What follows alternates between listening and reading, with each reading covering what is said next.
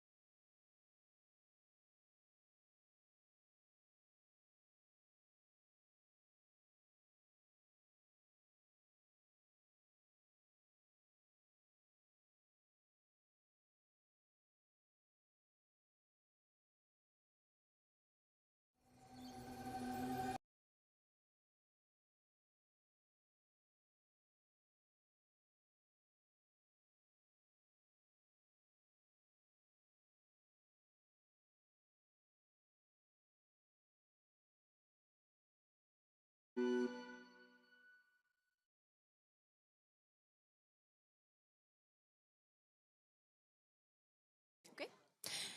Good morning, everyone. Thank you very much for joining us. I know there's a long line to get through security. We're going to have a bit of a rolling start this morning. And thank you for joining us. Our event today, the first one in the IUCN Pavilion this morning, is called Forests and Finance, Unlocking Innovative Financial Models for Natural Capital and Equitable Access.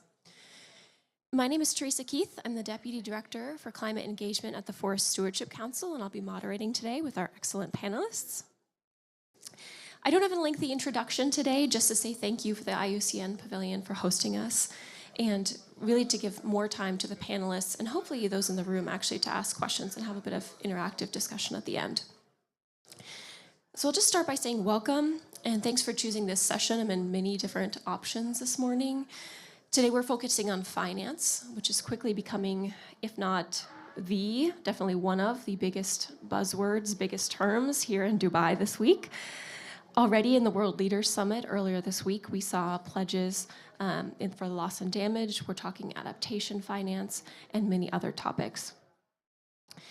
So ultimately, money that's pledged needs to make its way to the ground, and we're talking about innovative ways of getting money to where it needs to go, particularly for nature-based projects and nature-based climate solutions. And within that discussion, we'd like to focus a little bit on the importance of equity and equitable access as well. So at the Forest Stewardship Council, we're familiar with market-based mechanisms. Close to 30 years have been working for forest certification that enables sustainable development and greater use.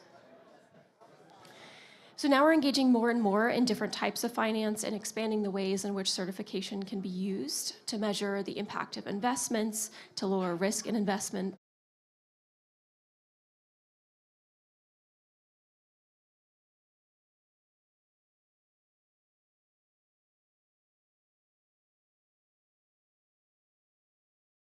for coming. We have two here and one more hopefully on the way through security at the moment. The one on the way is a French speaker, so we do have headsets if he joins us today to use for translation.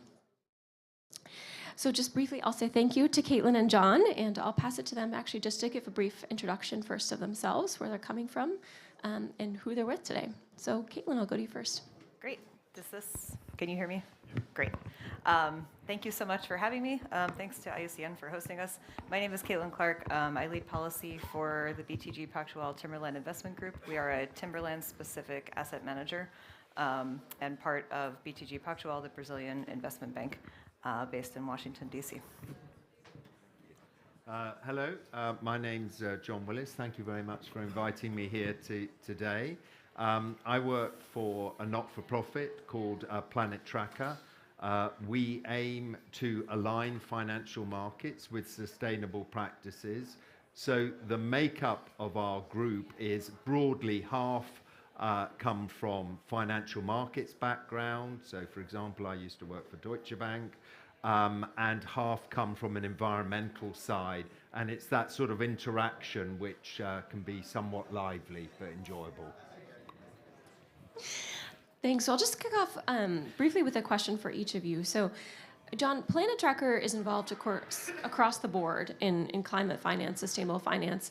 I was hoping you could talk a little bit more about some of the work you've done with IUCN, on the Green List bond and similar vehicles. And sort of what have been some of the challenges in newer vehicles like that, and what successes have you seen? Yeah, thank you very much. Yeah, so you're right. We do try and look at various instruments that may or may not be suitable, and I'll go through some of the challenges, but let me just give you an indication of the types of instruments we've looked at with varying success. So you said that very diplomatically.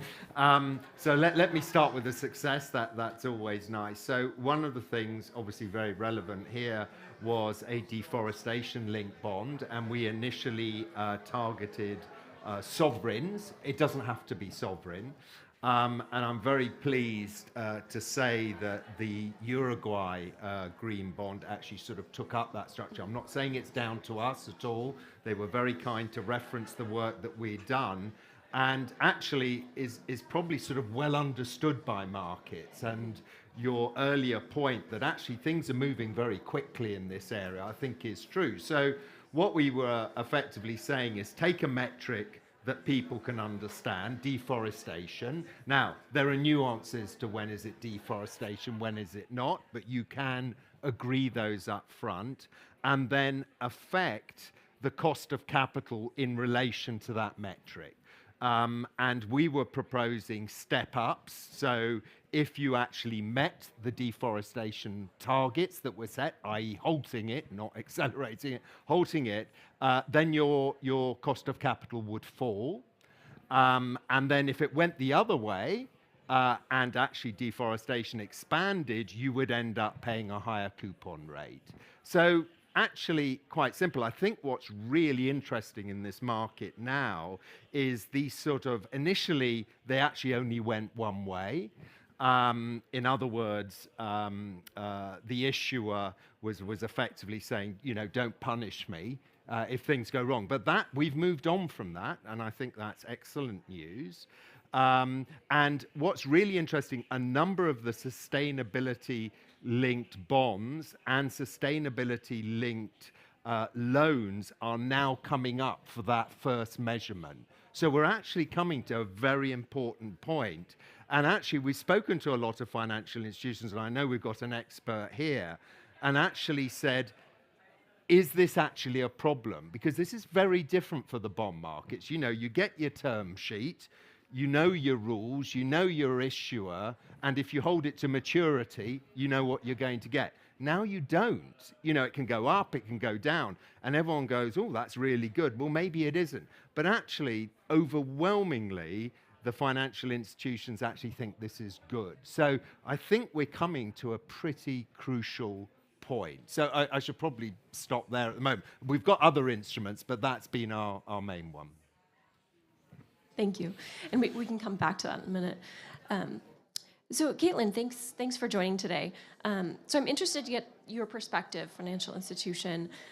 I know we've been engaged in conversations lately about nature as an asset class that's new to investors, new to different asset managers, and specifically forests, and some of the challenges and the education around the framing of that. Can you tell us more about your work and your thinking here, what you've been seeing in that area? Sure. So for a little bit of context, the Timberland Investment Group is one of the oldest and largest timberland asset managers in the world.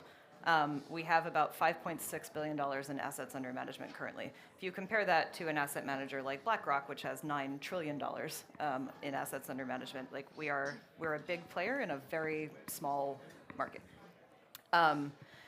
And that's really important just to sort of keep in mind. And the traditional timberland investor has been maybe a pension fund, someone who is looking for steady returns over a long period. But they have mostly been sort of exclusively focused on financial return. And forests are now being asked to do a lot more. And forests are now part of this sort of emerging nature asset class. And so that's attracting a very new breed of investor. A lot of people are interested in this who were not interested in timberland before, and they're interested in it for different reasons. But nature is scary for investors. There's a lot of complexity involved. There's a lot of risk. There's a lot of science involved that not all investors feel that they have a good handle on, or they can't really understand it. So there is a lot of work to be done to sort of create the investable projects with acceptable risk-adjusted rates of return that investors are interested in, that are also delivering on the environmental and social benefits that we need in order to achieve sort of a 1.5-degree world, biodiversity preservation, equity and justice, and all of the other things that we care about. And so this new breed of investor who is interested in nature as an asset class is also trying to deal with a lot of new regulations, especially in the EU, around climate disclosure. What does it mean to be, sustainable? How do you comply with new SFDR rules? There are a lot of new rules coming out about how to think about sustainability in the financial markets. And those rules are not necessarily well aligned with what we know is sustainable forestry. And one of the things that I think is so great about certification, and to be clear, so we have about 1.2 million hectares under our direct management. Everything, about half of that is in Latin America, and all of that is FSC certified. So we use the FSC Forest Management Standard for all of that. And FSC bundles together so many things that investors care about in this new asset class, but they don't necessarily know what FSC is actually providing. So investors need to check off a lot of things about free, prior, and informed consent, about labor rights, about biodiversity, chemical use, sustainability of the actual forest under management, if that's being replanted. And FSC, of course, does all those things, right? So it's a really, really good and robust system that I think we can use, and we can help investors understand that, and they can, it gives them more insight into sort of the level of risk that they're taking on when they make an investment. So I'll stop there for now.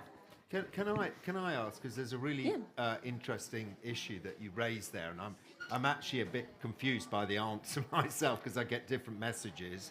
So being very rude and jumping in, you said that a number of investors are concerned about the science, which is entirely reasonable because they're financial professionals, not scientists. But do you think that's actually an excuse, or do you think actually if you go and look at the frameworks, and there are a number of frameworks, it's sort of telling you what they believe is appropriate to measure, and there are measurement techniques out there. So is it, I'm putting you on the spot, is it genuine in the sense that I'm frightened by the science, or is it a bit of, let me be controversial, is it a bit of laziness? I think that's a good question. My answer would be that I think people are confused. Yeah, okay. And I think that's reasonable because there is confusion within the scientific community, right? So I joined BTG about 1.5 years ago, but I was at the Nature Conservancy for many years before that. And there's a lot of disagreement. Like, what does especially once you get into the voluntary carbon market, right? Like, what does a good baseline look like? That's not really a settled question.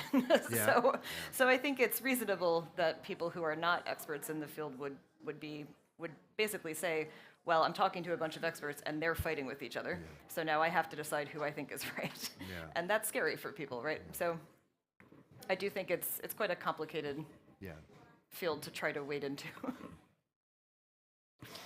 Exactly, and I think that's where Planet Tracker, Forest Stewardship Council both come in as supportive players, at least I would see it as, in the educational component, but also in providing that gold standard that has, a history of certifying forest and being in the business of forest rather than finance specifically, but being able to marry those two things.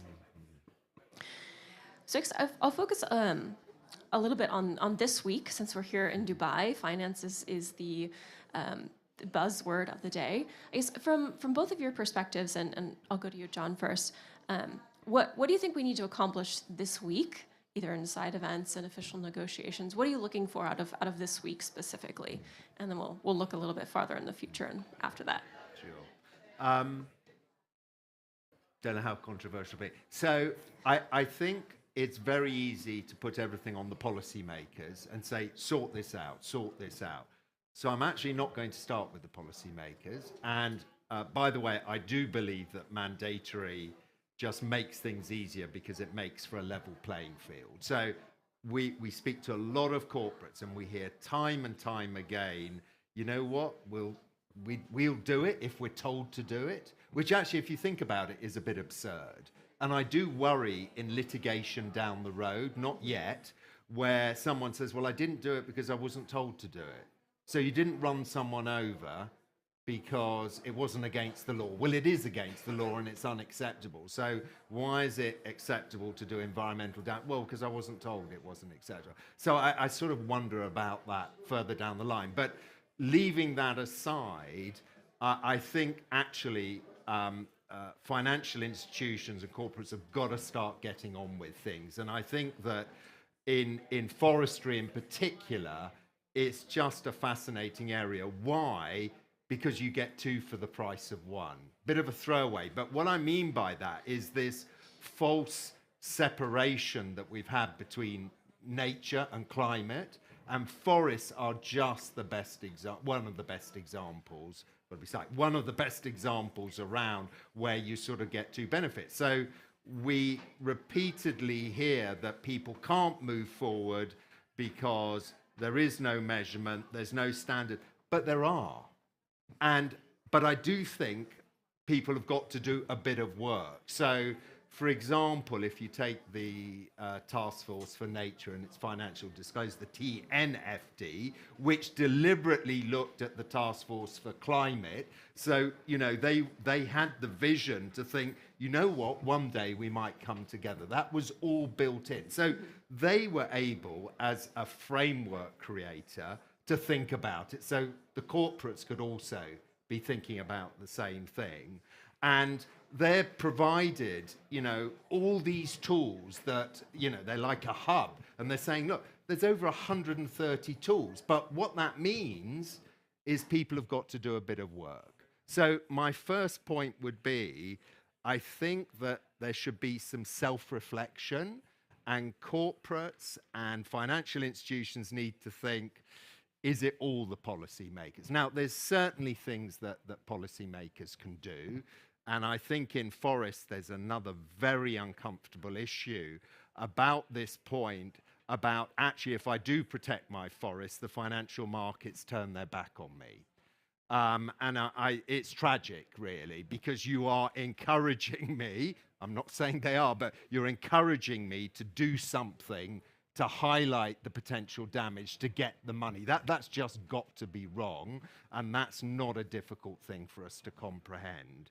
Caitlin mentioned it earlier, things like carbon markets are sort of monetizing that asset are really important. So finance is crucial. So I'll stop there.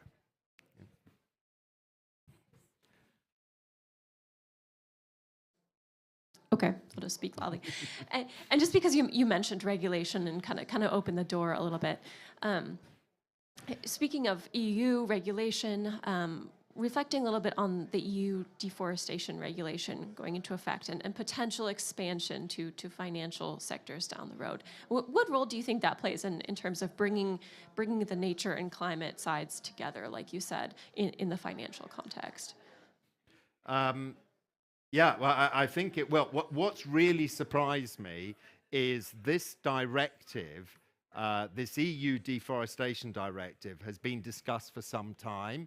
If I was cynical, which I'm not at all, if I was cynical, I think a lot of corporates thought they could lobby and stop it going through.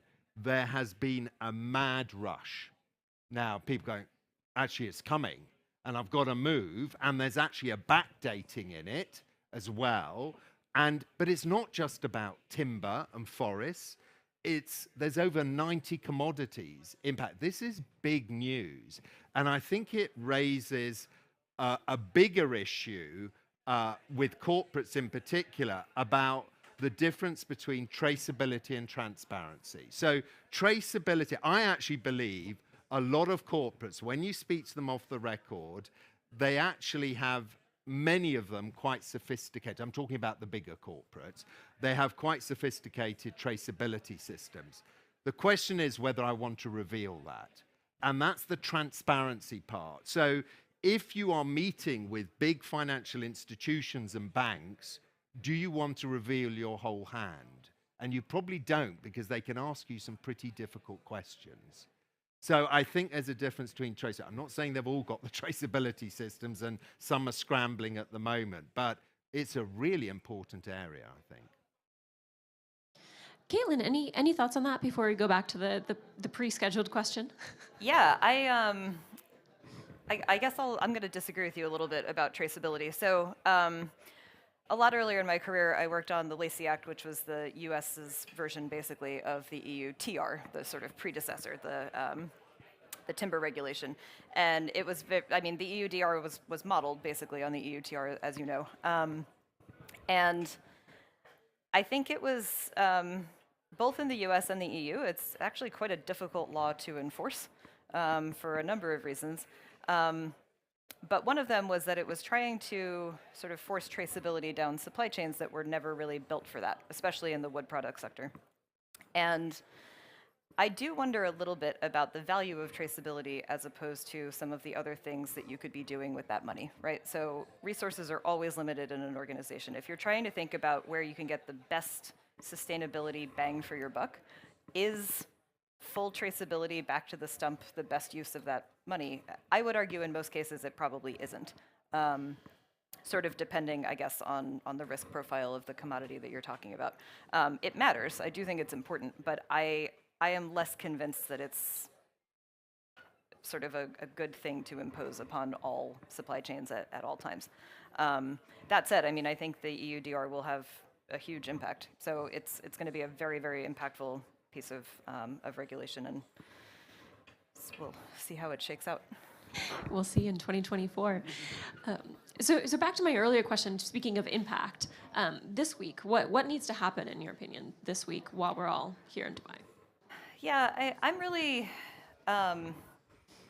I'm really interested, I think, and this is not from a purely self-interested perspective, although we do work in the carbon markets. I think the pendulum is swinging back toward a recognition that the voluntary carbon market is an absolutely critical piece of the climate finance puzzle. It has had a pretty tough year and taken a pretty big beating. But I think there is a recognition that this is basically the only financial instrument that actually prices in the externalities of climate. And I also think it's an incredibly important financing mechanism for moving carbon finance from the global north to the global south, where the hugest, I mean, basically all of the NCS mitigation potential, not all, but a very, very large proportion of it, is located in the global south. And the VCM is really the only way currently that we have to actually pay people for environmental protection, to pay people for mangrove restoration, for forest restoration, for all of the work that people want to be doing that helps preserve, resilience and adaptation, and also helps address some of these long-standing climate justice issues, which I think are rightly rising up the agenda. So I think a well-designed carbon project can be a really, really important way of building equity and durability into that system. A badly designed carbon project, of course, can do the opposite. So there's a big difference in quality, and that really matters. High-integrity projects are really, really important. But I would be really happy if we left COP sort of understanding that nature-based voluntary carbon market projects, when designed well, are a really important part of the solution. So I don't know if that's something I'm hoping to get out of it, but I am hoping to see it. Thank you. I'll take a brief pause to see if our third speaker has made it through security yet. Maybe that was them flying in. Yeah, maybe perhaps they're coming in a helicopter. Okay, well, you can feel free to join if he does make it through. Are you raising your hand? Joseph?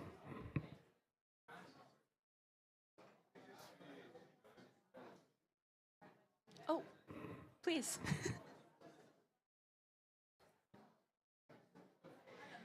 Let me.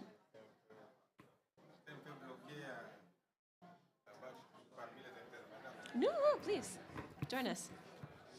I wanted to take a pause so you could come up here.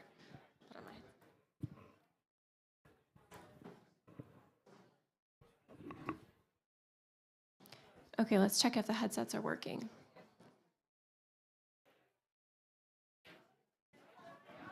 Okay, I got French.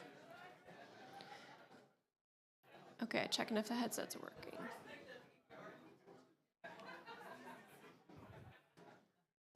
Okay, Joseph. Yep.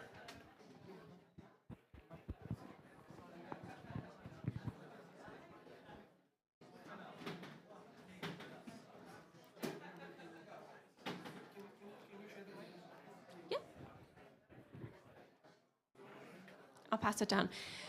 So we'll take a brief second here to introduce our third panelist who's been able to join us this morning, Mr. Joseph Etangwa. Thank you so much for joining us. And I'll just pass it to you to give a brief introduction of yourself and where you're joining us from this morning. I'll pass the mic.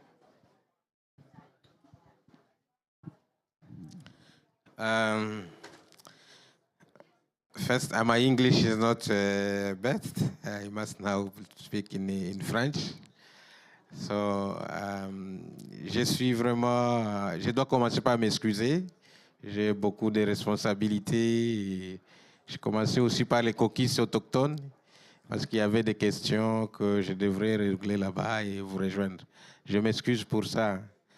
Merci beaucoup pour cette opportunité d'échanger sur cette question de marché carbone, mais aussi des traçabilités. Je crois que les préoccupations qui sont là, je suis d'abord Joseph Itongwa, je m'excuse, je suis le coordinateur régional d'un réseau de peuples autochtones d'Afrique centrale qui regroupe 8 pays, donc le Gabon, le Cameroun, le Tchad, la République du Congo, la République démocratique du Congo, le Rwanda, le Burundi. Je crois que je n'ai rien oublié. Ça, c'est au niveau sous-régional. Je travaille également au niveau national comme directeur d'un réseau qui est chargé de la promotion des aires communautaires. Alors, je suis très, très content. Repaléac, pour lesquels j'interviens ici, est partenaire des FSC au niveau de la sous-région et on travaille beaucoup sur le renforcement des capacités et surtout suivi de cette traçabilité pour les questions en rapport avec la gouvernance forestière et les droits des peuples autochtones. Alors, en tant que panéliste à cet événement, je pense bien que nous devons reconnaître si les fonds carbone, par exemple, qui fait partie des thématiques au niveau de cette COP, puissent avoir les mêmes contraintes et le même outil de sauvegarde environnementale et sociale. Ce serait important parce qu'il faut vraiment rassurer si les droits des peuples autochtones dans ces mécanismes sont garantis. Nous avons eu des mécanismes similaires, bien sûr avec les sauvegardes de Cancun. Si on dépasse ça, on va avec l'accord de Paris, avec tout ce qui est de questions des droits. Et on se demande si dans le marché carbone, toutes les négociations et toutes les questions posent cette question sur la table des droits des peuples autochtones. Les forêts, toute cette biodiversité, surtout les forêts pour lesquelles et qui constituent la base même de ces mécanismes de marché, sont sur les territoires des peuples autochtones. Et on se demande comment est-ce que cela sera garanti dans le cadre de ces marchés. Est-ce qu'on aura réellement le même garantie sociale et environnementale? Est-ce qu'on saura où est-ce qu'on peut aller déposer les plaintes quand il y a vraiment de non-respect de cela? Est-ce on tient compte des bénéfices au-delà des carbones? C'est toutes ces questions qui doivent être vraiment mises en place pour qu'on discute ces questions des marchés carbone et ces questions des forêts qui font partie actuellement des solutions sur les questions climatiques. Voilà, c'est ces perspectives que je voulais vraiment partager avec vous pour savoir s'il y a des assurances par rapport à toutes ces questions de négociation sur les forêts. Hier, nous avons lancé au pavillon Nature Positive notre projet Chandia sur l'accès direct au fonds. Et il y a une question qui m'a été posée en tant que coordinateur régional. On nous a dit que les pays tropicaux sont en train de négocier les fonds sur les forêts tropicales. Qu'est-ce que vous pensez en tant que peuple autochtone? On m'a dit, mais c'est bien sûr bien, mais est-ce que réellement les garanties sociales sont là? Les forêts, les forêts qui constituent les éléments de notre territoire, le fait qu'il y ait le marché carbone, est-ce qu'on n'aura pas vraiment encore des restrictions pour entrer dans nos forêts? Est-ce qu'on va nous dépouiller notre souveraineté sur nos forêts? Est-ce qu'on va nous dépouiller la gouvernance et les décisions sur nos forêts, sur nos territoires? Donc c'est tout ça, ces questions de droits, ces questions d'assurance, ces questions de valeurs culturelles qui doivent être garanties d'abord avant qu'on décide sur le mécanisme forestier et le mécanisme de carbone.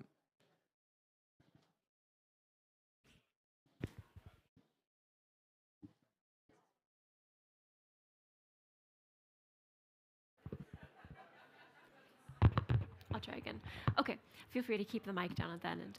Thank you so much, and for also mentioning all of the work that was done yesterday already here at COP.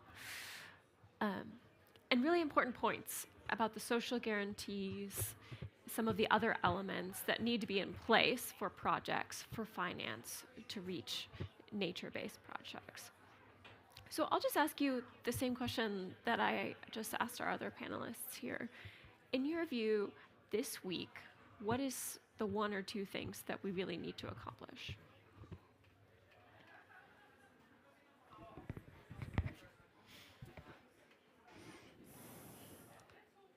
J'espère que nous entrons dans une phase décisive cette semaine où on doit traiter sur ces questions clés par rapport aux négociations.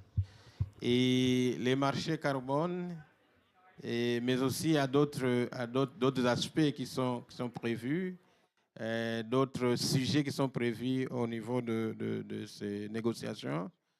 Moi, je crois qu'il faut, en tant qu'entité des peuples autochtones, on doit arriver réellement à se rassurer si dans les négociations, les questions clés par rapport aux garanties sociales sur ces négociations, sur ces mécanismes financiers, sur la place des peuples autochtones, les questions des droits telles qu'elles définies par l'accord de Paris et tout ce qui est comme la déclaration des Nations Unies autour des peuples autochtones, la question de consentement libre, préalable, informé, tous ces aspects-là doivent animer, doivent orienter réellement les négociateurs. Et je crois que nous travaillons au niveau de notre caucus autochtone.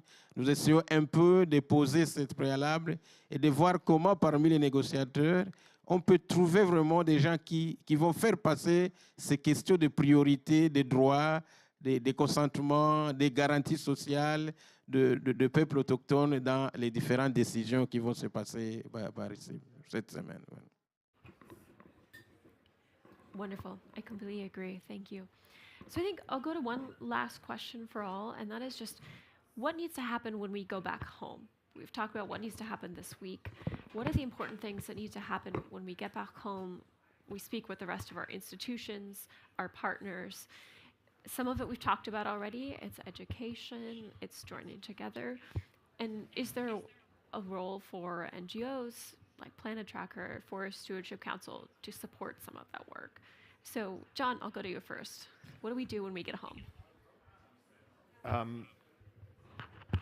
I think the social side of things is absolutely fundamental, but actually I want to ask Monsieur Joseph a question as to what would satisfy him. So I agree that we need to get the funds to the local communities, but what I would like to hear from you is how would you be satisfied to go from an entity, high level, such as the World Bank, through to a sovereign country, through to the region, and through to the local community? How do we resolve that payment? Because that seems to me one of the crucial issues about local communities receiving the money.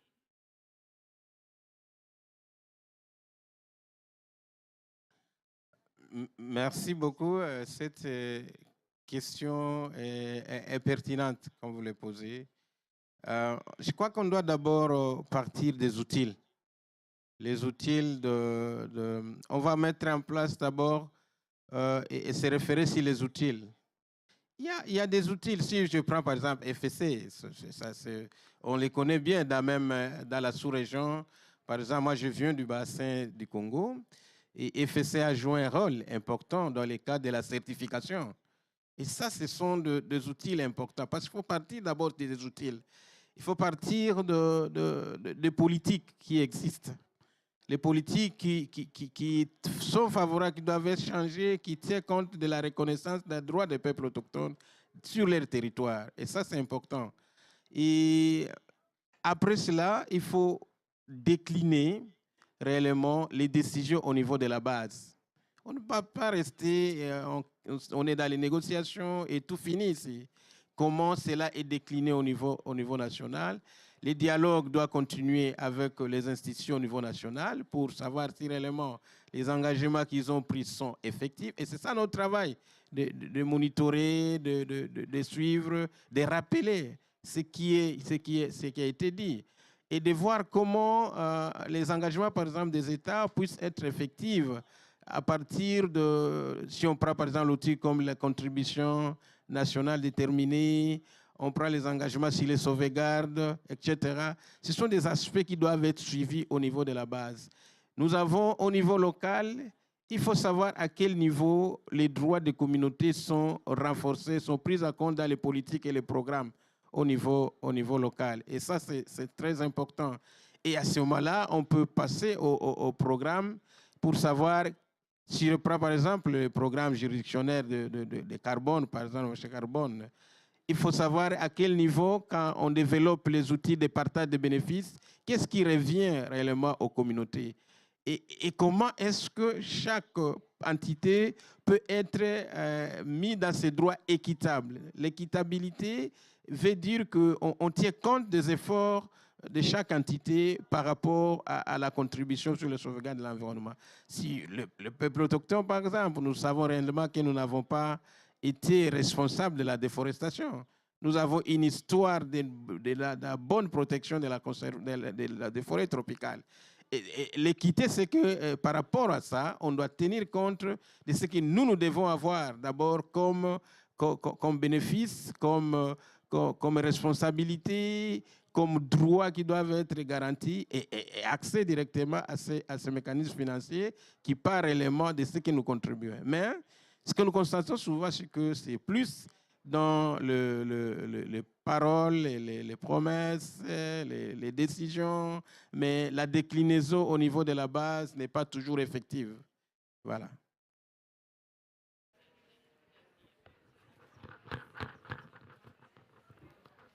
That's a great point. And particularly touching on the work that needs to happen right when we all go home is continuing those tools and those instruments to get between levels and the importance, as you mentioned, Joseph, of tools like the Forest Stewardship Certification, of groups like Repaliac for making that connection in the line that John was indicating of climate finance getting from one stage to the next stage and getting ever more local. So I think finally, I'll go to you, Caitlin, for what happens when we go home after this. I know you mentioned a little bit the education component, but what can that look like? Yeah, I think that's super important for us. I mean, we have a large reforestation strategy that we're executing right now. It's $1 billion strategy and will result in about 140,000 hectares of native landscape restoration over and above legal requirements in the Cerrado in southern Brazil. So my job really is just to execute on that. And it's a strategy that I'm quite excited to be working on.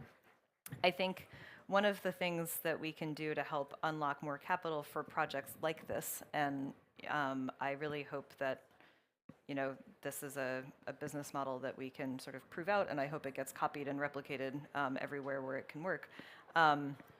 But I think the FSC certification and the tools that provides in terms of helping us show investors what we're doing, helping them understand that we are audited, that there's a third party looking at us, that they don't have to take our word for it. That is, I think, really, really important, and helping to build in all of the things that FSC does so well in a sort of very slow process, but deliberately slow process, because it builds durable consensus among the social, the environmental, and the economic chambers, where perhaps nobody is 100% happy with the standard, but there are really clear principles and criteria, and the way that those are applied at the local level, everyone sort of understands, and there's really good consensus around what that looks like. That's an incredibly powerful tool for de-risking investment. It's a really powerful tool, I think, for Indigenous people and local communities to look at and engage in, because there are such clear mechanisms for grievances and for engagement. And so I think that is, I mean, that's something that we would love to help investors understand better like what that mechanism is and how it works. So I think there's a huge role for NGOs to play in moving this transition forward at the pace and scale that we need. Thank you. I agree, and we'll hopefully have some follow-up conversations this week on that very topic. So we do have about 10 minutes left here. I'd like to open it up to the room if we have any questions for any of the panelists. Yeah?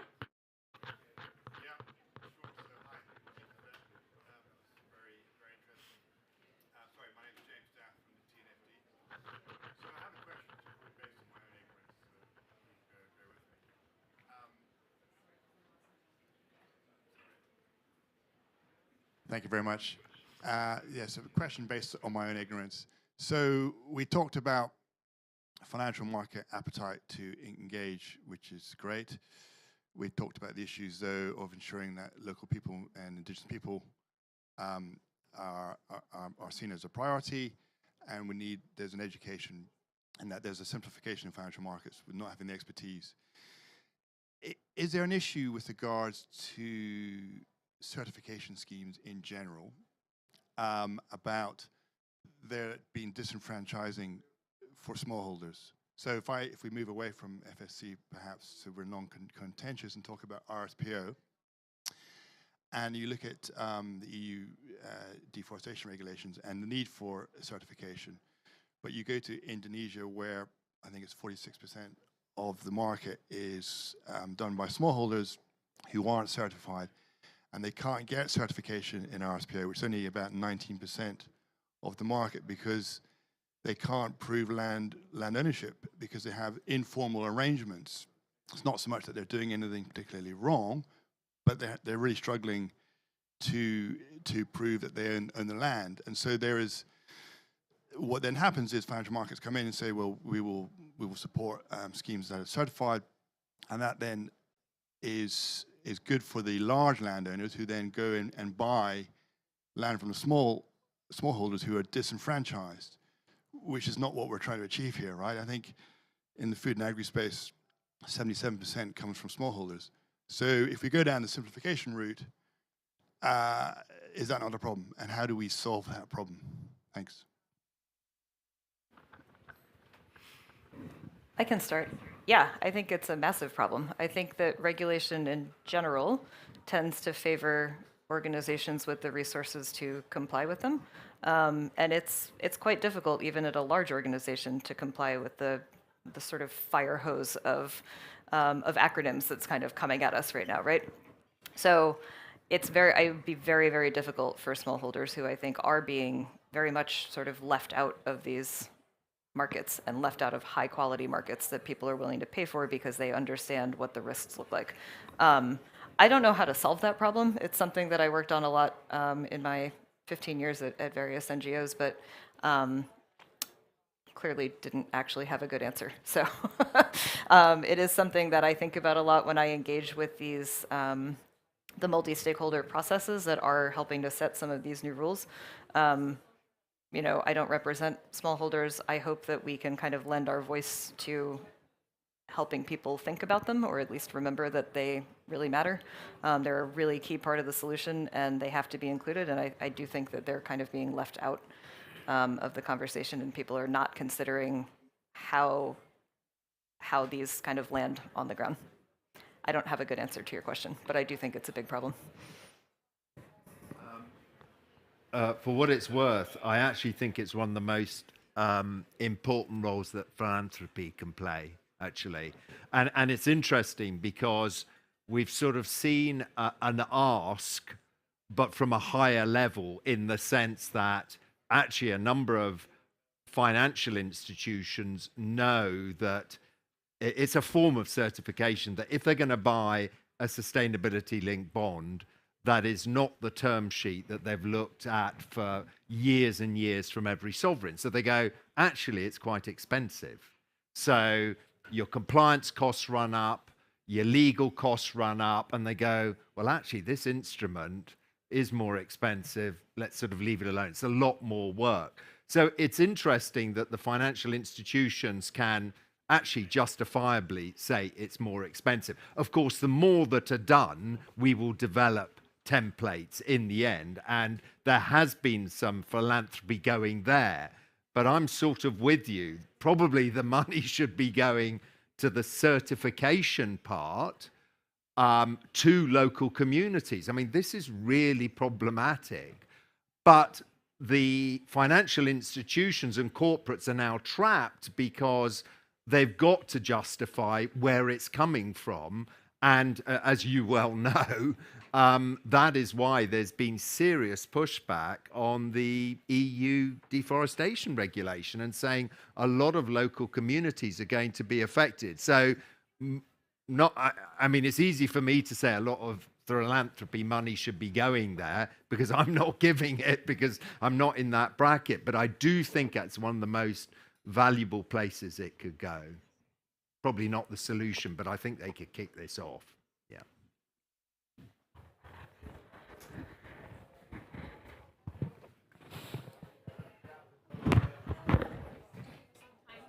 I have one more question from the audience. Yeah, here.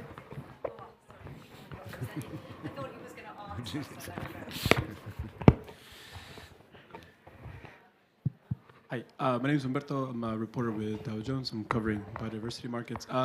It seems like the important question in biodiversity markets and getting private finance into these markets is the question of methodology. It seems to be very complicated. How do you guys, as players in this market, are there current methodologies that you have chosen that you're looking into? Are there players that you trust? Obviously, there's smaller players also taking part in this.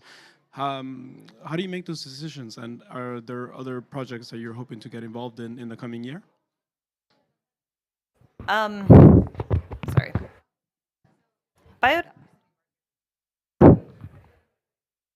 Are a whole other thing.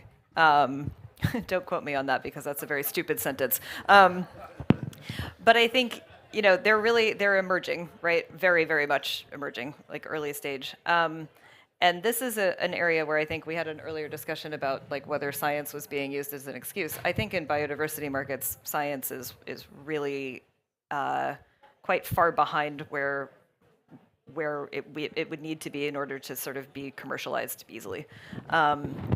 And we've been working a lot to try to figure out how we can quantify biodiversity return on our sort of reforestation strategy, because a big part of that is that we want to be able to show people that when we restore these this native forest, that we are also restoring biodiversity in a meaningful way, not just sort of the megafauna, you know, like the giant anteaters, which are great to look at, but what about the bugs? What about the birds? What about the, you know, soil fungus? All of that really exciting stuff that investors love to hear about.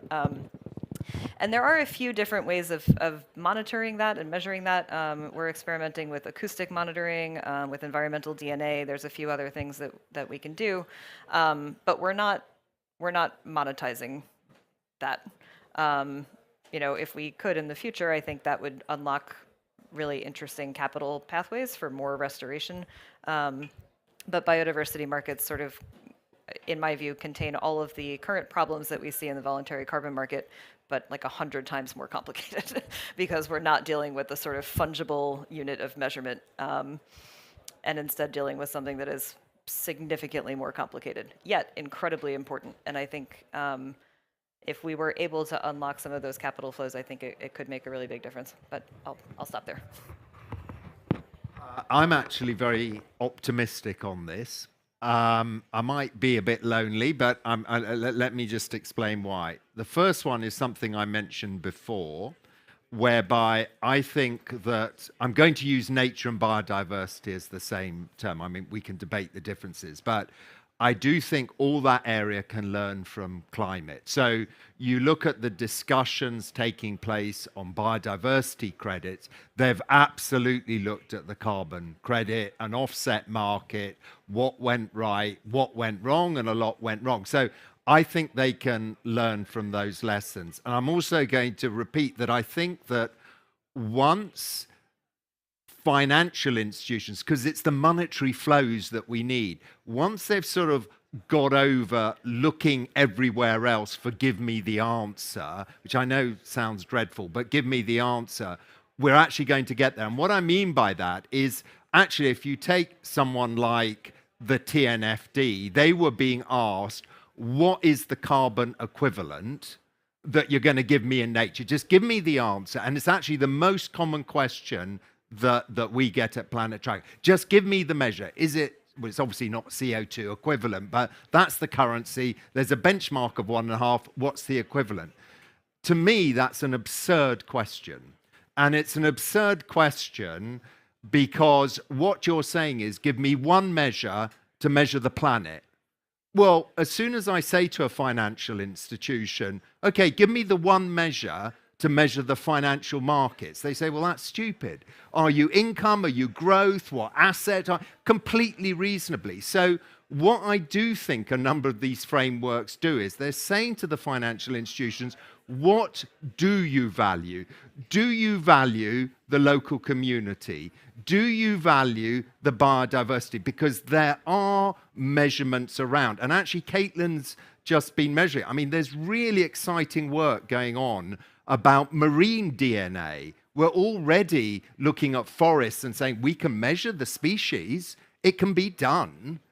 But what, as a financial institution, to open the flows, to get them to the local communities, what do you actually want? And I just think there's a bit of, I'm holding back, sorry to be hard, but I'm holding back as a bit of an excuse. I do think it's mostly there. I'm not saying it's easy, but I think if you give a bit of time to it, it's there.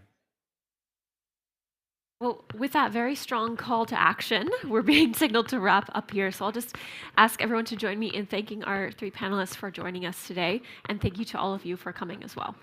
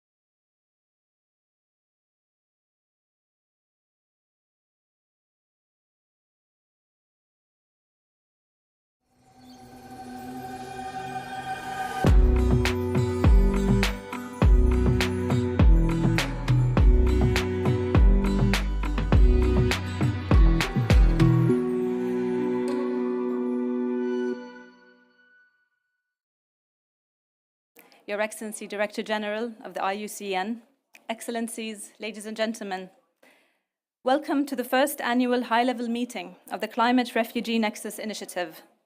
This event is held under the patronage of His Excellency the Prime Minister of Jordan, Dr. Bishar Khassaoune. We invite him to give his opening remarks.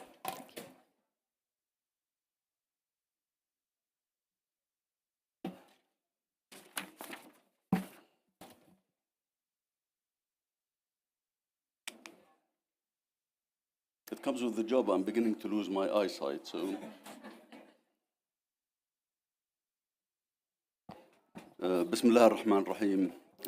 Distinguished participants, ladies and gentlemen, allow me, on behalf of the government of the Hashemite Kingdom of Jordan, to say that it gives me a great pleasure to welcome you all to this event, and allow me here to extend our gratitude to Her Excellency Razan Al-Mbarak, President of IUCN and High-Level Champion for COP28, and her team for hosting this meeting today. As you know, the Climate Refugee Nexus Initiative was launched by His Majesty King Abdullah II as a global initiative led by Jordan at COP27 in Sharm el-Sheikh last year.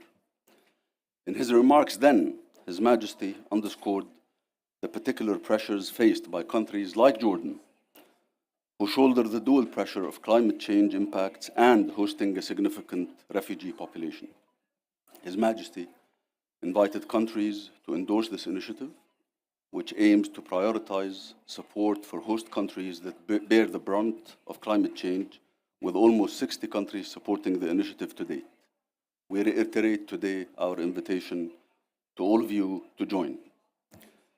As of mid-2023, 110 million people have been forcibly displaced worldwide, with 62.5 million internally displaced and 36.4 million refugees. That's almost a 25% increase in just 1 year. It is important to note that 75% of refugees and other people in need of international protection are hosted by low and middle income countries. At the same time, these countries are increasingly affected by climate-related disasters and mounting external debts, which hamper their abilities to meet their nationally determined contributions, NDCs, contribute to the Sustainable Development Goals, and achieve their developmental aspirations. We gather today, 1 year on, to reflect on the experiences of countries in Asia, Africa, Europe, and Latin America, among others, in tackling these mounting pressures, while highlighting the opportunities for cooperation, investment, and finance in collaboration with our international partners. Our efforts under this initiative align with COP28's action agenda, which aims to protect and empower the most vulnerable communities by investment in practical solutions to improve lives and livelihoods. At the same time, there is a clear alignment between Climate Refugee Nexus Initiative and the COP28 Declaration on Climate, Relief, Recovery, and Peace. Both highlight that fragile states and those supporting refugees receive the least climate finance per head despite their obvious need. Further, they both identify that current climate finance instruments need to be better designed to deliver climate finance to increase resilience of refugees and host communities.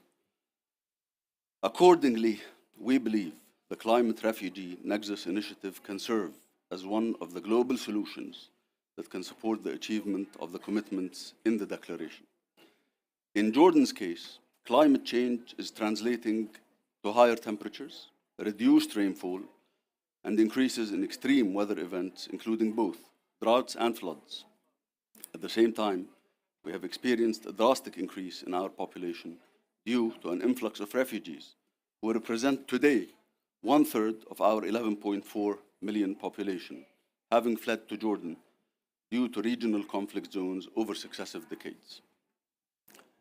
Together, ladies and gentlemen, these pressures have exacerbated Jordan's vulnerability as one of the most water-scarce countries globally, increased its carbon footprint, and stretched its basic infrastructure systems, Thus, economic, social, environmental, and climate vulnerabilities are inextricably linked and must be tackled holistically.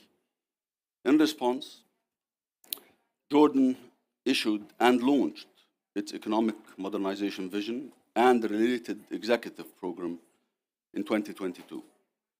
Within the vision, sustainable resources and green growth are recognized as two of its 8 economic growth drivers, which aim to attract investments, create green jobs, and enhance resource security over the coming 10 years. Jordan has also recently launched the first regional green finance strategy and its first green bond to transform Jordan's financial sector into a leading force for green finance mobilization and engage the private sector in climate investments. We believe we are at a critical moment in the global climate response, where we still have an opportunity to collectively tackle specific climate challenges, such as those faced by climate-vulnerable refugee-hosting nations, while enabling these countries to still achieve sustainable economic development in the process and meet their NDC's targets. I wish you all a fruitful discussion, and thank you once again for your presence and support, and we look forward to continuing to work with you all on this and other initiatives. Thank you very much. Thank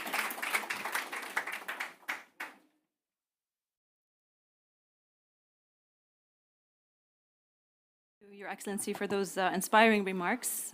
Please join us now in welcoming Her Excellency Dr. Gretel Aguilar, Director General of the International Union for the Conservation of Nature.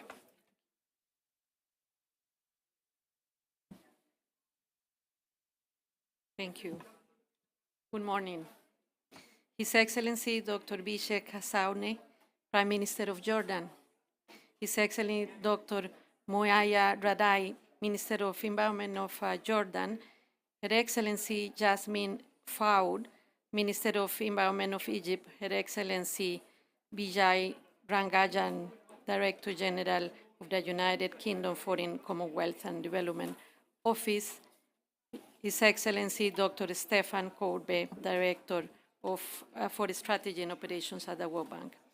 Ladies and gentlemen, and other ministers present here, Minister of Oman, welcome all to the House of the Union, Unite for Nature, IUCN, International Union for Conservation of Nature.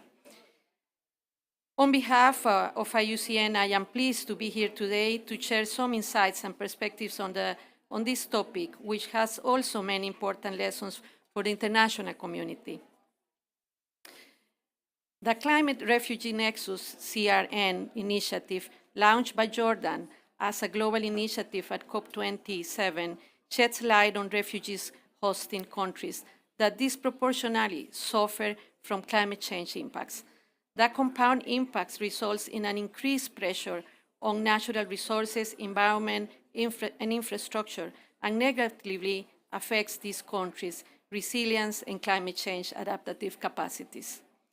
The initiative draws attention of the international community to these impacts and calls for international organizations, investors, and climate funds to prioritize refugee hosting countries in climate hotspots in terms of creating and/or increasing financial and technical capacity building resources.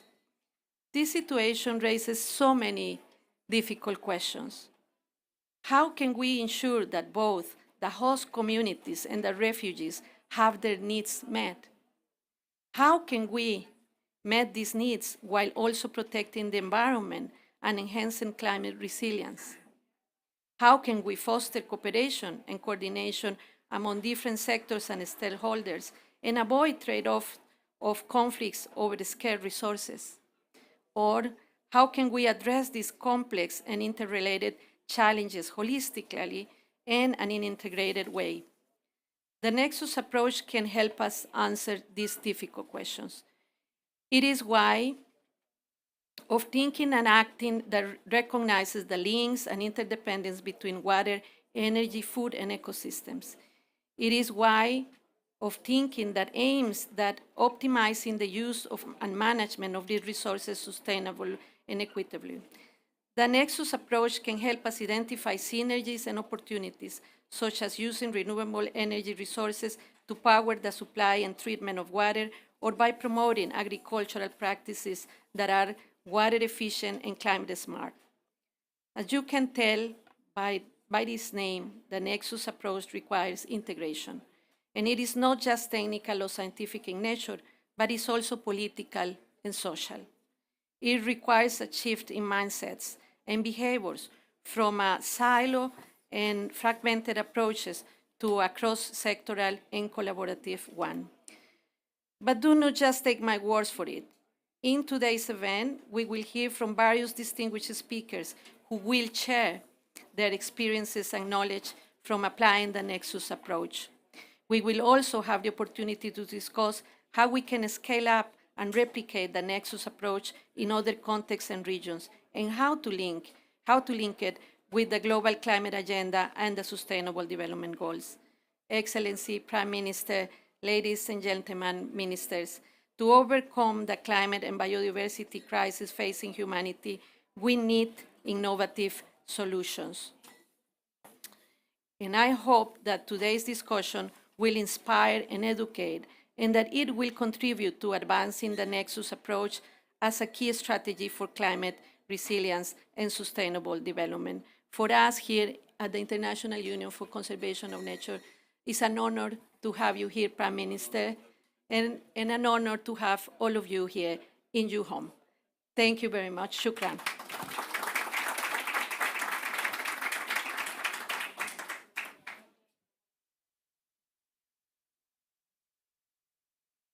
Thank you, Director General. It's really an honor to have you here. I would now like to welcome our distinguished moderator, Dr. Hani Shaer. He's the Regional Director of the IUCN in West Asia. As I hope you will see, this panel is going to shed light on important perspectives vis-à-vis the climate refugee nexus, highlighting the experiences of diverse countries, as well as global views from international development partners. Dr. Hani.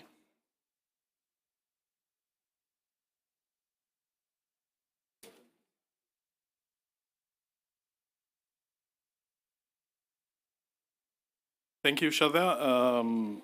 It is my pleasure to join you today. Now I have a very difficult issue. I have to manage the time. Yeah, so please, the panel members, you need to help me in just deliver the message we need. It is my pleasure, and as noted by His Excellency the Prime Minister, Nexus thinking and regional cooperation are core aspects of our own work at IUCN.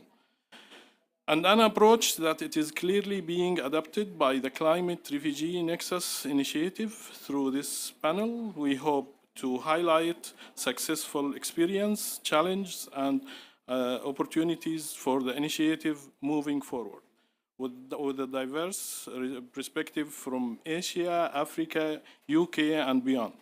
Allow me first to introduce our esteemed panelist, His Excellency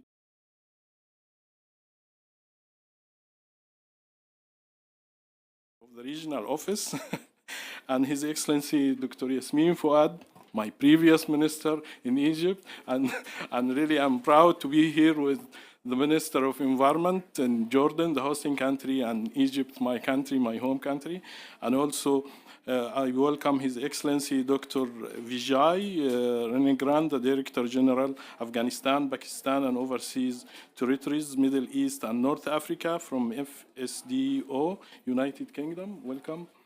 And His Excellency Stefan Koberli, Director for the Strategy, Cooperation, Middle East, and North Africa Region and World Bank. So we have the finance as well.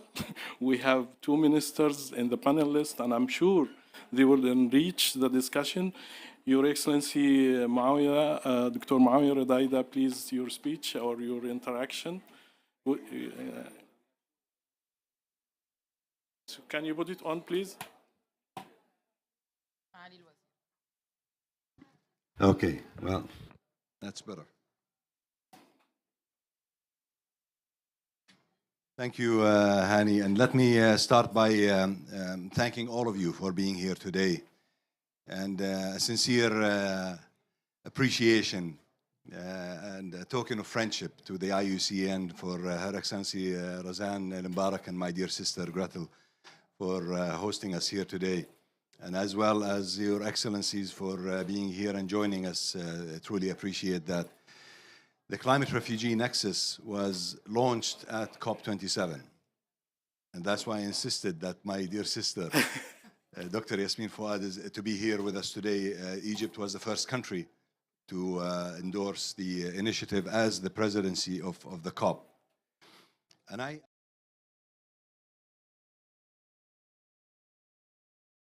is all about. The Climate Refugee Nexus initiative is not for climate refugees. It is an initiative that addresses the stressors and pressures on host countries of large percentages and a great number of refugees coming to its territories.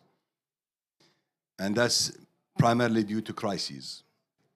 And this initiative was launched by Jordan, but it doesn't say Jordan anywhere in it, because this is a global initiative for the world to address the issues that countries that are in climate hotspots, and as well as facing the challenges of large percentages of their population being refugees, and that these countries should be given a priority in technical and financial support. When a country welcomes a percentage, such as Jordan, in the last 10 years alone, almost 20% increase in population. The population of Jordan is 11.4 million. And if you think about it, when 1.5, 2 million people move from one country to another, they move with their carbon footprint. So all of a sudden, the host country, over a short period of time, relatively short period of time, faces the complication of addressing its climate targets and challenges, faces a complication in meeting its NDCs because of the sharp increase in population. And the emissions, of course, increase. So it's a displacement of emissions from one country to another. Now, this is besides all of the other factors. The humanitarian factor, the pressures on health care, on education, on infrastructure, and on natural resources. There's also the issue of emissions, and there's also the issue of pressures on the environment of the host country and pressures on the biodiversity in that country. When a large swath of land is replaced from being a natural landscape to being a host, or where many of these refugee camps are, that has an impact, an environmental impact on that location. But primarily, it is, in Jordan's case, it's the water. The water situation in Jordan is difficult.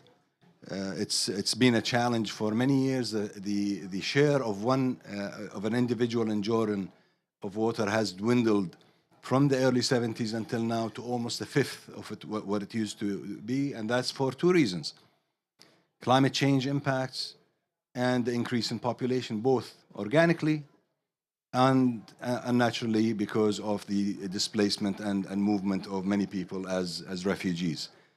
This initiative has been supported by almost 60 countries, as His Excellency the Prime Minister mentioned, and true appreciation for all of the countries that have supported it. 58 countries include all of the Arab states and the Islamic countries, as well as the UK and Spain. And that's why we have Vijay with us here today, so that he can talk about this support and the linkage between our initiative and the relief, recovery, and peace. And I had a good meeting with His Excellency Andrew Mitchell yesterday, and we had a good discussion about that. And the relief, recovery, and peace interacts and intersects with the Climate Refugee Nexus positively. So instead of duplicating the effort, the CRN, the Climate Refugee Nexus, is a solution for the relief, recovery, and peace. And I want to open up the floor for others so that you can hear from them. But I wanted to make it clear that the initiative is for countries that are hosting large number of refugees, are in climate hotspots, and the purpose is for them to be given the priority in technical and financial support. Thank you. Thank Thank you, Your Excellency. This is really setting the scene for the initiative and giving us the sense of where the initiative stands and up to date. Your Excellency, Dr. Yasmin Fuad, also, we would like to hear from you about COP27 presidency and how supporting the initiatives launched during the COP last year in Sharm el-Sheikh, including this initiative. Good morning, everyone. Thank you, Hani, and I'd like to greet the panelists. But first of all, I'd like to express our deep appreciation and thanks to His Majesty King Abdullah for his statement during the climate summit, as well as the attention given to this initiative under the auspices of His Excellency, the Prime Minister and fellow ministers from Jordan who attended that. And definitely many thanks for my dear brother, Dr. Muawiyah, for inviting me to be part of that panel. It's always a pleasure. And our dear ministers, my sister Nisreen, Her Excellency Minister from State of Palestine, and my dear brother Abdullah from Oman, and definitely all distinguished attendants from the MDBs and from the UN. In fact, Dr. Muawiyah has set the scene, and thank you for doing that, because it really relieved me from giving the big introduction, but for the sake of time. Egypt definitely have supported the launch of the Climate and Refugees Initiative in COP27. And that was even before the war in Gaza and relating to the refugees, that both our president had made a clear statement on the refusal of the displacement of the Palestinians and not allowing that. So it was just before those. It is not a reaction to what is happening. This is something that I wanted to clear. But adding to what Muawiyah has mentioned on the part related to the stresses, those countries that are recipients to those refugees are now obliged to tackle both the humanitarian aids and providing the health services, the education, the infrastructure, and their climate obligations. But that is not really the issue of only providing that. The issue is for how long those that will be displaced be in that position and how better those would be adapted. And to provide more solutions to that, I'd like to bring 3 insights here that came out from COP27, because Hani had requested me to make a focus on COP27 so we can see how we can go and be more practical. First of all, the COP27 has brought up a Just Transition program. And yesterday, we attended the first annual meeting for a Just Transition. Just Transition would simply mean that we are converting the regular conventional jobs, for example, those who are working in the coal mines, into renewable energy. So what will be the economic and the social implications?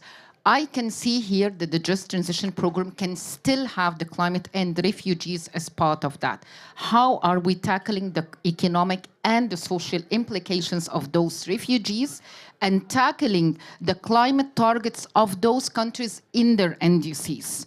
How can we do that kind of a balance and support? And how can that be done gradually? Because eventually, when we have refugees, a country like Jordan and a country like Egypt, we're sharing so many similarities, but the thing that we share is the water stress. We are a country that is suffering from water stress, and we still need the water to be provided, and we still have a huge impact of climate change on our water. And we still have the sea level rise, which is another thing that we need to also to provide solutions to. So it's very complicated. The Just Transition program should include the climate refugees Nexus as part of that. Secondly, the loss and damage that we came out from COP27, which was a historic success for all of us, for the developing countries and for those who are most vulnerable to that. We're glad that UAE COP28, thanks to President Sultan Al-Jaber for launching that and activating that on the first day of the COP. It's something that made us all very positive and thrilled about it. Would still include that part related to most vulnerable. how can they get the fund? This is a true example of a loss and damage. Loss and damage does not mean that you're displacing people from their same place or moving from that, and how can they retrieve the economic and the social part? But that is much beyond catastrophe because they're being displaced from their homeland. Thirdly, how can we better adapt? And that is a big thing. Everyone around the room would always think that adaptation means that people should be more resilient to the impact of climate change within their sustainable livelihood approaches, within their places. What about those that has already left their lands? How can they better adapt first with the natural resources around them? How can the host countries better adapt to their needs and their culture and provide that kind of a decent life, education, and health services? And how can the host country better make them resilient to the impact of climate change? So the three solutions that I'm talking about: a just transition program for climate refugees, Nexus. Secondly, the loss and damage fund, and how can they get part of that and would be a priority. Thirdly, how better can we have a special tailored program for making them resilient and better adapt to their new homeland. Finally, I'd like to express our utmost support to the noble initiative from Jordan on the climate refugees nexus, and we wish always the best, and Egypt will spare no effort to support whatever is needed to make that more materializing and happening. Thank you very much.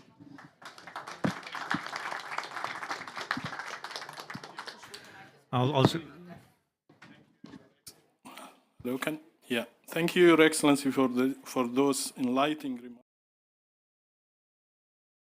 Egypt's important experience in launching many initiatives at COP27. Now I would like to welcome His Excellency Dr. Vijay Rangran, the Director General for FCDO, United Kingdom. Your Excellency, yes, as mentioned by Dr. Maawiya, UK among the first countries endorsed the initiative. So how do you see the synergies between the Climate Refugees Nexus initiative and the Relief, Recovery and Peace Declaration launched in COP28 with the CRNI as a potential solution? Please. Great. Thank you so much for having me here. Yeah. I think the minister's already said it. They are completely compatible. They work really well together. One is the solution. We've heard the problem set out by the Prime Minister, by both of your ministers, and it is a real one. I think what Jordan and Egypt at COP27 and now the UAE have succeeded in doing is raising the profile of this really quite fundamental problem significantly. We completely recognize it, which is why the UK strongly supports the Jordanian initiative. I mean, it is a major set of issues that we need to tackle. I thought rather than adding to the problem, which is major, I would set out a little bit of the steps we are taking with Jordan, for example, to actually tackle the solution and our experience of actually tackling the problem itself. As part of our overall work from the UK on climate change, we are trying to focus very much on the most vulnerable. So just to come back to what Minister Fuad said, in the loss and damage decision, we were pushing very strongly the language that focused this onto the least developed countries, onto the most vulnerable small island developing states as well. It's very important that that focus holds, and I'm absolutely sure Andrew Mitchell said this to you, Minister, when you met him. It's a core part of the white paper that we have just published, setting out our overall development policy. And we also know that those most climate vulnerable are often those who are affected by conflict, and the two absolutely interlink. One of the problems that we have is that climate finance is broadly, humanitarian finance is quite climate blind at the moment. I strongly agree with the point that the Prime Minister of Jordan made on the funding challenge. So what's part of the solution? We need to join up very clearly the humanitarian and development spend with climate spend. The two, and many of our programs can do all of this together, but they can operate in separate silos at the moment. So I think CRNI is a core element of how we actually do that. Let me give you a practical example of how this actually works.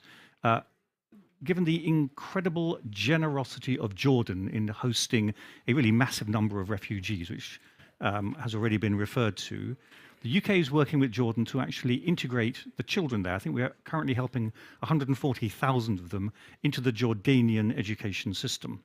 And that's partly humanitarian, it's partly education, it's partly also getting many of their families into the Jordanian social security coverage as well.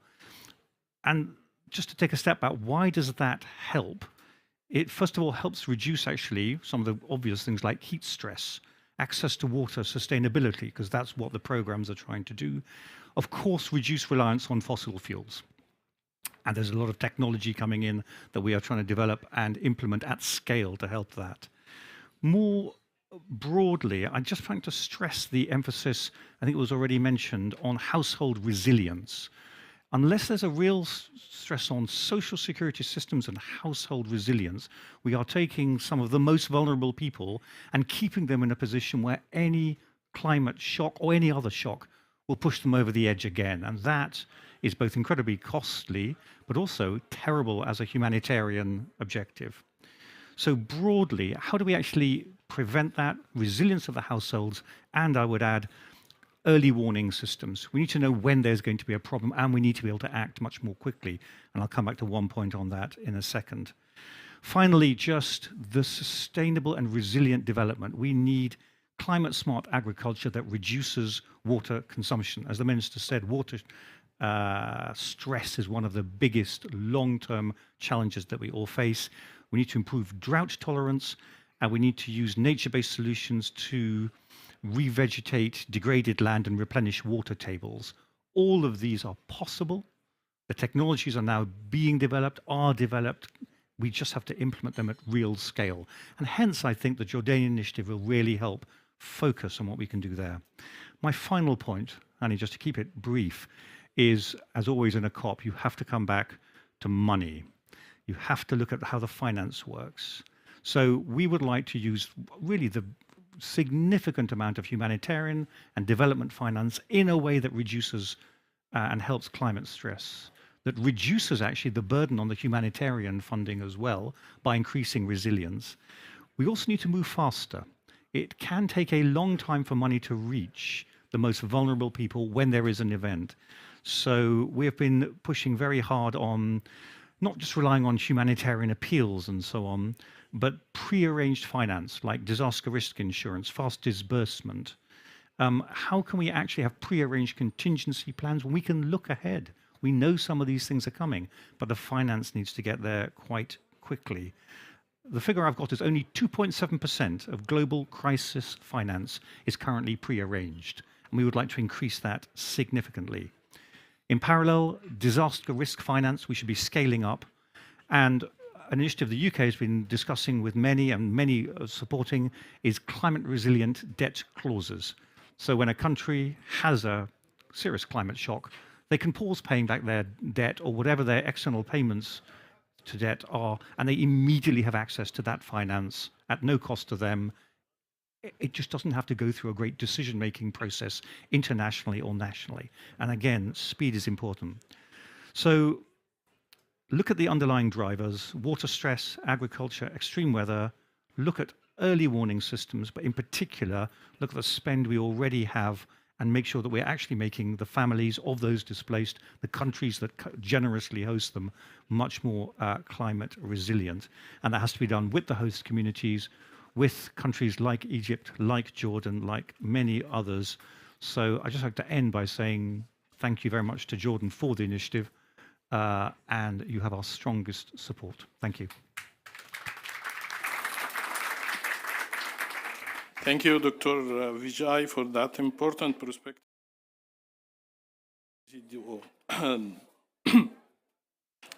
Last but not least, of course, I would like to welcome Dr. Stephen Koberly to deliver his remarks. I would appreciate that he can tell us more about how the International Finance Institution, climate funds, and MDBAs can support the Climate Refugee Nexus initiative for countries in MENA region, but also globally. Great. Let me start by saying that I'm very happy to be here and being part of this illustrious panel and lend my support and our support as an institution by Jordan. It's fantastic because it helps shed the light on this global challenge of refugees and climate, which is, of course, a global challenge that requires global action.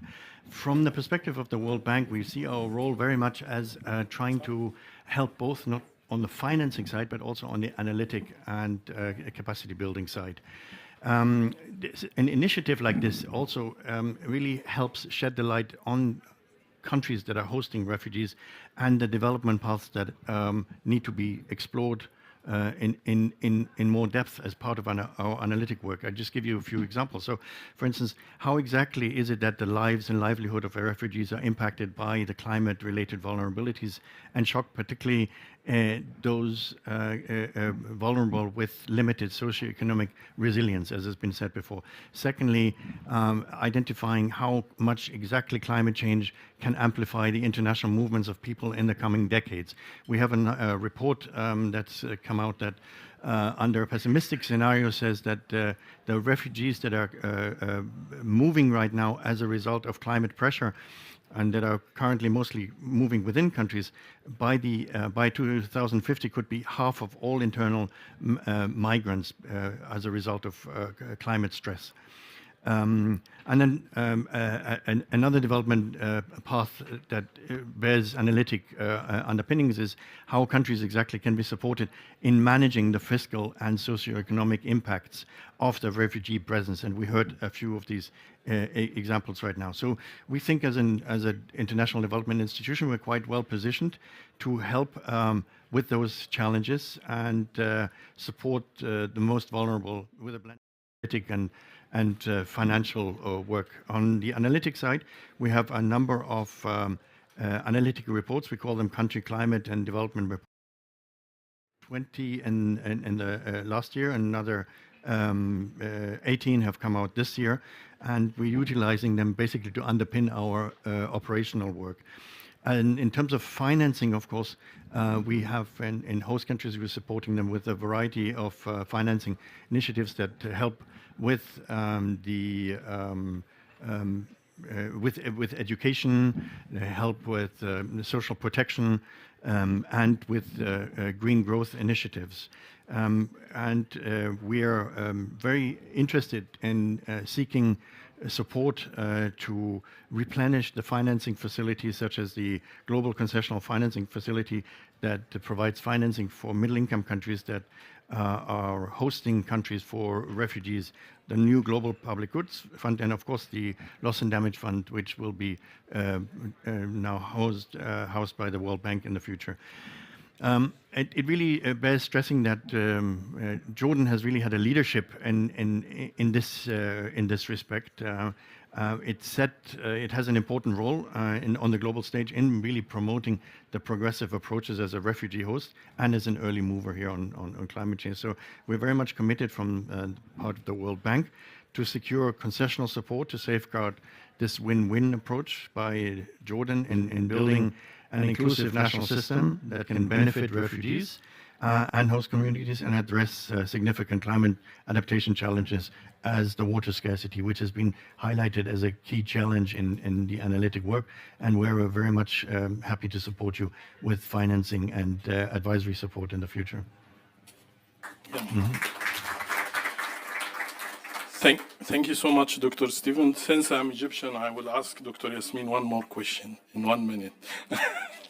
So, Dr. Yasmin, how do you envision the role of financial institution and loss and damage fund in supporting refugee hosting countries technically and financially? Thank you very much, Hani, for that. And as the last panelist was from the World Bank, it would be nice if I could comment on his ideas. First of all, what we're talking about, and maybe Minister Muawiyah will elaborate on that, was not the refugees that are suffering from a climate stress or the refugees that are coming from a climate displaced pot. This is not what we're talking about. We're talking about the third layer that you have been mentioning, with the refugees that are hosted by countries but would need a kind of a decent life, and as well as those countries would need to manage both the refugees and humanitarian aid and their climate targets. This is the target of the initiative. Excuse me, Maya, for mentioning that and making it clear. The second thing is we don't perceive, I know that the Loss and Damage Fund would be at the World Bank, and we appreciate the World Bank for hosting that. But we don't perceive that as a part of a concessional finance or another loan that will come and bring those countries more in debt. Developing countries are already paying a higher cost of climate change, and the climate finance is decreasing and not increasing if we now try to translate that in the way of how the USD, the dollar is being dealt with and the devaluation. So first of all, what is needed from the financial institution is not another loan and another debt, because we cannot afford that. And in fact, that's not an alternative option. I see that as an obligation to what has been happening around the world. And if we want to really translate what Paris Agreement talked about, Paris Agreement talked about the common and differentiated responsibility. By the way, I hated to bring that side event into the negotiation process, but as an older negotiator, I had to bring that into reality. We have an issue, and that issue we're trying to bring it into reality. We're trying to do our commitment on the NDC for the climate part, both for mitigation and adaptation. And we're trying also to adapt and receive the refugees. What is requested from both the MDBs and the UN organization is exactly like Mr. Muawiyah has mentioned, giving a priority to a region in the Middle East that already has a lot on its shoulder on environment and climate, and needs to develop in a way of achieving and receiving that kind of finance. We can even put it in a package of technical assistance and analytical study, support as part from the humanitarian aid for education and health, support from the climate finance on adaptation and the loss and damage, and support from the private sector on what kind of investment projects can we do on the smart agriculture and on renewable. That is what we would like to see really happening. Thank you.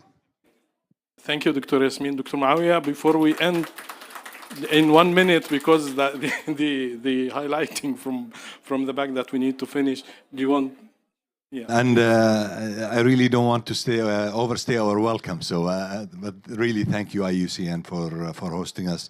And thank you for the panelists. Truly appreciate your support of the initiative and your full grasp of what the initiative is about. And I think my dear sister has elaborated on that and made it crystal clear. But at the same time, climate action in general should not be an additional burden on countries. And I need to reiterate what Her Excellency mentioned. It should create an opportunity. It should be a true and real solution for advancement in these countries, not set these countries back further.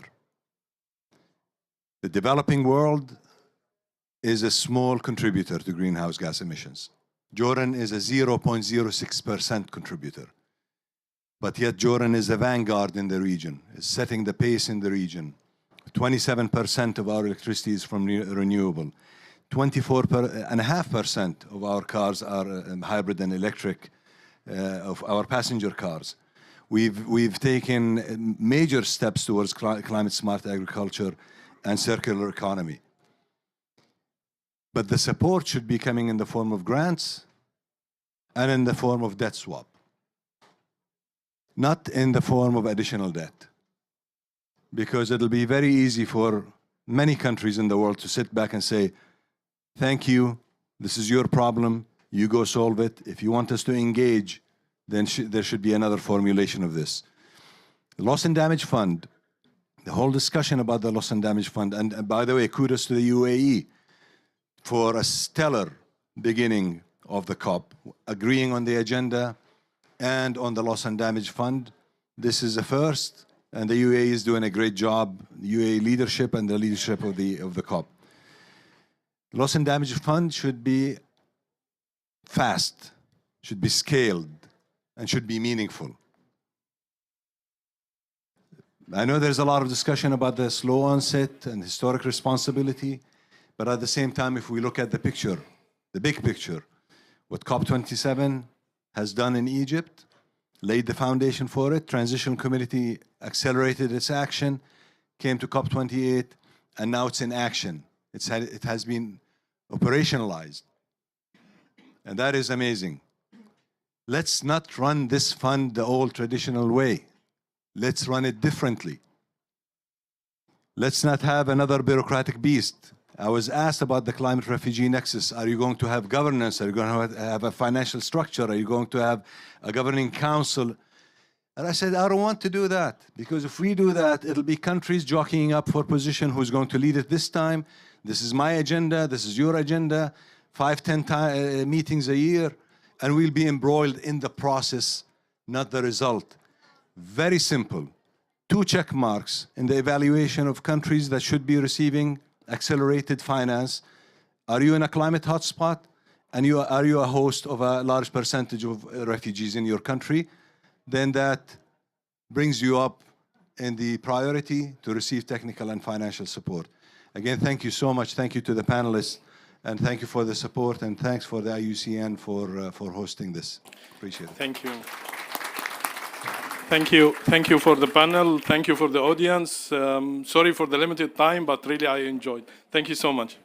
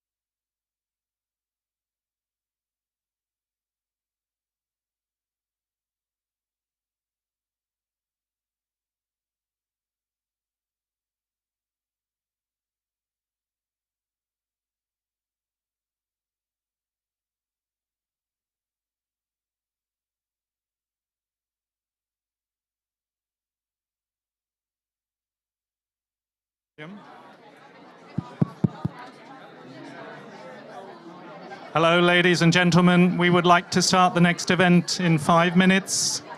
Ladies and gentlemen, we would like to start the next event in 5 minutes.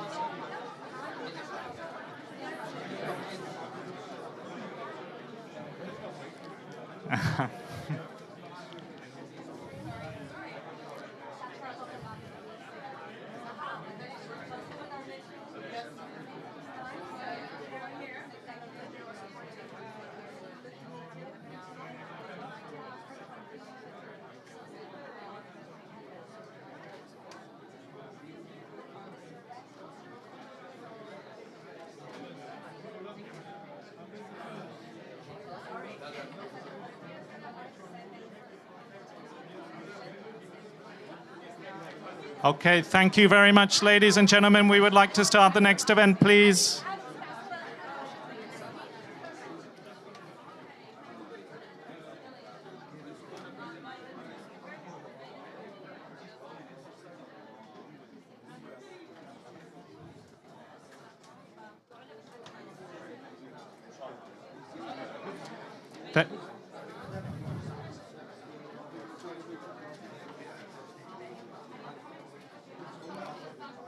Thank you very much.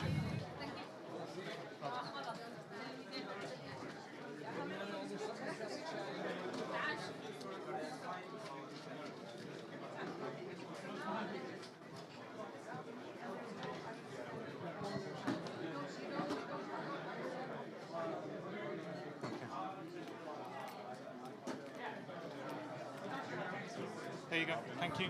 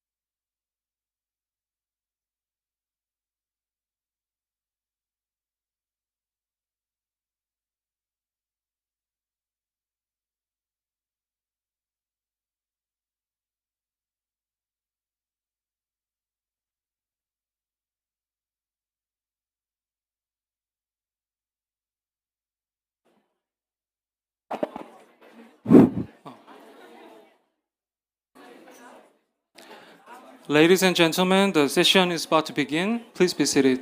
Thank you.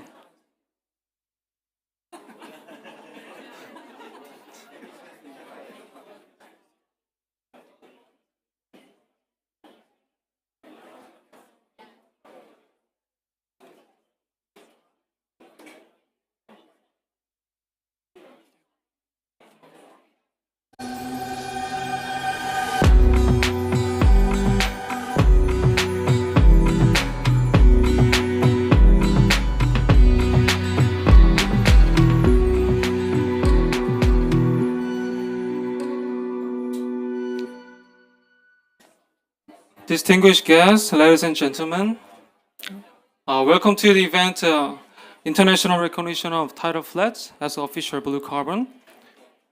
I am Jung Han from Korea Marine Environment Management Corporation, and I'll be your host today. This event is organized by Blue Carbon Research Center, Seoul National University, and IUCN Ocean Team. The session will start with opening remarks by Professor Jong-sung Kim from Blue Carbon Research Center and Seoul National University, who is leading Blue Carbon Research Project in Korea, followed by welcome remark by Deputy Minister Myung-dal Song from Ministry of Oceans and Fishery of Korea. After that, for the first part of the session, Professor Kim, I just introduced, and Professor Catherine Dafforn from Macquarie University, Australia, will give us presentation for their remarkable works. For the second part of the session, we have a panel discussion by Moderator Security General Yeon-chul Yu of the UN Global Compact Korea. As the last part of the session, there will be a closing remarks from Mina Epps, Director of IUCN Ocean Team. Now, let us have Professor Jong-sung Kim on the stage with a round of applause.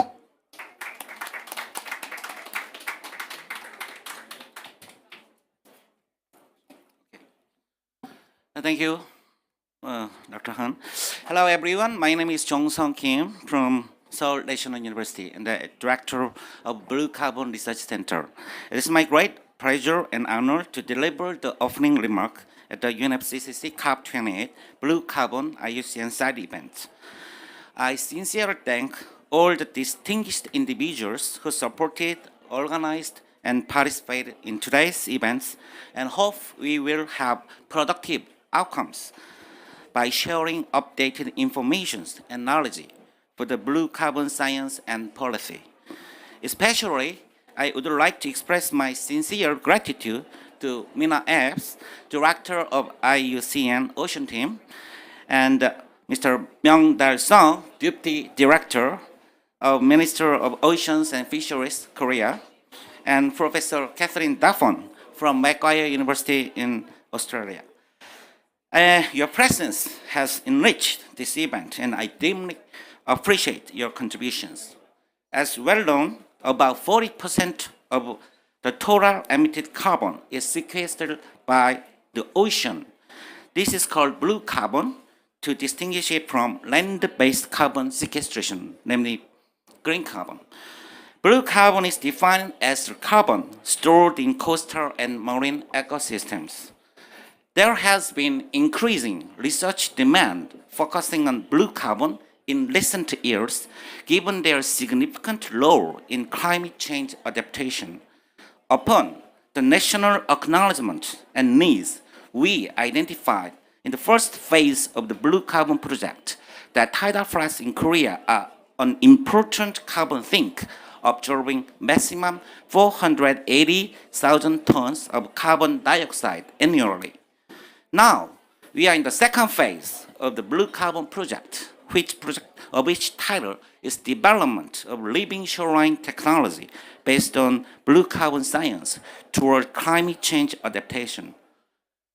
Building upon the first phase, which assessed the carbon absorption capacity of tidal flats, the second phase aims to further enhance blue carbon by expanding the living shoreline technology nationwide.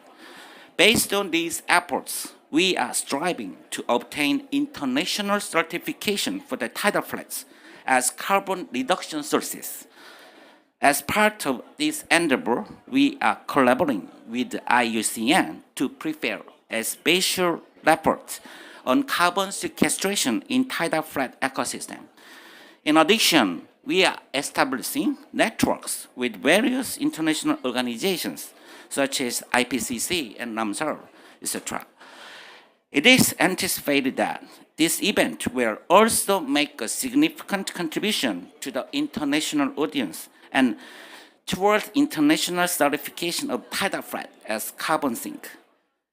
This event will serve as a meaningful occasion to celebrate our collective efforts, raising global awareness about the tidal flats and encouraging international interest. Once again, I would like to express my sincere appreciation to all of you for joining us today, and I hope that this event will be a productive and fruitful experience for all of us. Thank you very much.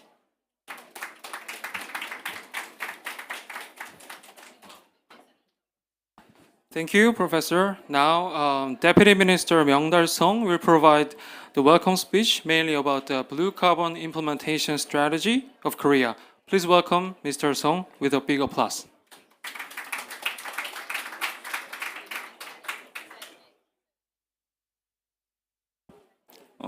Welcome, everyone.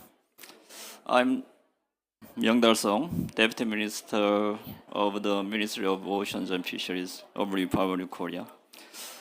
First of all, I express my sincere gratitude to Mina Ips, Director of IUCN Ocean Team, who collaborated on today's Blue Carbon side event.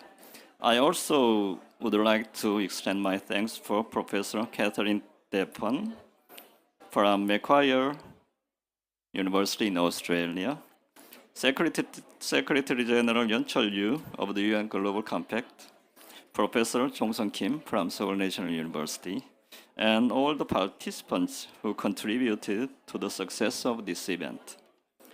Ladies and gentlemen, as a country deeply empathizing with the global aspiration for carbon neutrality in the face of the climate crisis, the Republic of Korea announced an enhanced update of 2030 nationally determined contributions goals at the 2021 Glasgow to contribute to a healthy and safe planet. To systematically implement the 2030 NDC, the Ministry of Oceans and Fisheries formulated the fourth comprehensive plan for climate change response in the oceans and fisheries sector in 2022. In the same context, we announced the Blue Carbon Implementation Strategy in May this year to accelerate the achievement of the 2030 NDC goals by enhancing the ocean's carbon absorption capacity and strengthening resilience to climate-related disasters. As of 2022, the carbon absorption capacity of blue carbon within the national greenhouse gas inventory was approximately 11,000 tons. The Ministry of Oceans and Fisheries plans to expand the annual marine carbon absorption capacity to 1.07 million tons by 2030 through blue carbon conservation and expansion policies, including coastal wetland restoration and protected area designation. To achieve this goal, the Ministry has developed three specific implementation strategies. First, we will enhance the carbon absorption capacity of the oceans and strengthen resilience to climate-related disasters. We will actively implement protection and restoration policy not only on salt marsh and seagrass, which have been recognized as carbon absorption sources in accordance with the IPCC guidelines, but also on newly researched blue carbon sources, such as bare tidal flats, seaweed, and seafloor sediments. Furthermore, we plan to create a living shoreline using nature-based solutions, not solely focusing on the climate change mitigation function of blue carbon, but also leveraging its adaptation function for climate change. Second, We will broaden the scope of participation in blue carbon creation, including the private sector, local communities, and international cooperation. Addressing climate change is a global challenge that requires the participation of everyone beyond the government agencies. Therefore, the Korean government plans to collaborate with private enterprises to share the collective responsibility for net zero with society by protecting and restoring carbon sinks. In November of last year, the Minister of Oceans and Fisheries signed a memorandum of understanding with Kia, a leading automobile company in Korea, and is currently carrying out a collaborative project to create salt marshes near Kia's factory. We will make efforts to ensure that such public-private initiatives can be expanded throughout society. Furthermore, Korea plans to actively carry out international greenhouse gas reduction projects, including utilizing blue carbon through bilateral cooperation under Article 6 of the Paris Agreement. Third, we will expand various new blue carbon research and certification. Particularly, we are paying attention to the potential of bare tidal plots, which will be discussed in today's session. The bare tidal plots, widely distributed along the coast of Korea, possess exceptional ecological value and are registered as a UNESCO World National Heritage under Korea's tidal plots. The Ministry of Oceans and Fisheries has already discovered through past research that bare tidal plots in Korea absorb over 490,000 tons of CO2 annually, which is equivalent to the emissions from 200,000 cars. Based on this research, the Ministry plans to collaborate with IUCN's marine team in preparing a report to elucidate the carbon absorption capacity of bare tidal plots. I kindly ask for your keen interest and attention. Ladies and gentlemen, I am sincerely delighted that many experts contributing the blue carbon research and policies are gathered here, providing an opportunity for the world to develop even greater interest in a bright future that the ocean will create. To all those visiting the COP28 IUCN Pavilion and to everyone deeply interested in climate change, I earnestly request your encouragement and active engagement in overcoming the climate crisis through the ocean.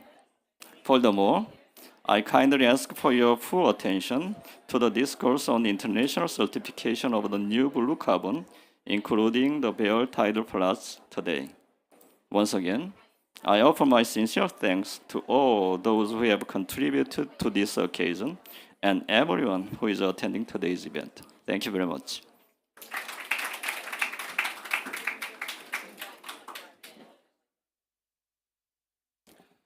Thank you, Deputy Minister. Now let us have the first speaker, Professor Jong-sung Kim, talking about the blue carbon research and contributions to the policy of the Republic of Korea.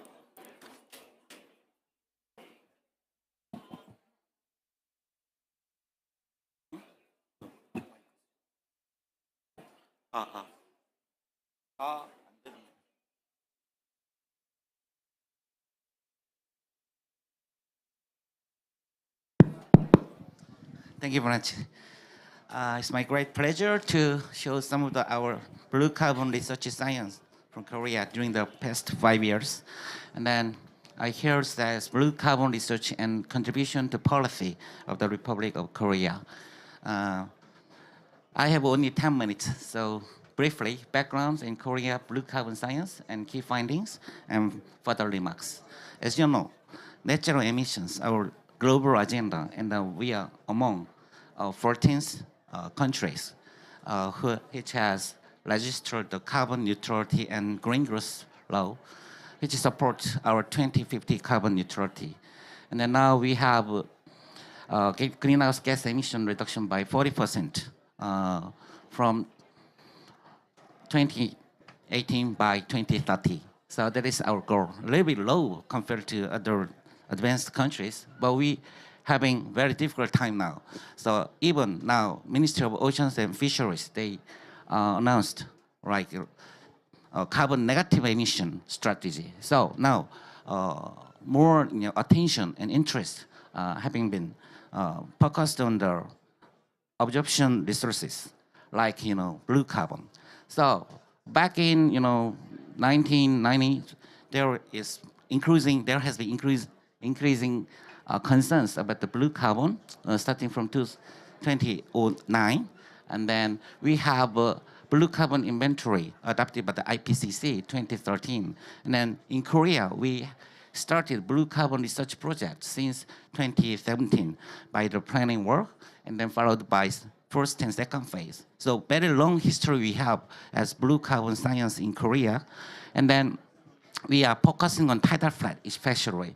Among the three endorsed IPCC blue carbon, we have a very small area of salt marsh and then seagrass.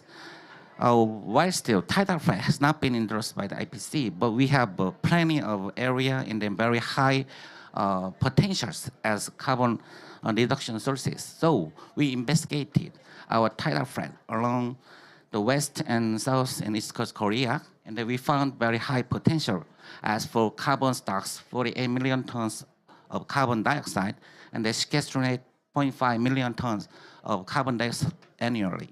So this gives us, kind of, attention. And then currently, the criteria for inclusion as actionable blue carbon ecosystem, people, scientists and policymakers suggested 5 or 6 guidelines, which is very difficult to meet. But among the emerging blue carbon, tidal floods are very potential. We have to answer those, guidelines from no to yes. So our mission started. And then we found that large scale of greenhouse gas removals happening in the tidal floods. And then we reported already in the international journal, then how much our tidal floods have absorbed the carbon, and then annual sequestration rate, blah, blah. So we, think now tidal flood is among the potential next to IPCC blue carbon probably. And in the terms of long-term storage, this is very important. The isolation of carbon dioxide from the atmosphere for long-term period is required to achieve that blue carbon potential. Like this, we are very difficult to collect the sediment by the depths of 5 meters now. Practically, scientists now assume that 1 meter of sediment, they observe the carbon sequestered by the many different type of mechanisms. But we better try to the deeper area to deliver our long-term storage functioning. And then next is practical management issue, also very important. So now government, our Korean government, are pursuing to increase the marine protected area from country about 2% to 30% by 2030 or 40, something like that. So these kind of activities are very important. Our tidal floods being endorsed by the IPCC as blue carbon, international blue carbon. So not only our case in Korea, Canada, here, States, and England, and China, and or many countries, they are all looking for the tidal flood potentials.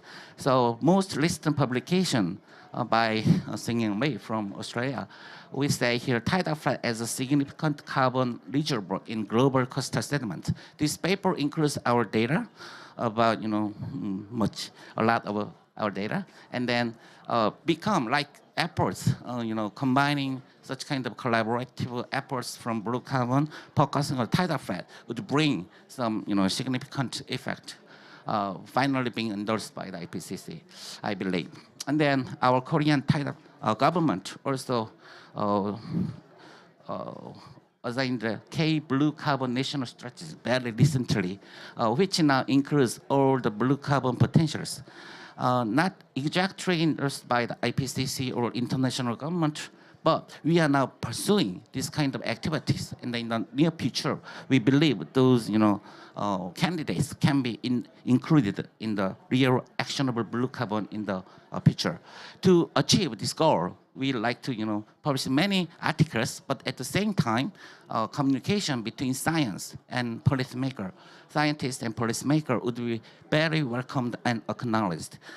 And then this is one of the examples, our Blue Carbon Research Center, not only focusing on the science, but also communication with you guys are very challenging. So thank you very much for your attention.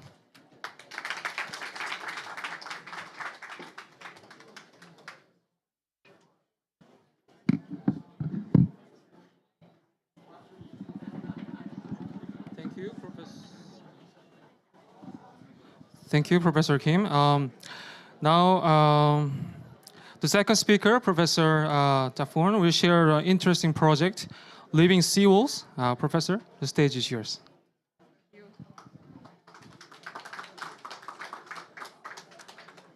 I do have some slides. Oh, perfect. I'd just like to start firstly by acknowledging the traditional owners of the land on which a lot of this research has been done, which is the Gadigal people of the Eora Nation, and pay my respects to their elders past, present, and emerging. And I was asked to tell a bit of a story about the project Living Seawalls, which really addresses a big construction boom that we're seeing in our oceans at the moment. Construction such as marinas, seawalls built for coastal protection, offshore wind energy, offshore other developments. Our port infrastructure is expanding at a huge rate, and we're even seeing an increase in artificial islands that are being constructed into the oceans. We know that there's going to be about 70% more growth by 2030 as well. A lot of that will be from offshore, a lot of that will be from our port infrastructure, but we're also going to see a huge amount of coastal ecosystems, the most productive ecosystems, being impacted by coastal development. And these structures, apart from replacing really important habitat like intertidal flats, like subtidal sediments, mangroves, seagrasses, they also don't create the kind of habitat that's really important for marine life to thrive in, because they lack the kind of complexity that we see in natural systems. They lack some of that 3D complexity from the sedimentary systems, and they lack a lot of the microhabitats that creatures rely on in our intertidal. And so the work that we've been doing in Sydney Harbour has been looking at how we can bring back some of those habitats to our built structures, how we can use the innovation in industrial design and our knowledge of the ecology of the kinds of organisms that live in our intertidal and our subtidal zones to actually create the habitats that we're missing. And some of that's been inspired by our rocky shores in Sydney Harbour and the natural weathering of our rock types. It's also been inspired by the kinds of creatures that we have in Sydney Harbour, the sponges, the seaweeds, and how do we kind of mimic that in 3D printing and casting technology. And in the same way that you would tile your bathroom, we can tile a seawall with our living seawall panels to create that green space for these creatures to thrive in. We've got a couple of installations now in Sydney Harbour, but in 2018, that was when we first started, and we managed to document a lot of the changes that we saw on our living seawalls compared to seawalls that weren't modified. And we found a 36% increase in fish, particularly recreational fish, a big increase in shellfish, mussels, and oysters, and a big increase in the kinds of seaweeds that were living on our living seawalls compared to other seawalls.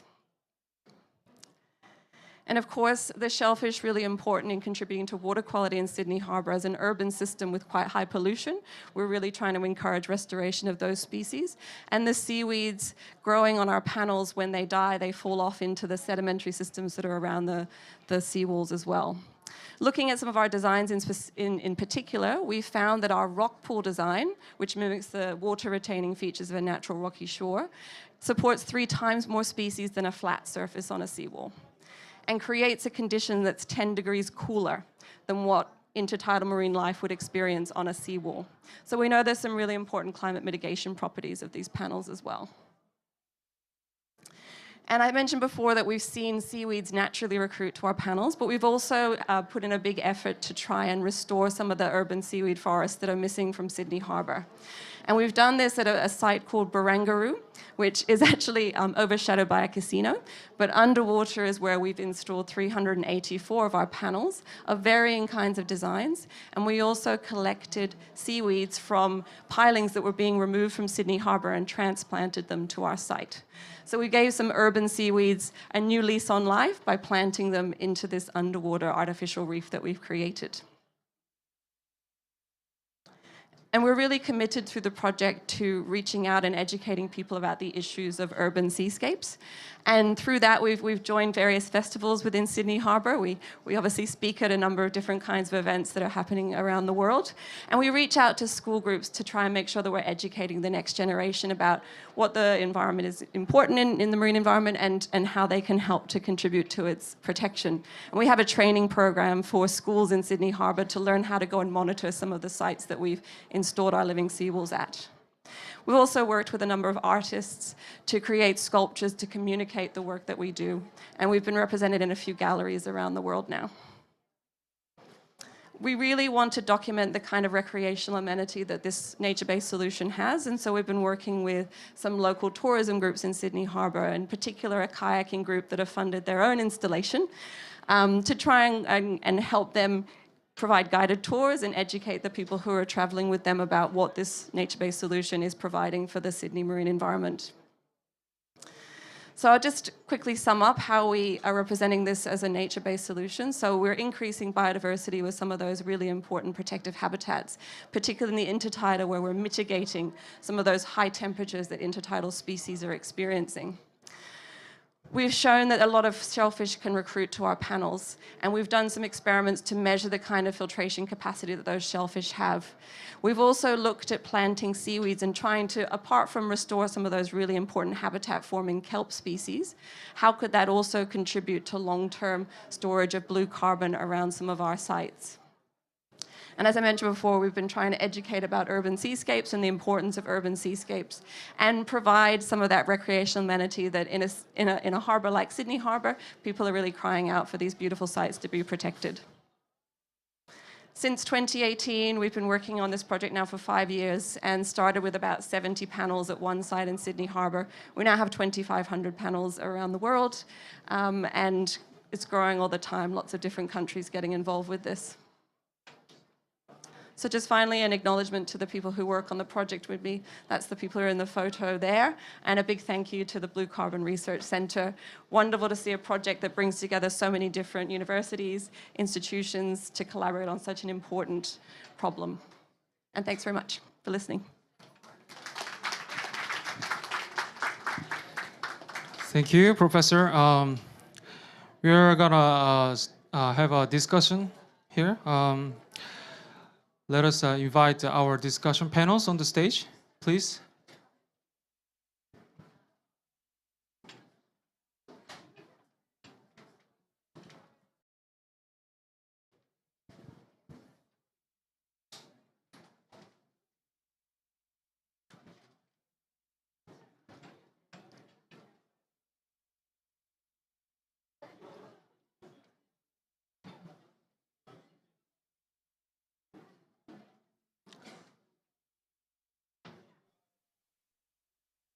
Yeah, they're wearing their own microphone.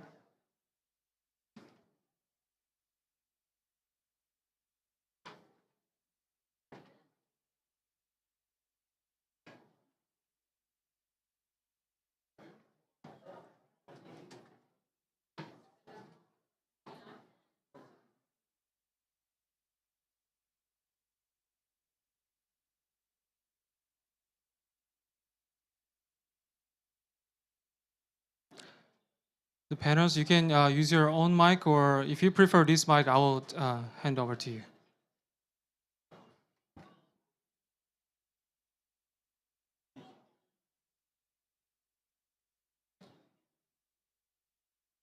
Okay, seems ready. So let me briefly introduce the panels. Our moderator, the Secretary General Yeoncheol Yu.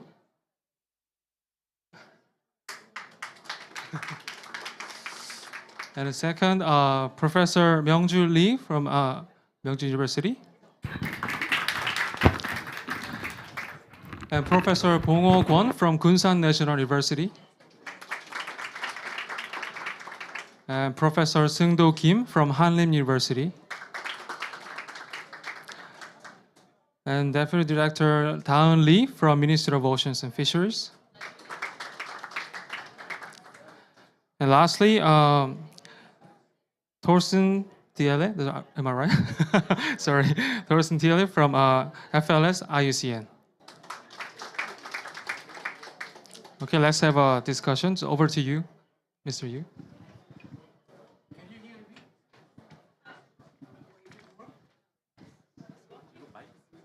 Yeah. Okay. Good afternoon, everybody. Yes, as introduced, I'm Yeoncheol Yu, and I'm honored to be a moderator of this side event.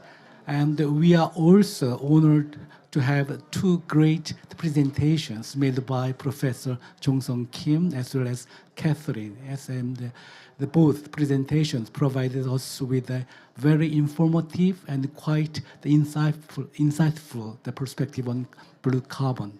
And as you can see around the conference hall, so one of the COP28 initiatives is let's focus on the nature and the livelihood. And now we are talking about the nature-based or nature-positive solutions, which is blue carbon. And the previous presentations have placed higher value on the significance of blue carbon in addressing climate change through absorbing the greenhouse gases. In this context, we would like to discuss the current status and the future prospects of blue carbon. And we are honored to invite a prominent and eminent and renowned professors and policymakers. In the first place, the Professor Lee, yeah? So we have listened to the great presentations, the both presentations, and what do you think about that? So if you have any comment, could you tell us about that? Thank you. My name is Myung-Ju Lee. I'm a professor, College of Architecture at Myeongji University. Also, I'm architect. So my major is the designing and researching about natural energy design, building, and city. And as I three keywords from Professor Daphne's presentation were very impressive. These living seaworlds and the seascape and the underwater garden. So what touches me more and more is restoration. Restoration means something is destroyed already. And we destroyed a lot of nature in the process of urbanization. And I really agree with the urbanization has changed a global seascape, as you mentioned. We need to restore nature, especially Professor Daphne, that restored space should be an experience space for the education and the exhibitions. And I agree with you also. So there needs to the change in the perception of the marine city and the coastal cities. As building in the coastal cities and marine cities should be changed also. Existing architecture and the civil engineering technique maybe restore the nature again. So I would appreciate it if you and your research team could work with the architect and the urban planners to restore the cities as demonstration cases. And thank you for the special lecture of Professor Kim Jong-sung. So the electricity consumption used by Koreans is high enough to rank third in the world. The high energy consumption means high greenhouse gases emission. And the development of the new and renewable energy technology to offset greenhouse emission is also very important. However, the very necessary to find a target or object that can absorb greenhouse gases. Professor Kim Jong-sung of Seoul National University is the pioneer of blue carbon area in Korea. Also, he is a pioneer who is emphasizing the importance of carbon absorption through the tidal flat around the world. Korea is increasing recognize the importance of the blue carbon. So thanks to Professor Kim's research teams and the Ministry of Ocean and Fisheries played a major role. Yes. I hope that the tidal flat will satisfy all the criteria. So all the blue carbon criteria and be recognized by the international communities. Thank you so much. Okay, thank you, Professor Lee.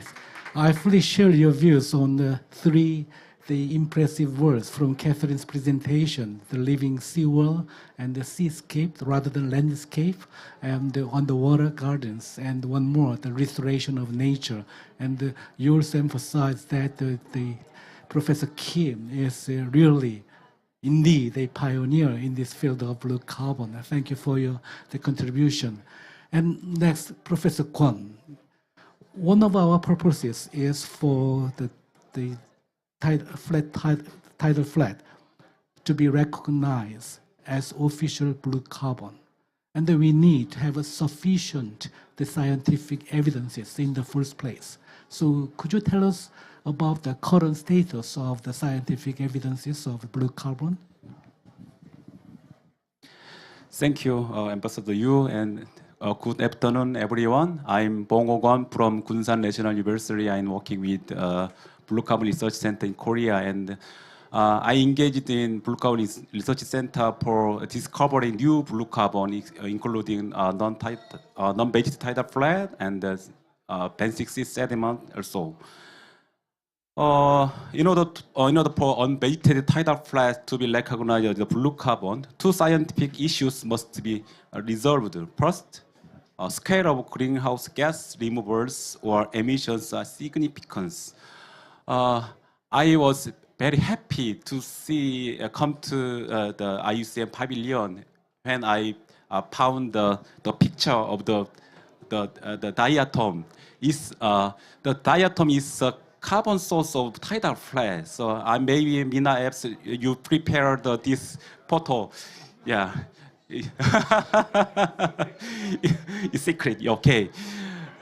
Anyway, a benthic diatom is a carbon source of tidal flat, so it plays a great role in tidal flat. So we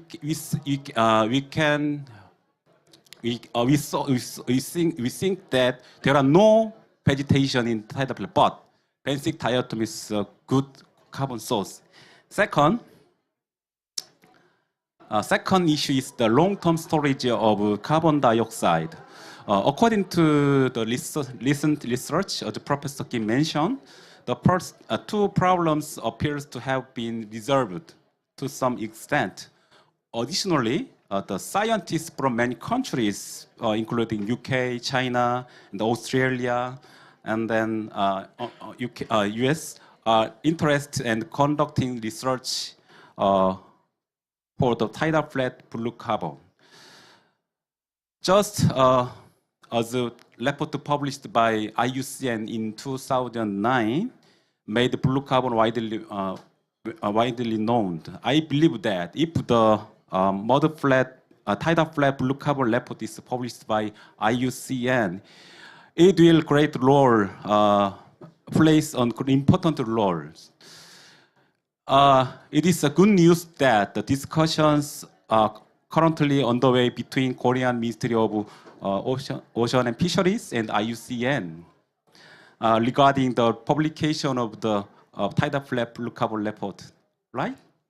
Yeah, okay. We hope that the today's side event will be the beginning, and that the next year it will be an event where scientists and policy makers from various countries come together. Thank you very much. Thank you, Professor Kwon, for sharing us with the fact that there have been a lot of discussions and scientific evidences for the function of blue carbons.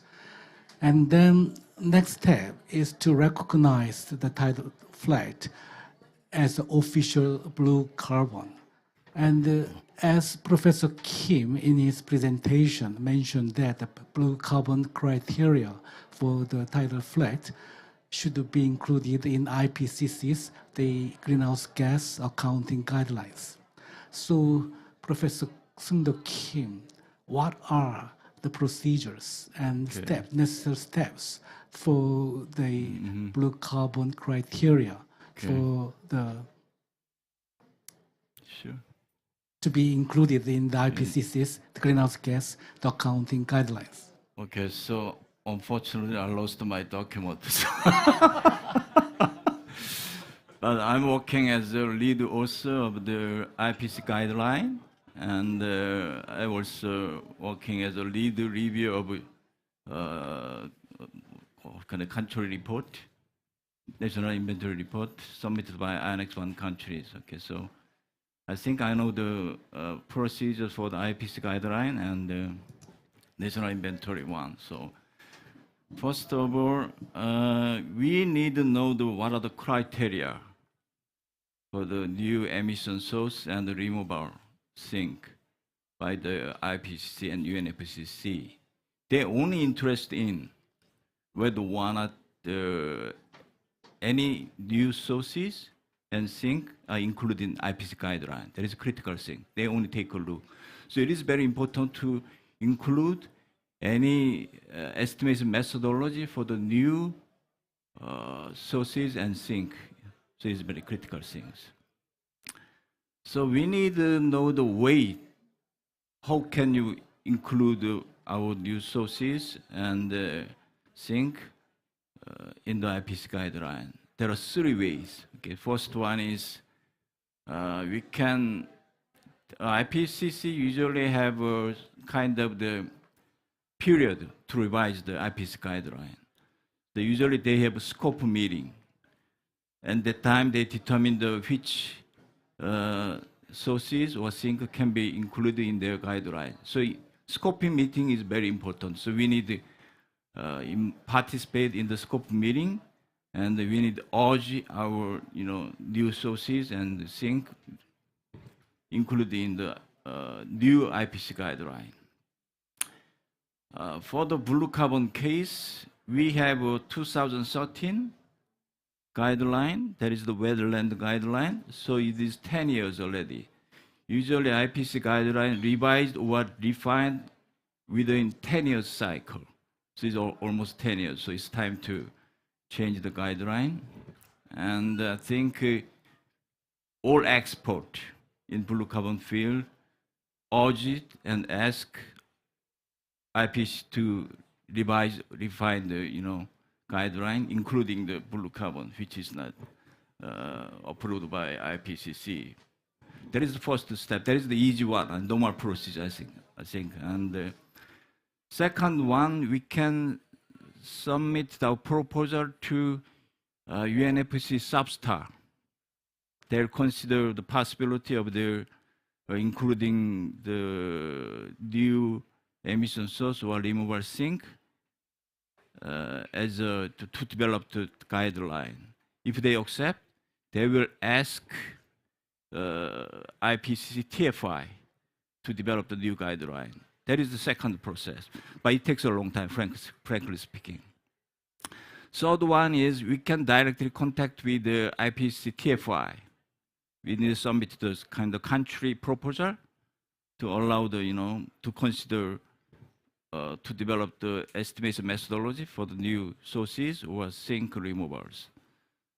And then they may contact with the UNFCCC. They cannot determine anything without any permission from UNFCCC. So we need to contact with both IPCC, TFI, and UNFCCC Substar. That is the way to solve these issues.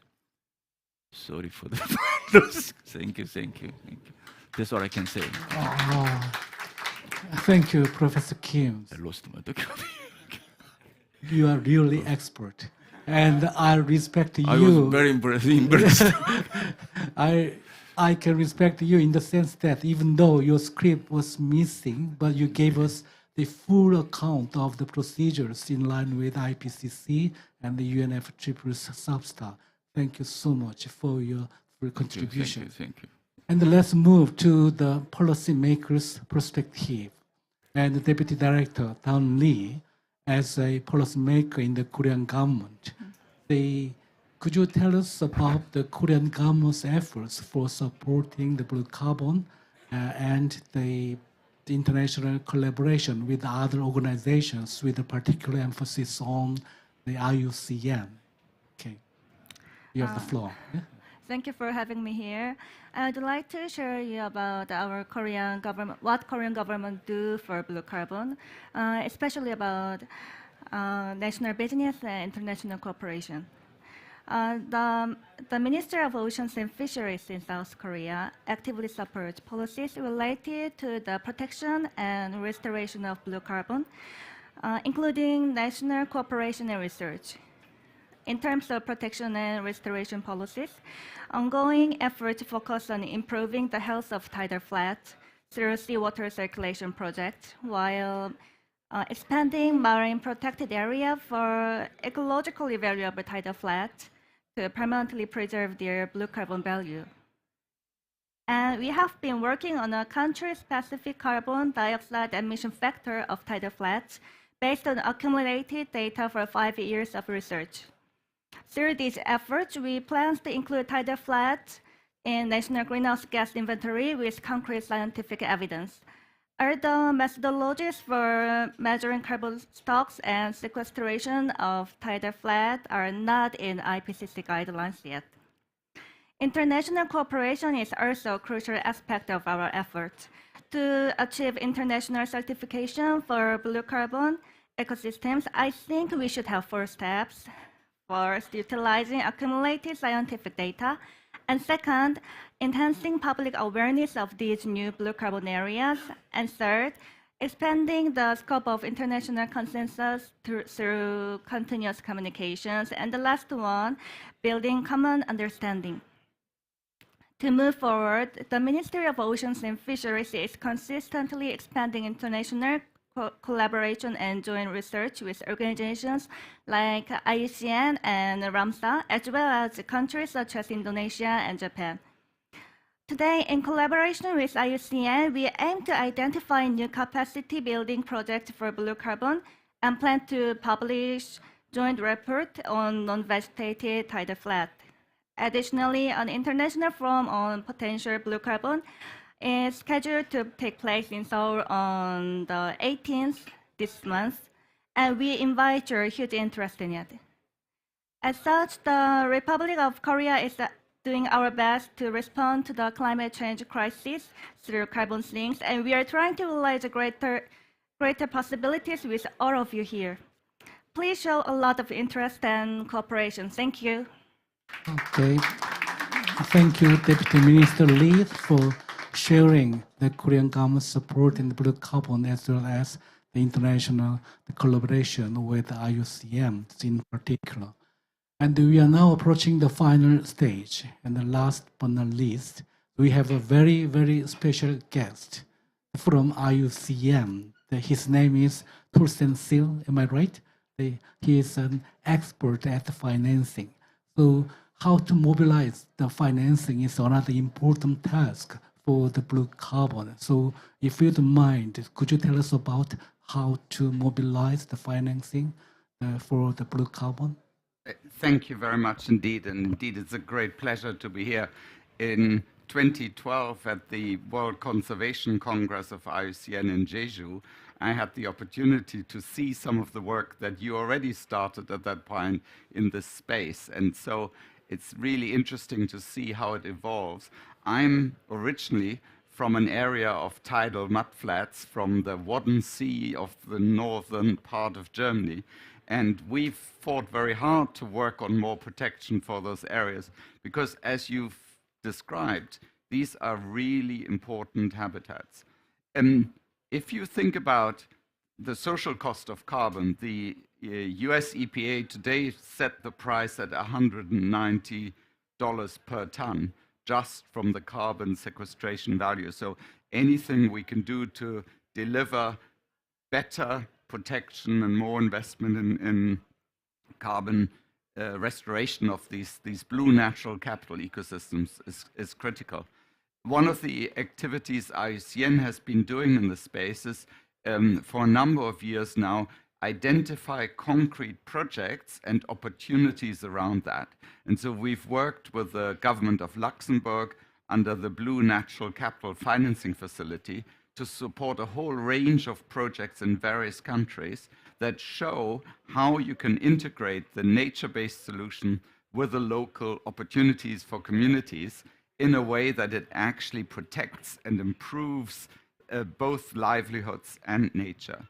And we have more recently engaged in a similar effort with the Australian government and the Blue Carbon Accelerator Fund, where again we are looking at these types of projects. So there are already concrete experiences and concrete ways to support projects, to finance initially through grants, but increasingly through the opportunity for real commercial opportunities in that space. So bringing these steps together is so important.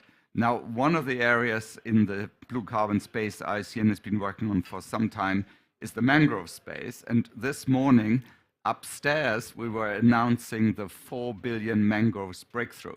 So real amazing transition from what was initially very much a scientific effort and then a conservation effort to now an investment effort. And I can see the similar journey. You already are very engaged on the scientific effort and to take that forward. So what I felt was very important in your beginning is that seascape approach. These different blue carbon ecosystems all interact with one another. It is not sensible to plant mangroves on top of a mudflat. You work with a mudflat, you work with the natural systems. These interactions of these systems are important and have significant financial value.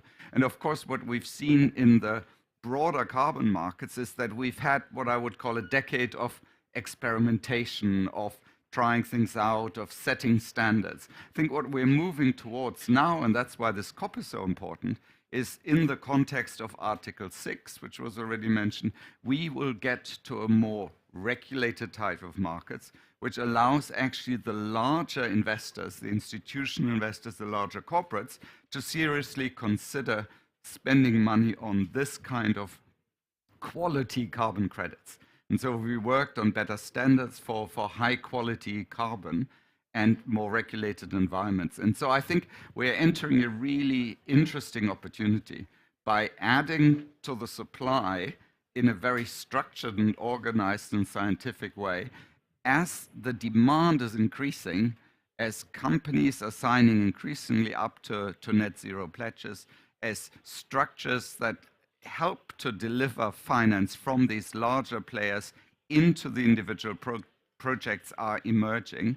So we're doing work with the Ocean Risk and Resilience Action Alliance to bring these larger investors into the space. So there is a lot that is happening on that financial side, but the financial investors need the certainty, the clarity, the products. And so I think your work is really fundamental and instrumental in that area. So congratulations and thank you very much for having me. Thank you, to sincere for sharing your perspective on the blue carbon price. And we are on the right track.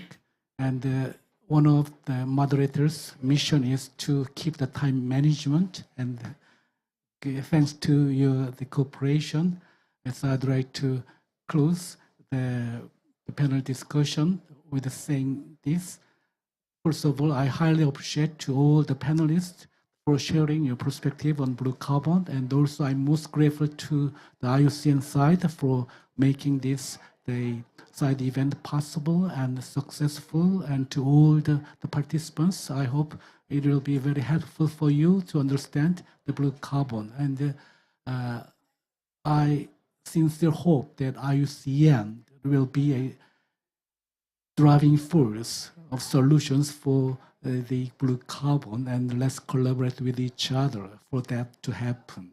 And lastly, I'd like to say that as a moderator, it's now 12:57, mission accomplished. Thank you very much indeed.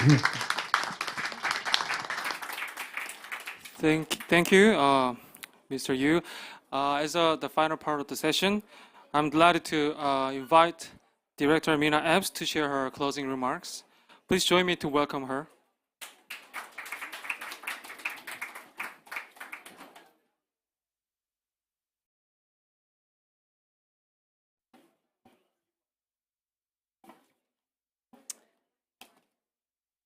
Your Excellencies, Deputy Minister Sung, pleasure to see you again here at the COP. Wow, I thought that was such an insightful panel. And I think we've heard a breadth. So I would really sincerely like to thank all the panelists and all these experts, and especially for the Blue Carbon Research Center in Korea for being such a pioneer and leading the research and what you do. So really congratulate the work that you're doing from Oyster Reef, the restoration work, which is so important. But also, of course, marine protected areas and most importantly, tidal flats that we discussed today. I think this is really the kind of leadership we need to see. And as was pointed out also by Professor here, is that we really need to think about it as a step approach. And whatever decisions we take, if you've been around here, they're talking about ocean solution. They're talking about marine carbon dioxide removal. But where, you know, it's the science. That is always the first pillar we start with. We need to make informed decisions.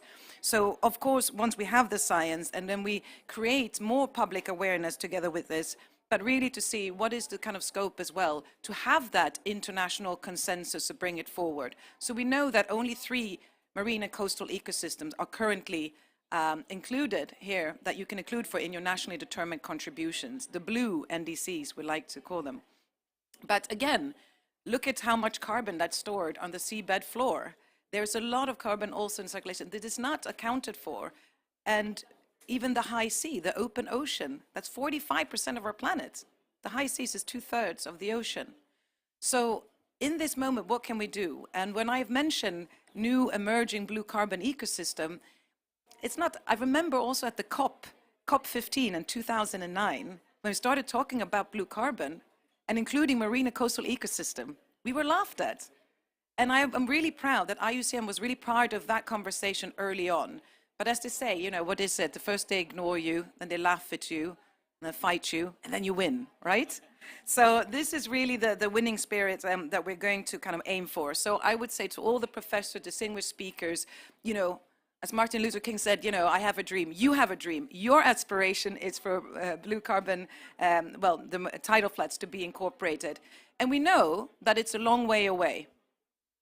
But it starts with the science, and then you'll be going from there. You need the scientific guidelines. So who knows what the future holds there. And IUCN would be very, very keen to collaborate, but also to be a convener for different researchers in this very important space. And as you said, you mentioned the report from 2009. It's well overdue for an update as well.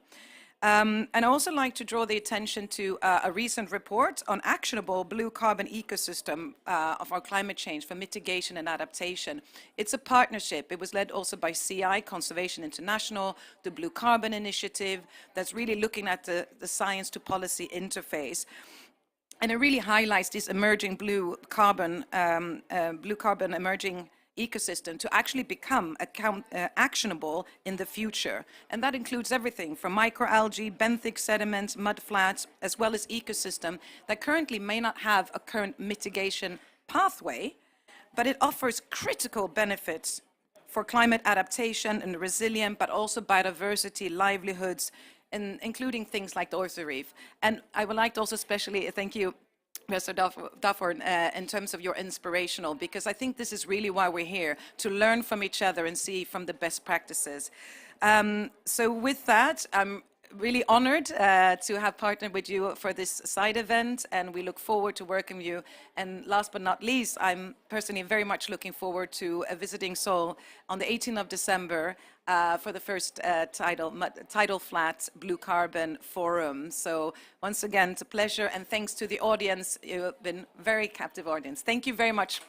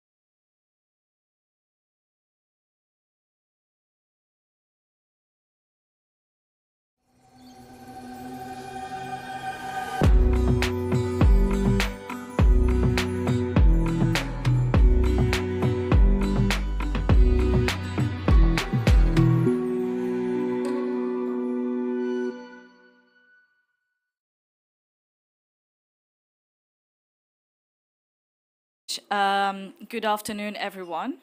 My name is Barkham Hussain. I am the Regional Regenerative Blue Economy Manager at IUCN, working on the Great Blue Wall Initiative. Thank you so very much for being here at this event. As you know, the Western Indian Ocean is particularly impacted by triple crises of climate change, biodiversity loss, as well as the erosion of economic opportunities for the people that live in this region.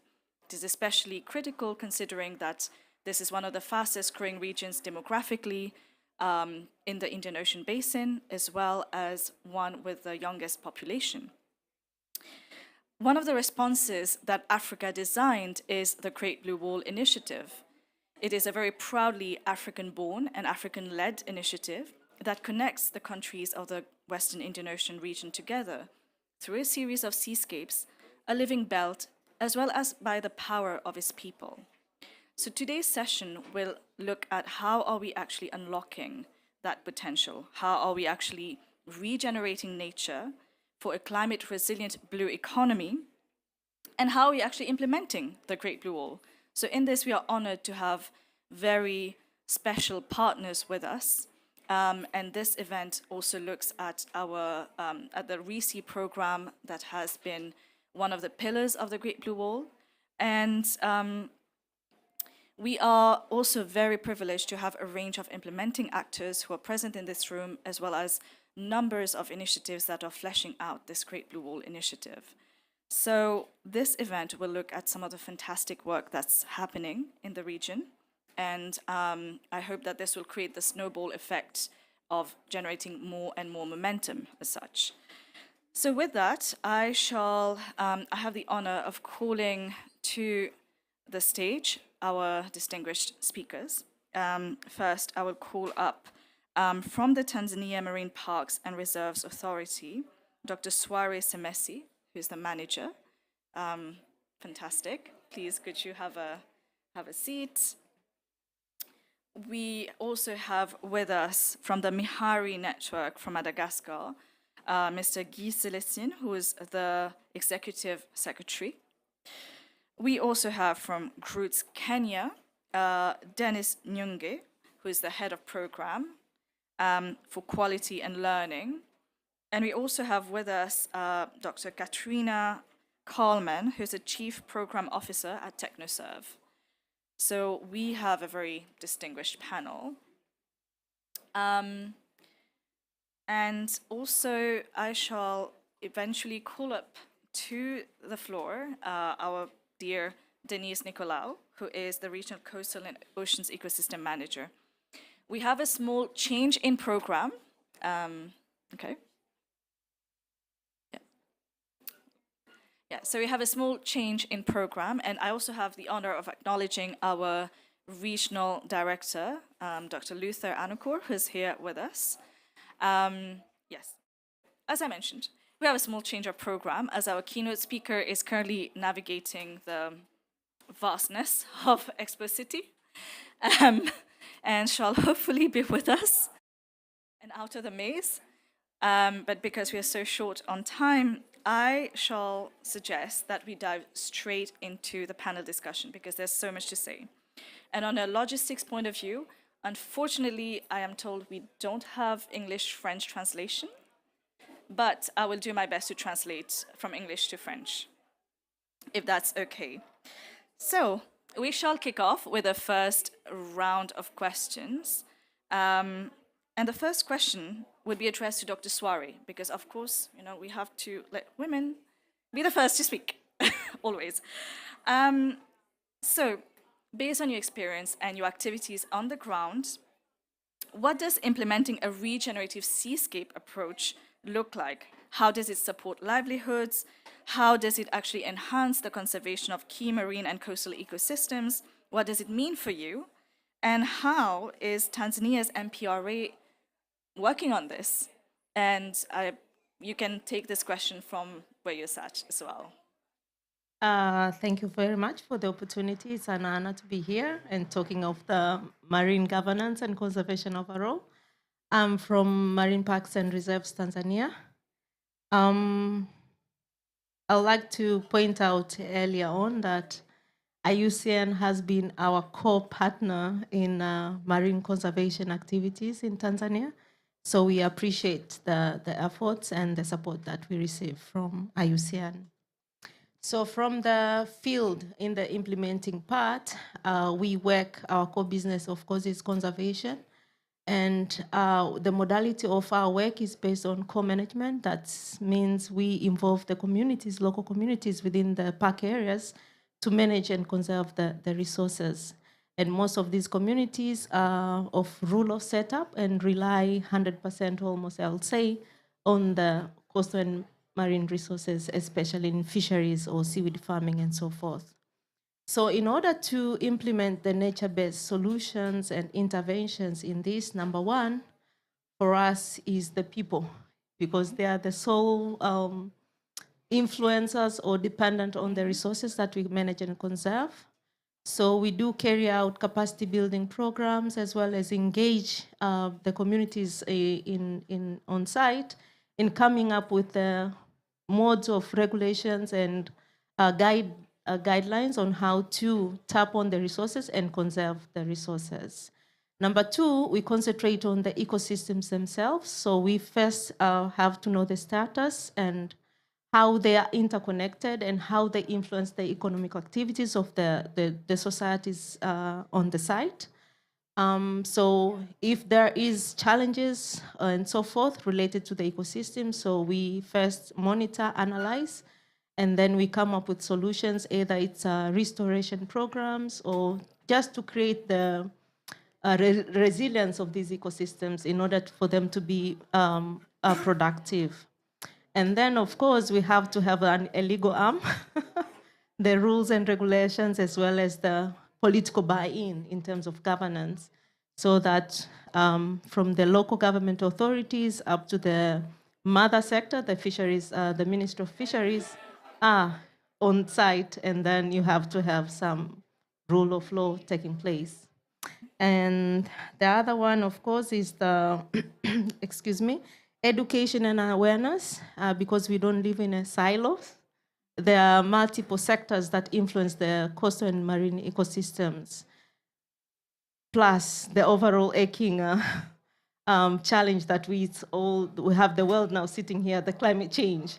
So how do we go about it? So there's multiple sectors involved. There is at national level, regional level, and at international setup that we do collaborate in that. And then, of course, we do research, and we do that in partnership, either with entities from outside the country, as well as the institutions that do carry research at home grounds. Thank you.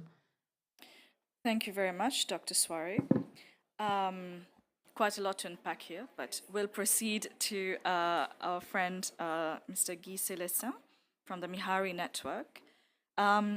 So the Mihari Network locally managed areas in Madagascar, LMMAs, is really a model for the region.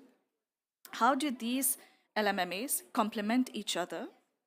How do they complement the marine protected area system in Madagascar? And what are the key elements to ensure good governance led by the Western Indian Ocean region?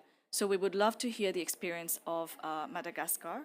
And I would request you to maybe speak 2 sentences, and then I will translate for the crowd, if that's okay. Ok. Yeah. Merci de m'avoir donné la parole. Et je suis ravi d'être avec vous pour présenter les expériences de Madagascar concernant les LMMA.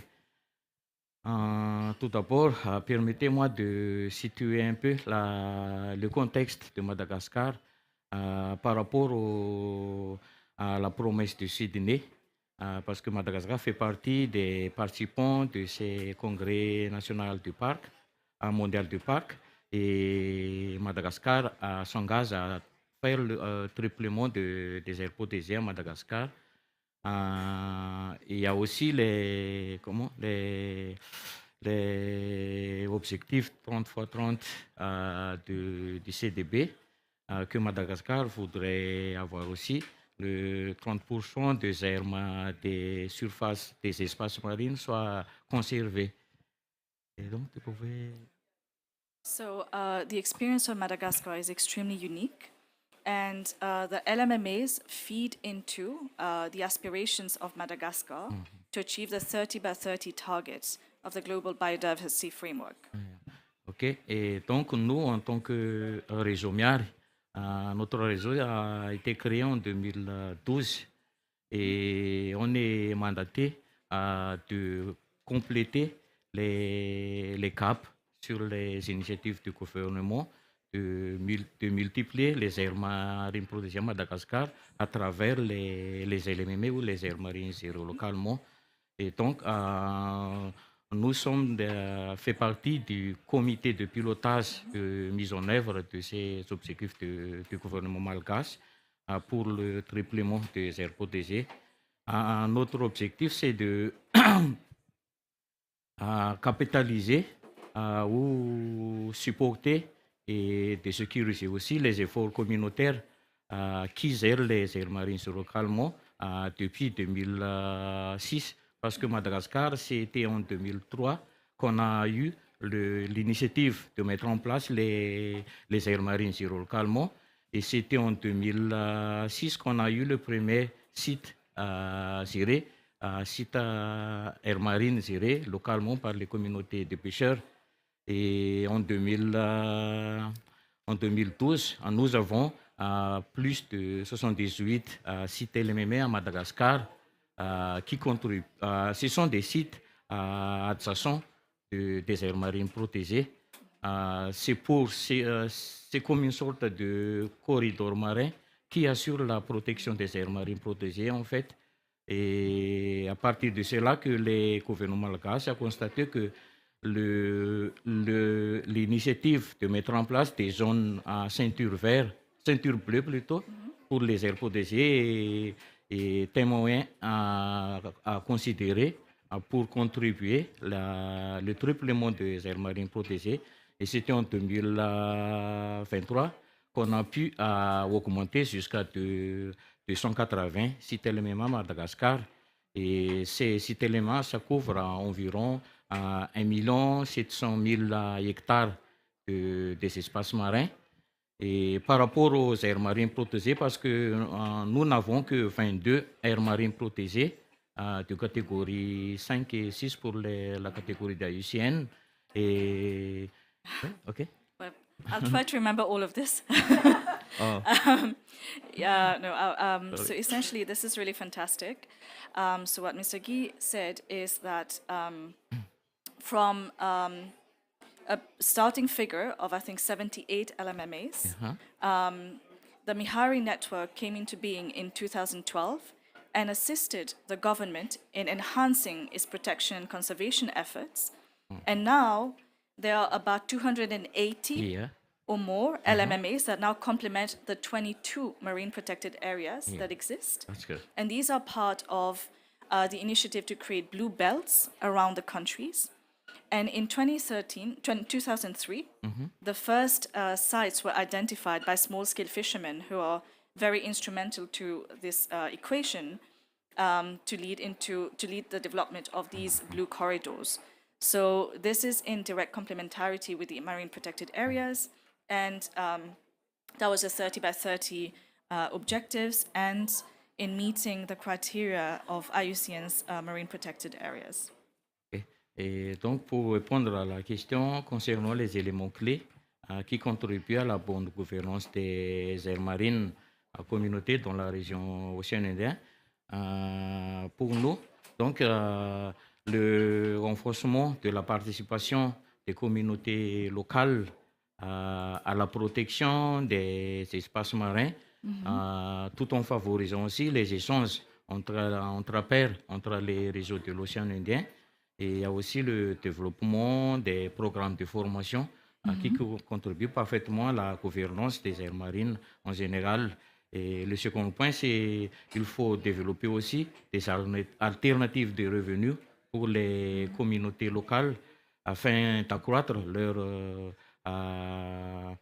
bien-être. Et il y a aussi d'offrir aussi des opportunités financières pour que les communautés côtières puissent s'engager et faire la gestion durable des espaces marins à Madagascar, comme à part les opportunités financières, il faut développer aussi le mécanisme de financement durable pour que les communautés puissent régénérer à eux-mêmes les financements pour assurer la durabilité de leur gestion. Et le troisième point, c'est jusqu'à maintenant, le contexte LMM ou les aires marines sur le calmement à Madagascar, ça n'a pas encore de cadre légal spécifique. Et donc, c'est encore un défi pour nous, surtout nos réseaux minières, de sécuriser ces statuts des LMM pour que ces sites puissent comptabiliser comme des OSM à Madagascar. Okay. Very interesting. So what is needed now to basically enhance and entrench these initiatives? The first thing is capacity building is needed at all levels. The second thing is that we need a sustainable financing mechanism, including developing alternative livelihoods and ways and means for small-scale fishermen and people, fisherfolk, and people who engage in LMMA stewardship to be able to access financing. So this is extremely important. And the third is to drive the legal recognition of LMMAs as OECMs, other effective conservation measures, which will give them a legal status and legal legitimacy.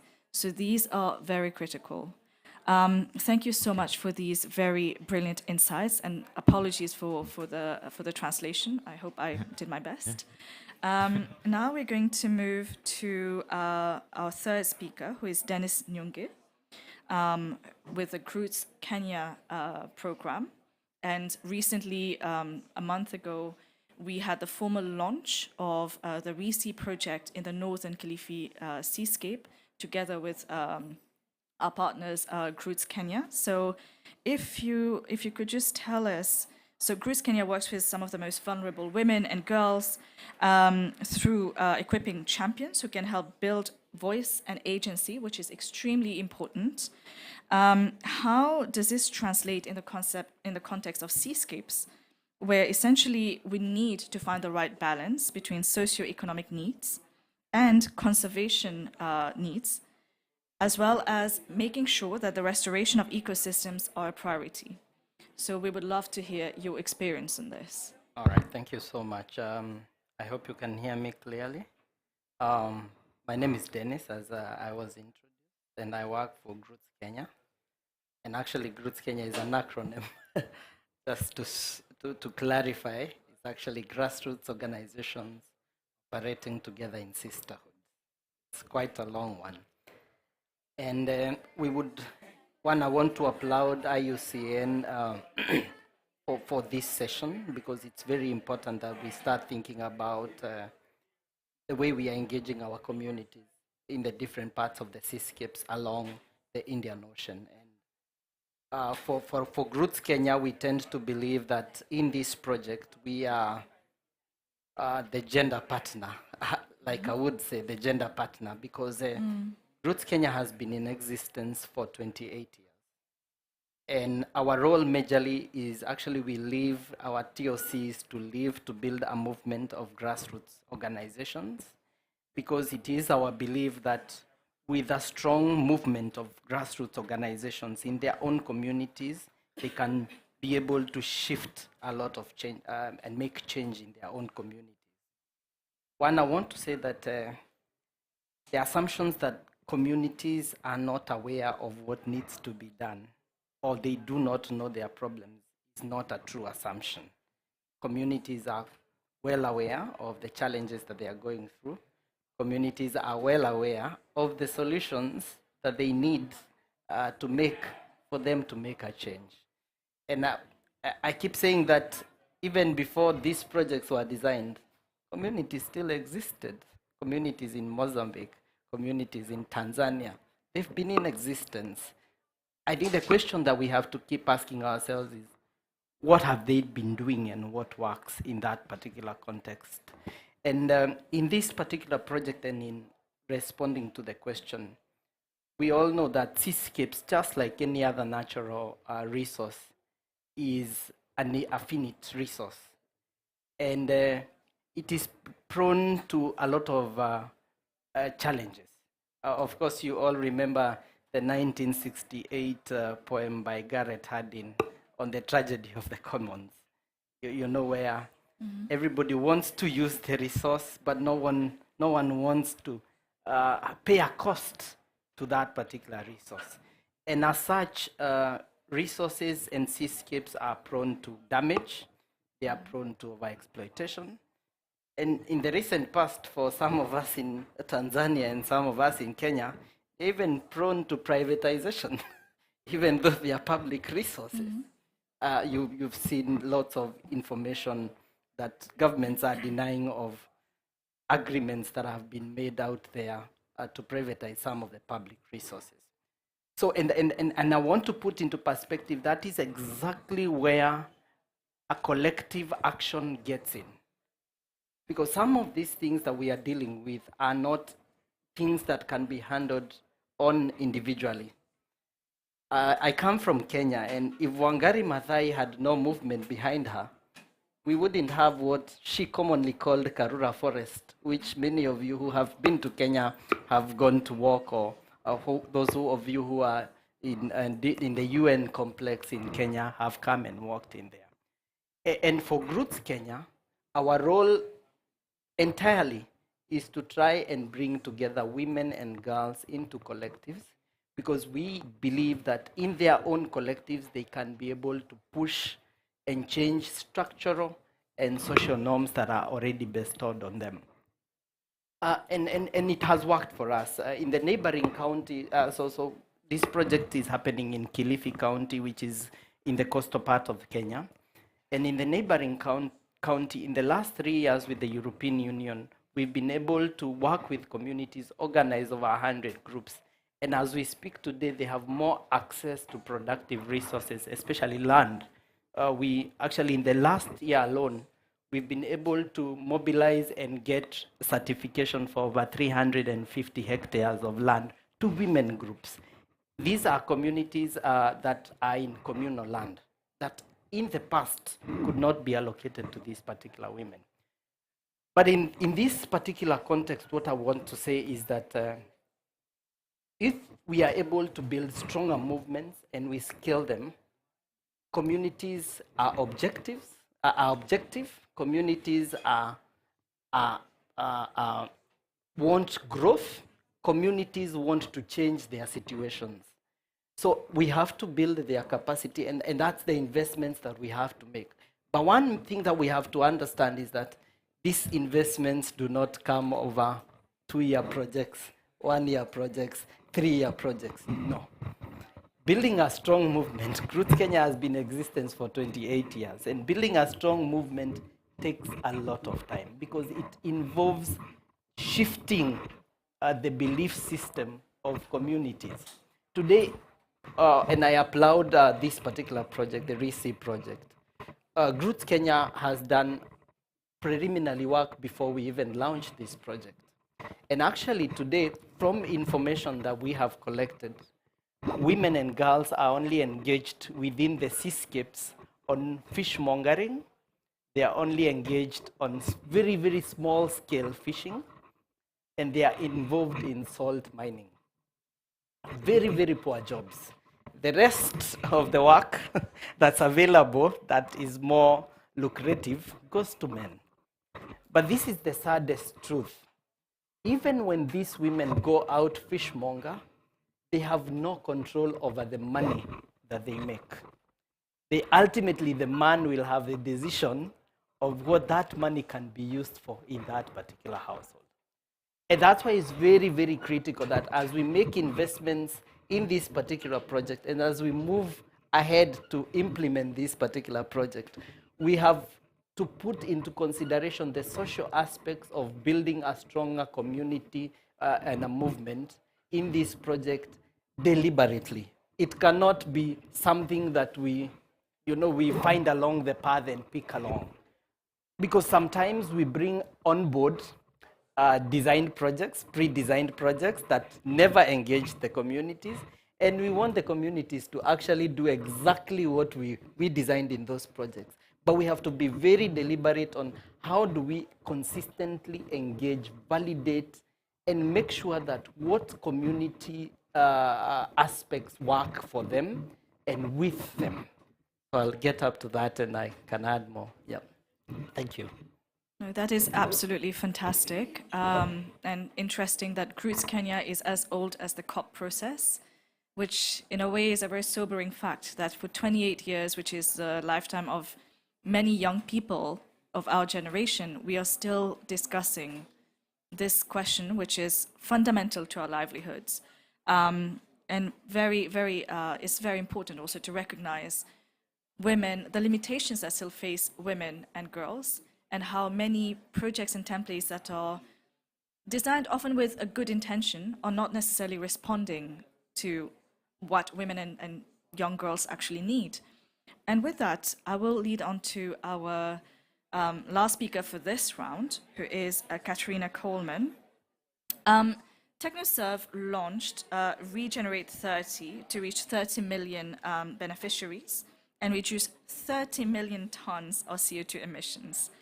What is the strategy to achieve this commitment, this very bold commitment, I would say, connected to increasing the resilience of local seascapes, of local seascape communities through channeling private sector investment, which is the one link that is really critical in all the activities that we do as well. So just a very tiny question, tiny commitment. So thank you very much, and thank you all for being here with us discussing these important topics. The blue economy is at the very core of TechnoServe's Regenerate 30 commitment. And our strategy is to put entrepreneurs in these coastal communities at the center. Around this time last year, we launched Regenerate 30 to, just like you say, benefit 30 million people, help them to improve their resilience, their incomes, to mitigate 30 million tons of greenhouse gas emissions, and to put 30 million acres of land and water under sustainable management. To achieve all of this, we'll also raise, we're very much in the process of raising $300 million in private sector financing, because the private sector is incredibly important for this.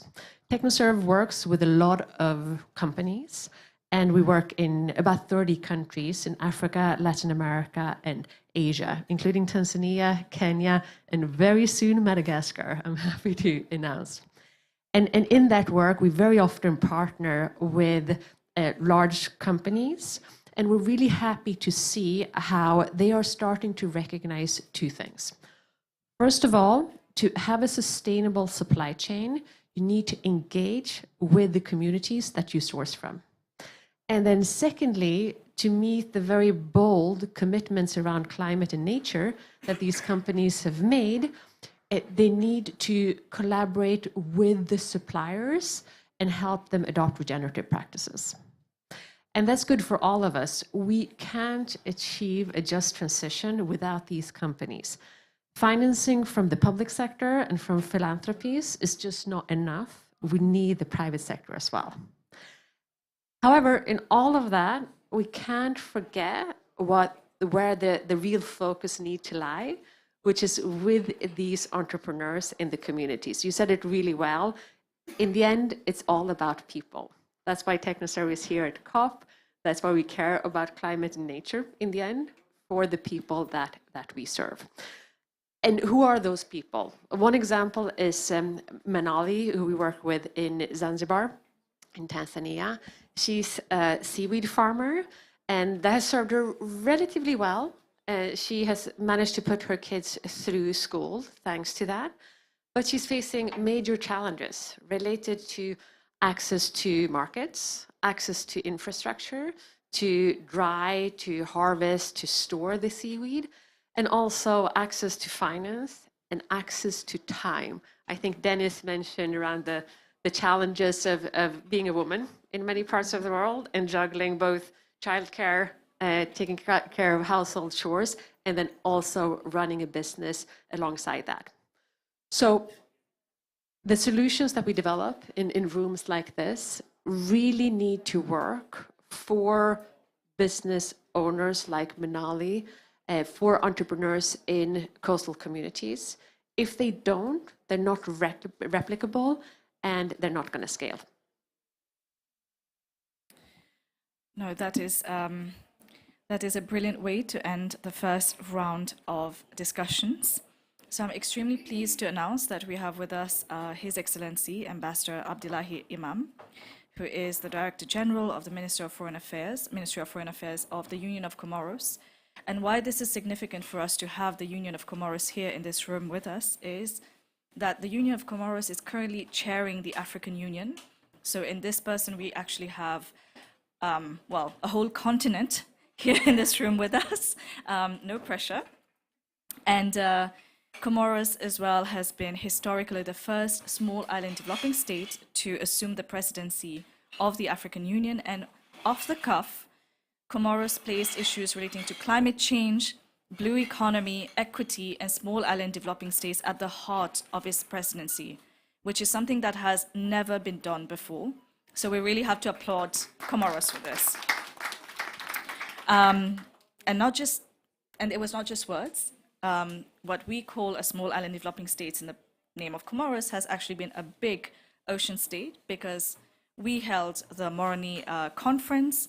We also saw the announcement of the Africa High-Level Panel on Regenerative Blue Economy, led by Comoros. So these are things that His Excellency will talk to us about.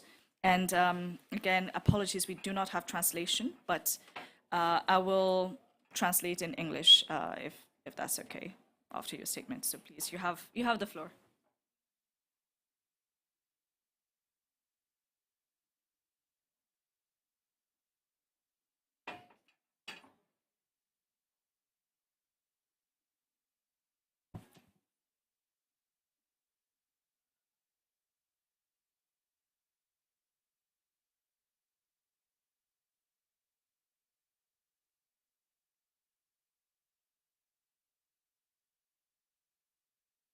Excellence, honorable assistance, tout protocole observé.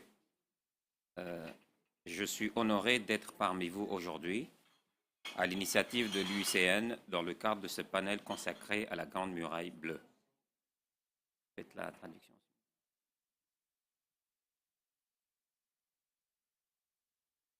Good afternoon, everyone. I am very honored to be here at the initiative of the International Union for Conservation of Nature on the Great Blue Wall Initiative. C'est d'autant plus un plaisir d'y prendre la parole au moment où mon pays, l'Union des Comores, un État archipel, assure la présidence en exercice de l'Union africaine.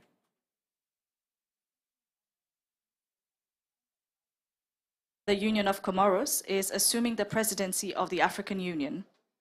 En assumant cette noble responsabilité, l'Union des Comores est pleinement engagée dans les questions liées au changement climatique, à l'exploitation raisonnée des mers et des océans et à la contribution des États insulaires et côtiers. The Union of Comoros is very deeply invested in questions relating to climate change, blue economy, as well as small island developing states. L'Afrique a d'énormes potentialités avec ses espaces maritimes. Avec plus de 47 000 kilomètres de côte, le continent africain ne peut ignorer la contribution de ses océans et de son écosystème marin afin d'assurer la transformation économique durable du continent. The African continent has enormous potential in its maritime resources. With more than 47,000 kilometers of coastline, it has to manage the possibilities of its oceans as well as its ecosystems to be able to ensure the economic transformation of the continent. Consciente de ce riche potentiel, l'Union des Comores a accueilli en juin 2023 une conférence ministérielle sur l'économie bleue et l'action climatique. Fully aware of this rich potential, the Union of Comoros welcomed in June 2023 a landmark conference on blue economy and climate action in Moroni. À l'issue de cette conférence, l'Afrique a renouvelé son engagement en faveur des océans et du changement climatique en impulsant le processus de Moroni sous la présidence de l'Union des Comores et avec l'appui des partenaires, notamment l'IUCN, à qui je renouvelle mes sincères remerciements. As a result of this conference, the African continent has injected new momentum and new engagement towards oceans and climate change, as well through the Moroni process, which was launched under the presidency of the Union of Comoros, and with the support of partners, including IUCN, that the Union of Comoros thanks. L'appel à l'action de Moroni en faveur du climat a souligné les ambitions audacieuses de l'Afrique pour ses océans, l'importance des emplois bleus durables et le rôle de la sécurité maritime au sein de l'Union africaine. So the Moroni Declaration, the main call for action in favor of climate change, highlights major ambitions related for the African continent related to its oceans, emphasizing as well as the need to create blue jobs, as well as maritime security within the African Union. Ici, à la COP28, des engagements significatifs doivent être pris. L'ambition mondiale doit prendre en considération la survie des petits États insulaires en développement, comme les Comores, dont la menace face au changement climatique est réelle. At COP28, major decisions must be taken. The global ambition should really take into consideration the needs and the survival of small island developing states, such as the Comoros, who face existential threats due to climate change. L'océan occupe une place importante à la COP28, mais nous devons toujours veiller à l'intégration des océans dans l'agenda climatique international. So oceans do have a place, a very important place at COP28, but we really need to ensure and look at the integration of oceans in the climate agenda. Les océans ne sont pas pris en compte de manière significative dans le bilan mondial et nous devons, à travers la Grande Muraille Bleue, lutter sans relâche pour un développement durable juste afin d'atteindre les objectifs de développement durable. So oceans are not taken care of have not been meaningfully taken care of in the global stocktake. And therefore we need, through the Great Blue Wall actually, without stopping, and take into consideration the need of the importance of oceans for sustainable development, so as to meet the global sustainable development goals.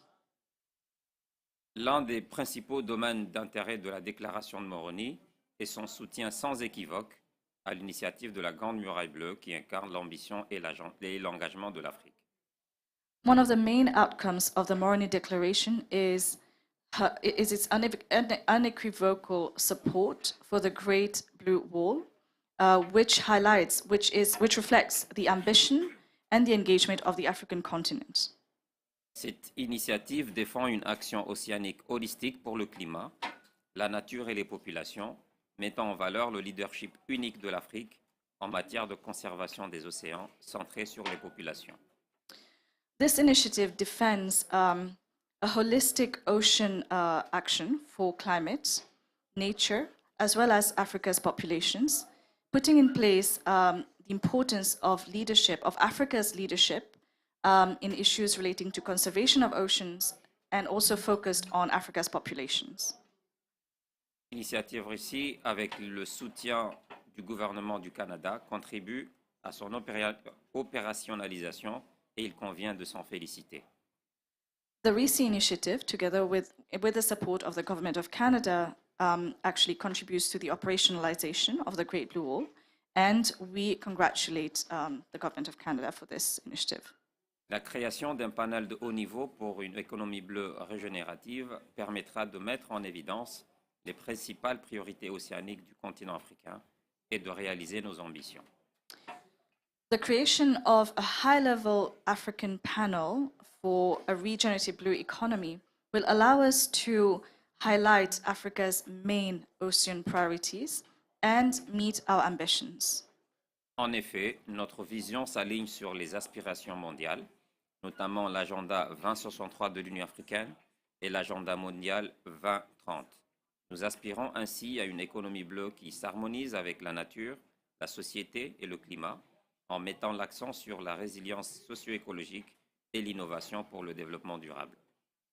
Indeed, our vision is aligned with global aspirations, especially Agenda 2063 of the African Union, as well as the Global Development Goals 2030. We aspire to a blue economy which harmonizes nature, society, and climate, and which highlights socio-ecological resilience and innovation in favor of sustainable development. Les vastes océans qui entourent l'Afrique portent en eux une histoire, celle de nos ancêtres, de notre patrimoine et de notre avenir. Our vast oceans which surround Africa carry with them a history, that of our ancestors, that of our heritage, and that of our future. Aujourd'hui, avec l'initiative de la Grande Muraille Bleue, me semble-t-il, nous ouvrons un nouveau chapitre de cette histoire, une histoire de résilience, d'unité et d'espoir pour les peuples insulaires et côtiers. Today, with the Great Blue Wall Initiative, it appears to me that we are now opening a new chapter of our history, one of resilience, one of unity, and one of the leadership of and hope for our people from the islands and coastal communities. C'est pour cette raison que j'appelle à l'impérieuse nécessité d'imprimer et de soutenir la déclaration de Moroni à cette COP28 et dans tous les forums internationaux pour porter plus haut nos ambitions et nos intérêts. This is why we call at the utmost and critical necessity to support the Moroni Declaration here at COP28, as well as in all international forums, to highlight its ambitions and the interests of the African continent. Je vous remercie. Thank you.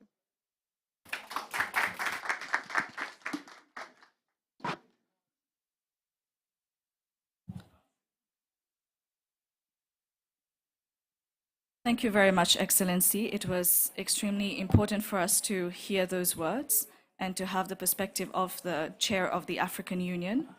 So we are going to now launch very quickly towards Denise's presentation on nature-based solutions. So we would have about 5 minutes for this presentation.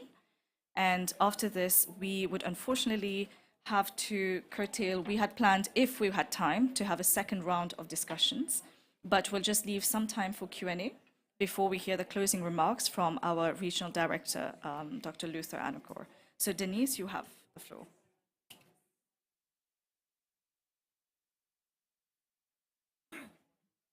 Thank you, Barker, Your Excellency. Thank you, everyone in the room. My dear partners, I think I will not take this into a presentation. Do you have it already? Okay, thank you. But perhaps this is the moment to recall to what we have been trying to pose as a message as IUCN, that we are all together and united for nature and people, as our panelists already said, that we need to connect these two messages, people and nature together, we can go further.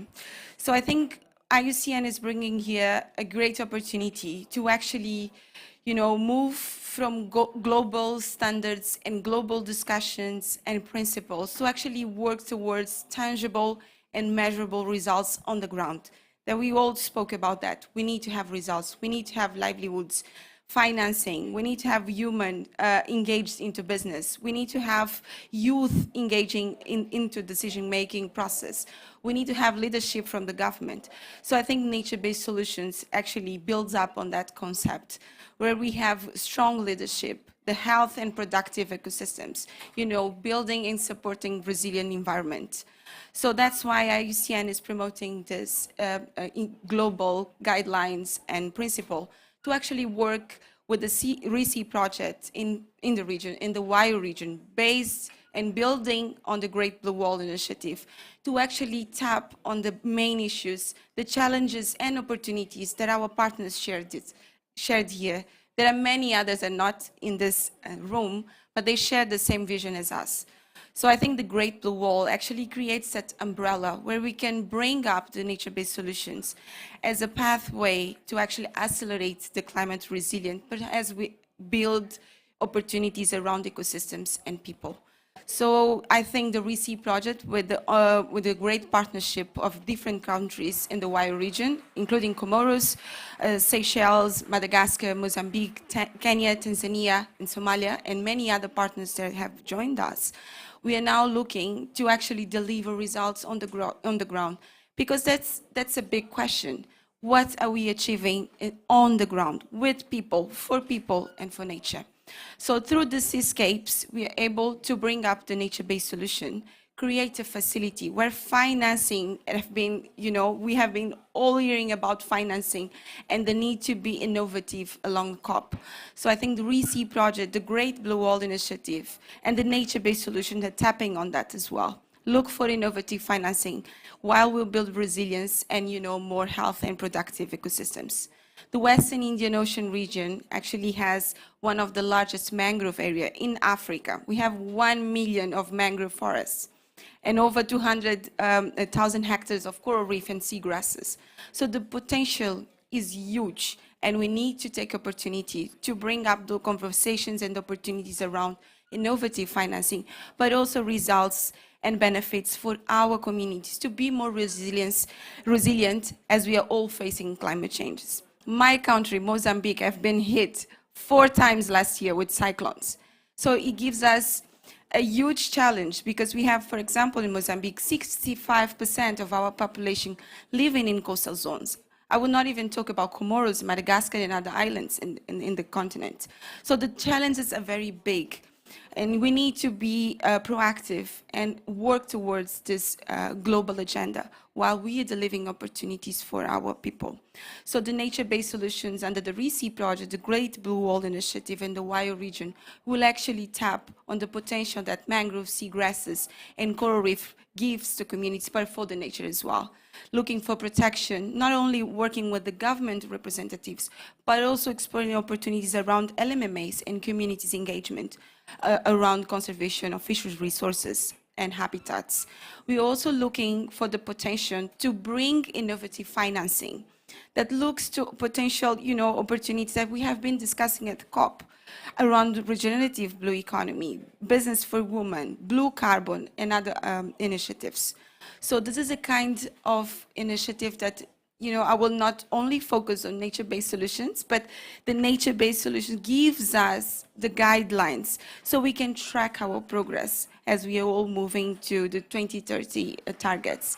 Gives us the platform to document and scale up opportunities. We will learn a lot as we are launching the RESEA project, as we are launching these platforms of collaboration. There's a lot to learn from each one of the countries that can build, our Western Indian Ocean history around nature-based solutions and climate resilient. So I will stop here, Barka, if you allow me, so we can have a more interactive discussion and hear from the audience as well. Thank you.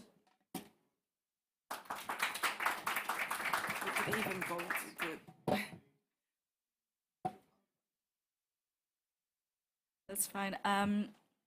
Right, so we have about 3 minutes of Q&A. Okay, we already have a question there. So,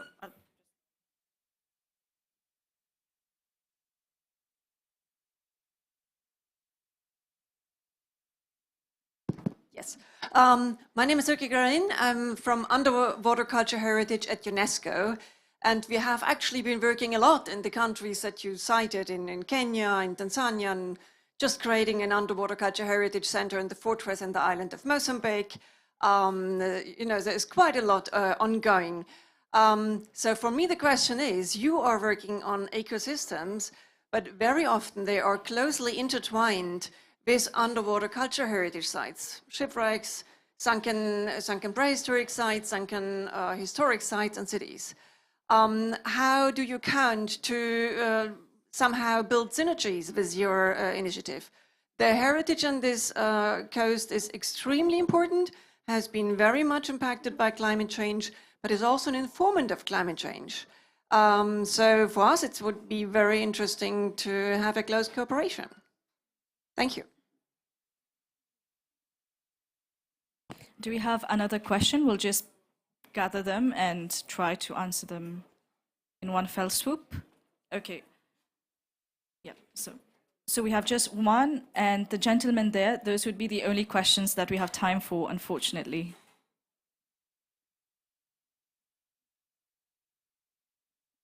Thank you very much. Isabel Torres Noronha, Future Ocean Alliance. So my question relates with institutional capacity development and retaining talent, African talent locally.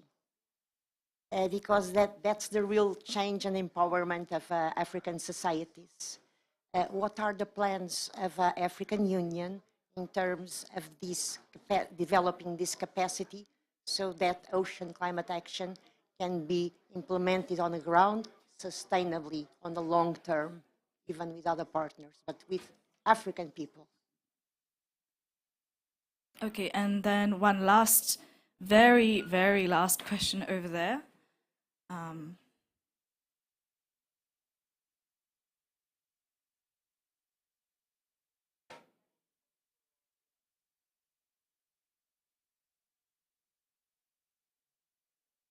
Okay, thank you. Yes, my name is Morgan. I'm coming from Zambia. So my question is on the challenges of nature-based solutions that probably are driven by communities and organizations versus the reversals that are driven by policies, especially in most African countries. Mining is it's a big challenge. So you may be busy pushing the nature-based solution driven by the communities, but then the government policy is also driving a parallel process that are subtracting from the solutions that we expect to get. How do you harmonize that? Thank you.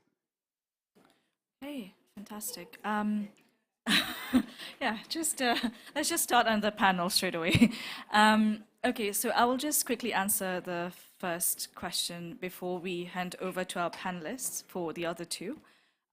With regards to heritage, first of all, we heard His Excellency mention heritage in his very compelling statement. So it is obviously something that is very close to our heart, to our collective hearts as Africans. And we are pleased to inform that we are in the process of looking at essentially how we can collaborate and potentially sign an MOU relating to natural and cultural heritage. And I speak under the correction of the Great Blue Wall lead on this project. So this is something that we can discuss further. And I think the second question was with regards to capacity building on at the African Union and capacitation and the human capital. So I wonder if any of our panelists, as well as His Excellency, would like to take this question. So if that is... Okay, we'll go with the young people first. Thank you. I think that the second question for me matters a lot in Africa. A lot. And maybe I'll start with a story. So I work for a national organization, but every time we build capacity in our local staff, what happens is they are given more money by an INGO and they are no longer working with us. And it's happening for a lot of local organizations within our continent. Many of them who go study abroad, scholarships, PhDs, are not coming back. They are absorbed into institutions within. So I think for me, I am not saying that I have an answer, but I think one of the biggest challenges that we have to handle is this agenda that we keep talking about, localization. This term that keeps going round, where more money comes to local organizations, because then they will have ability to mainstream and keep quality staff who can be able to push the needed agendas in those countries. But the moment money remains at a higher level, someone will always have more money to pay the same staff to do the same work or even less, and you're left with nothing. So communities keep losing quality staff every single time. And this is why we say that there has to be an absolute shift in how we are doing financing. and it has been talked about. Because yesterday, a lady from the UN Women said that, yes, it's good to be incremental in gains, you know, but even the person who developed the bulb didn't incrementally improve on the candle for them to achieve a bulb. So we have to make a rapid shift in how we are financing, and it is the only way that we are going to maintain our skills and knowledge within communities for the needed change. Thank you.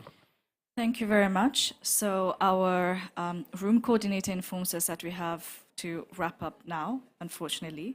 So with that, I would request that we shall, and we do apologize, this is a very interesting conversation, but obviously feel free to grab any of us at the end of this session to have a chat.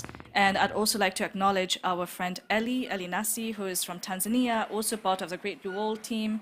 Denise is here, Thomas is here, so please just grab hold of us and ask your questions.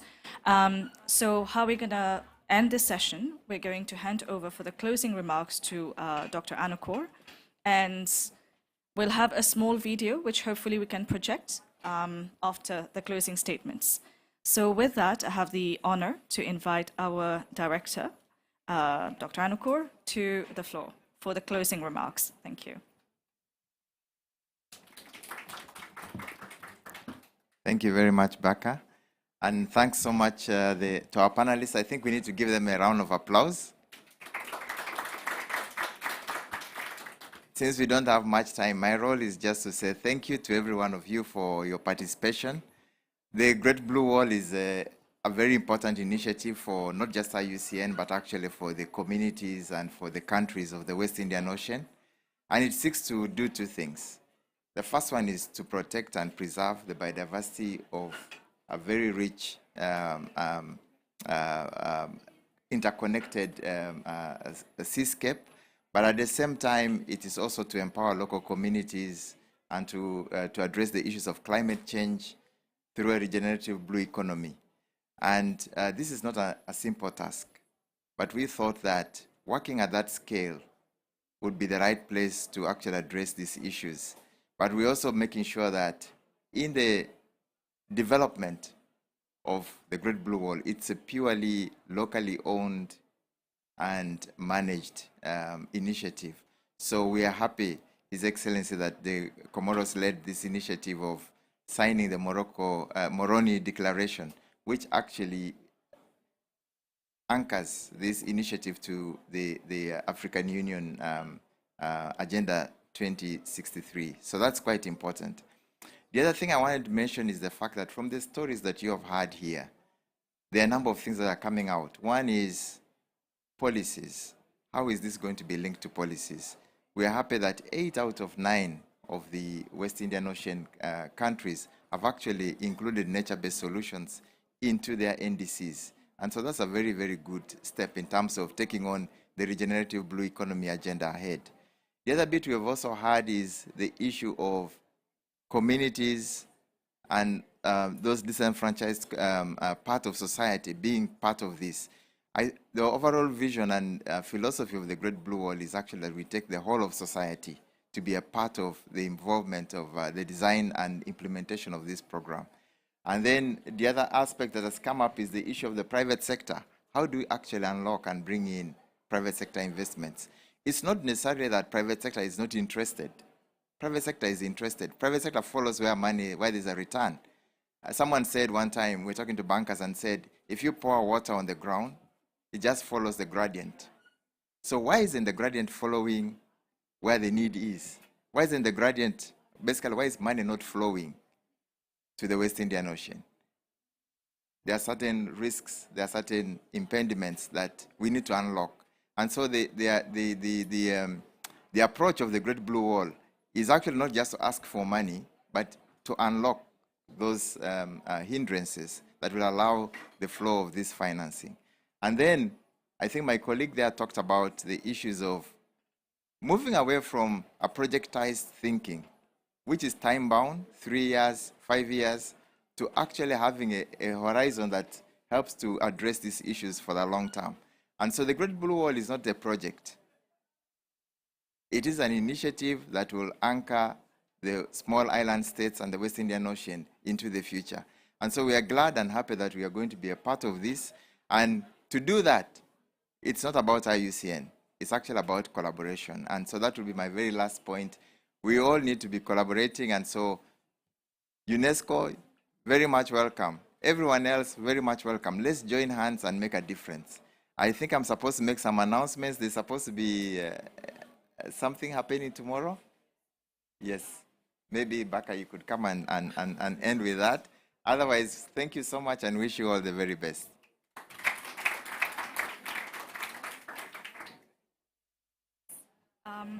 So that actually brings our session to a close, but one last announcement and one video that we can put on the screen. So the first announcement is basically that we will be holding a consultation with IP&LCs, Indigenous people and local communities, under the Great Blue Wall, with the objective of designing the first ocean fund dedicated to this community. This will be on the 6th of December from 3 p.m. onwards at the Namibia Pavilion. And this will be followed immediately with a consultation with young people at 4:30 at the same place. So 6th December in the Namibia Pavilion at 3 p.m. IP&LC consultations followed by youth consultations. So please do pass on to your networks. And with that, I would love to open up the video while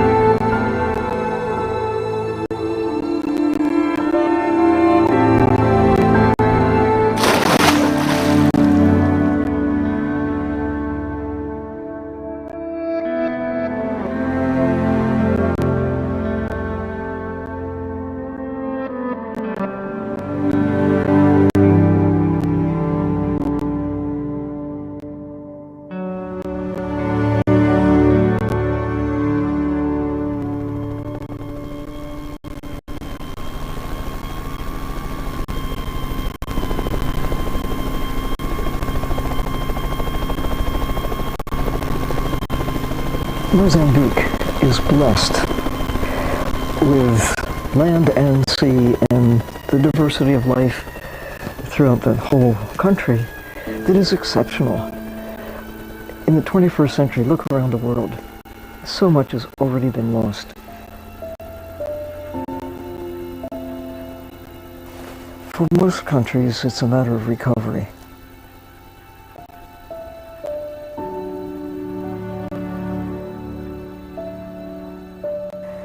There's a real reason for hope here, leading to action to protect and not allow this magnificent, beautiful country to go the way of most of the rest of the world. The habit that we've had as humans is to exploit nature. Many here in Africa, where they have a long-term relationship with nature, they never take so much. This is a time, really, that people are right on the edge of losing forever unless action is taken now.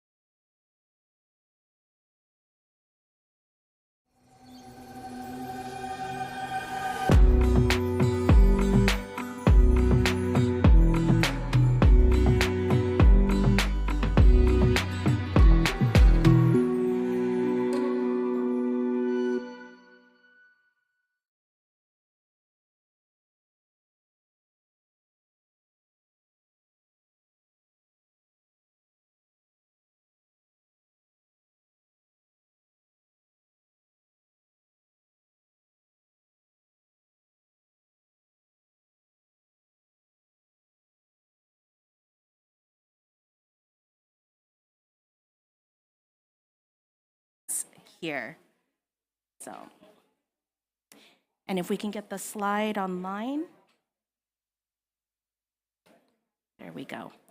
So first and foremost, we do want to say that this is an event that does discuss gender-based violence, and we do want to make sure that everyone feels taken care of, has the space to, take in what's being shared.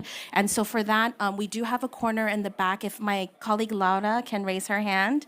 She'll be here in the back here. If you need to take a break, if you just need a breather, if you would like a tissue, a snack, a little bit of sugar, and just need a shoulder or to be with somebody, please, no questions asked at any time. Please go ahead and head back there, and Laura will be there to support you. So thank you to Laura for doing that for us.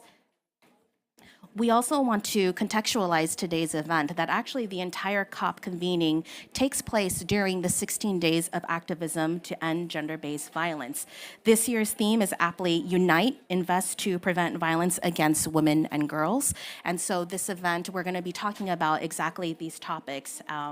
And we really want to invite you as well that if you don't know about 16 days, I think many people do, it's something that is linking the November 25th, which is the International Day to Eliminate Violence Against Women and Girls, and it culminates on December 10th, which is the International Day for Human Rights. So these 16 days in between is meant to really bring a global spotlight to the issue and the pervasive issues of gender-based violence across the globe. So before we dive into today's substance, we wanted to also set up today's event with a little bit of background. First and foremost, gender-based violence is a barrier to human rights and environmental sustainability. And across this and the next slide, you're going to see a few quotes from people that have been brave to share with us their experiences and the ways in which environmental degradation, climatic vulnerability has impacted their lives and their outlooks. It's really important that when we think about these topics, we think about the ways in which climate change, environmental degradation affect the rights and roles and resources that women and girls have in relation to the environment. And on this slide, you'll see a few more examples here. And what we really want to emphasize is that gender-based violence affects absolutely everyone. It cuts across all sectors, all contexts, and it affects all communities.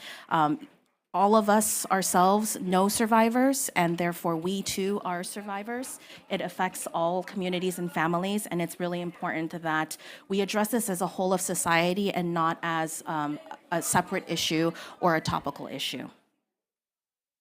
Now, why IUCN is working on this topic, right? It all started with a question under an initiative called Advancing Gender in the Environment, which is a partnership between IUCN and the United States Agency for International Development. It started as a question of asking, what are the linkages between gender-based violence and the environment? Are there linkages? How widespread are they? What is being done to address any issues if and when they exist? So we did a several-year research, actually, a 2-year research process. We collected over 1,000 resources. We did a huge call, for briefs and for case studies that were submitted anonymously to IUCN from across environmental practicing organizations. We also had practitioners tell us their insights. So by far and large, what we find is 3 main things: that gender-based violence is used to negotiate and reinforce existing privileges and power imbalances in accessing and controlling natural resources, that these dynamics are exacerbated and worsened in the face of environmental pressures, which can range from climate change, environmental degradation, and also environmental threats and extractivism. Gender-based violence is also used to shape and control the world of environmental work and environmental defense. It is used to silence and discourage women and girls' engagement in environmental activities, jobs, and leadership. Another piece of informational insight from that research process is that we heard from over 300 environmental practitioners, and 59% shared that they had observed gender-based violence in the course of environmental projects being implemented. And a further 71% noted that there just are too many significant knowledge gaps on how to understand or address these issues. On the side, you'll see a little bit more data that we disaggregated actually this year, and I think the intention of showing this is also also to say that it was not, just women that were sharing these examples. It's also male practitioners that are seeing these issues and really posing questions about how to understand and how to work on these issues. So I make this point just to say that the data tells us that this is something that is observed by all people, and it affects all programming. So, based off of the research, the Resilient, Inclusive, and Sustainable Environments RISE Grants Challenge was started by USAID. The findings were so extensive. The paper is an unfortunate 276-page synthesis of all the evidence that we were able to collect, analyze, research, and find across topics. We really thank our partners at USAID for really reacting to those findings and immediately incubating this grants challenge. So what this grants challenge does is it provides funding to incentivize partnerships, what I think many people call non-traditional partnerships, which we hope in the future become normal standard practice partnerships, between organizations that have experience and expertise addressing gender-based violence alongside those that are managing and running environmental programs. The goal here is that there is a lot of rich experience and expertise in each area, and what we are trying to link is collaboration between the two sectors to ensure that there is a shared understanding, shared development, and utilization of different modules that will help the environment sector learn how to understand and address these issues. You'll see on the side here a graph, and that's just to show the enormous demand that has continually grown since the RISE Grants Challenge was started. It started in 2019 with 190 calls for funding proposals, and just this year we have launched our most recent call and had over actually, I think that the data in the end was 817 proposals. Okay.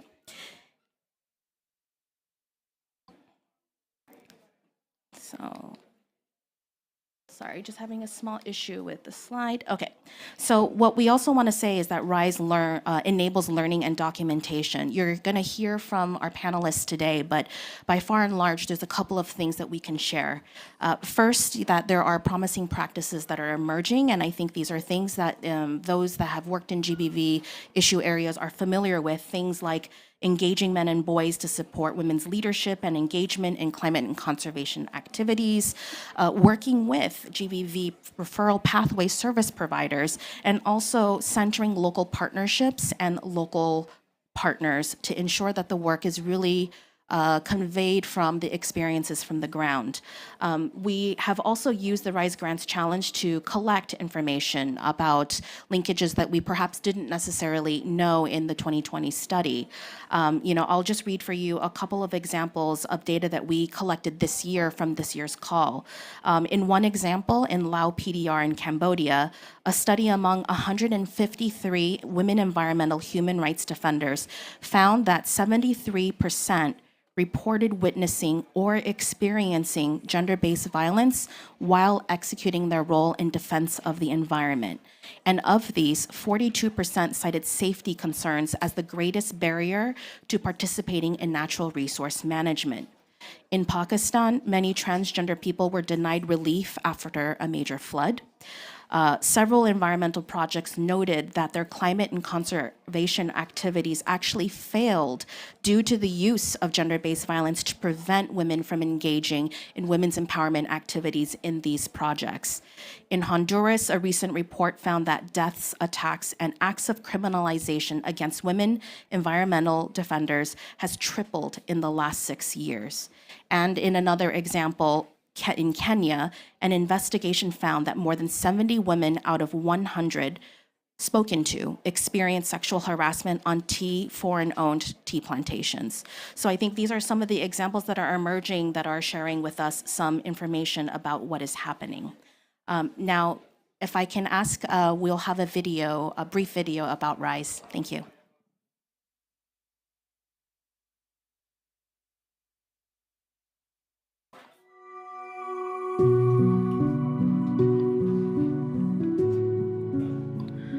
Around the world, gender-based violence is a barrier to human rights and environmental sustainability. Our globe counts on each of us to sustainably manage nature, and in every part of the world, women and girls play key roles in nature conservation and climate change action. They are users, managers, and stewards of the land and its resources. Leaders raising their voices for the protection and defense nature. And environmental experts addressing the most pressing and current crises of climate change, biodiversity loss, and economic. Yet, for far too many, gender-based violence is used to reinforce who can engage, who can benefit, and who is left behind when it comes to environmental and climate actions.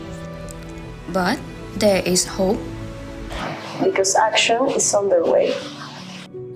Through the Resilient, Inclusive, and Sustainable Rise Grants Challenge, funds and technical support are providing urgently needed assistance.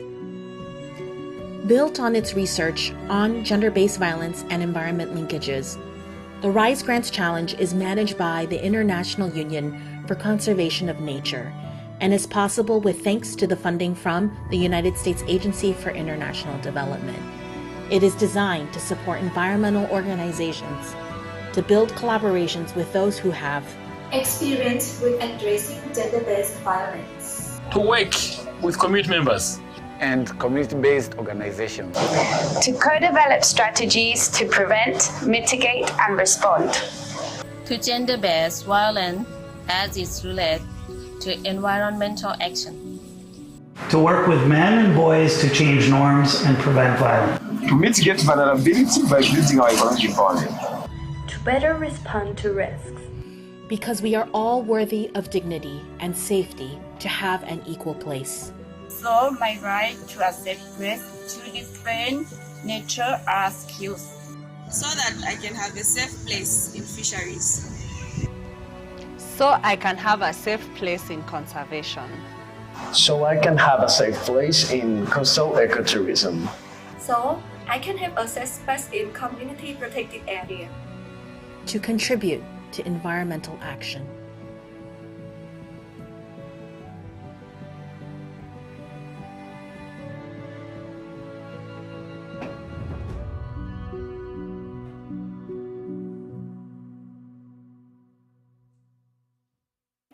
Thank you so much, everyone, for your attention to the video. And now it is such a pleasure to introduce some remarks from some very special people.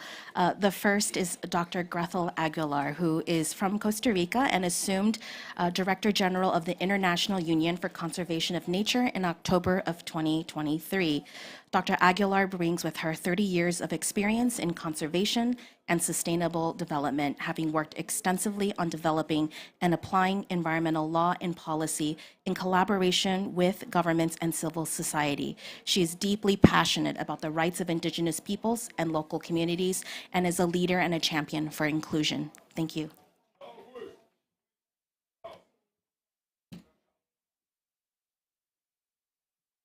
Yes, good afternoon.